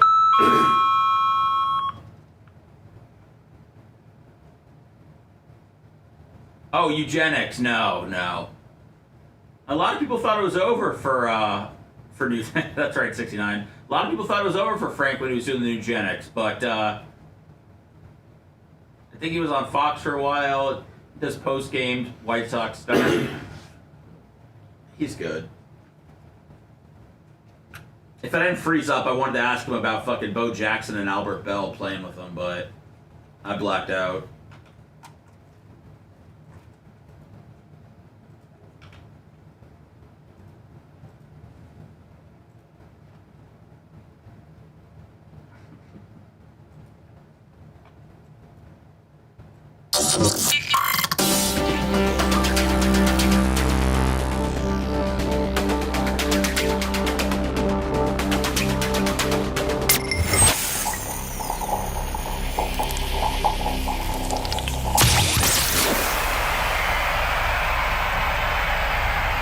After the show, make sure to check out BubbaArmyHQ.com. It's all things Bubba 24/7. And now back to the BRN. Clem Kush, the podcast, will be recorded. We'll call it, what, maybe 10:30, buddy? You go with that? Yeah, we're supposed to have like a meeting today. Yeah, well, we can do that too. It's not going to be that long. So I gotta spend at least 15 minutes in my chair. Yeah, that's cool. All right, thank you. Clem Kush, your podcast available for today. 2 more days of the month left. We're trying to push our podcast. Get the ladies of the BRN. Yeah, get that. Here's Kamala. What's this, Lummy? Kamala calling Vance, the Trump Vance ticket weird? Yeah, well, this is from also Macho Man. It's how the whole Democrats are calling Vance weird. It's a bunch of clips. Are saying, well, it's just plain weird. These guys are just weird. That's who they are. As weird and creepy as J.D. Vance. Super weird idea from J.D. Vance. Yeah, it's not. I mean, it's quite weird. They're just plain weird. Just plain weird. Just plain weird. That stuff is weird. Now, does the media get like? They're saying they have talking points. Yeah, like is it like a Skull and Bones like secret society where it gets distributed throughout the? Well, this would be the deep state, right? Wouldn't the deep state be deploying? I think, yeah. If I'm trying to pay more attention, like have like words they want them all to use. Yeah. Come across weird, and then they start being weird. Yeah, they're weird. Being a really weird. He's such a weirdo. Donald Trump and his weirdo running mate are weird. Deeply and profoundly weird. They are weird. These Republicans just being weird, it's just weird. It's really weird. Republican weirdness goes even deeper. He said a lot of things that are weird, a weird style that he brings, weird policies. Let's start with the weird thing, because it is a thing. Just plain weird. What was weird was talking about Diet Mountain Dew. Who drinks Diet Mountain Dew? Whoever seen I do, by the way. Well, there's a lot of hot people on the news. I don't really like Vance as a pick, but I drink my Diet Mountain. The guy laugh. That seems very weird to me that an adult can go through 6.5 years of being in the public eye. If he has laughed, it's at someone, not with someone. That is weird behavior. Weird and cultish. These are weird people on the other side. He kind of doubled down on his weird ideas. I think weird is probably generous. Simply weird. These guys are just plain weird. Vance as weird? You know, as the campaign said, weird. Okay, I've seen enough. They're really hitting that one home. Yeah. And what's Trump hitting home? Kamal's not smart. Democracy. Number one, they had an incompetent man as president, okay? Now they have somebody who's worse. She's sort of incompetent. She's not very smart, but she's very radical. Very radical. She will try. Didn't they warn Biden, and this is just something that I'd heard, that when he was picking his VP, that she was the most liberal to the left senator of every one of them. Everyone.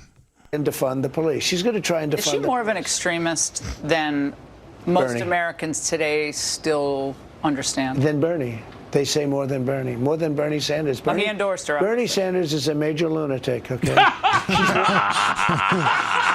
And then you know, Seth, he always goes, okay, like just to validate his major lunatic. Okay, but you got to put okay, major lunatic. Okay, this is a major lunatic. Okay.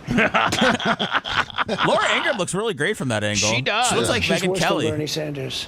Now she's trying to come back. She got rid of the laugh. I noticed. I haven't seen that crazy laugh that she got. She's crazy.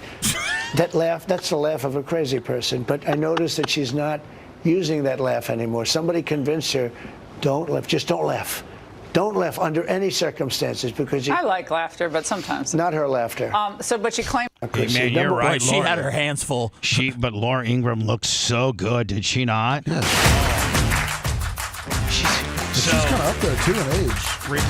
Republicans are weird, and Democrats are stupid. And if you're weird and stupid, both, you want to hear Clem and Kush. It's me and Seth just bull crapping about stuff. Probably going to talk about his Frank Thomas fanboy experience he had yesterday with a little Sammy kicker. Yeah, that was cool. Hell yeah. It's on our Instagram, by the way, at the Bubba Army. It's on our Twitter. We were banned from our Instagram for 2 days because of Jake Paul content. Okay. Sorry. So it's on our Twitter. I should put it up on our Facebook. Send it. Give me the raw so I can get it up on our Facebook. You got it, big boy. See you later. Thanks for letting me finish. You've been listening to the Bubba the Love Sponge Show, starring me, Bubba the Love Sponge, co-host and show historian Lumet, co-host Dr. Dan Diaco Esquire of Council, co-host J. Diaco Esquire, the Spitting Cobra of Council, Rhett, the Filthy Ginger video editor. Yeah, back here wiring up. It's Mini Macho. The BRN agent, Thomas Buttoned Up B. Now, time for the legal disclaimer. Exactly. The Bubba the Love Sponge Show is intended solely for the enjoyment of our listening audience. Any rebroadcast, retransmission, or other use of this show without express written consent of the Bubba Radio Network is prohibited. We must dissuade him of this delusion. Until next time, always remember. I repeat hello.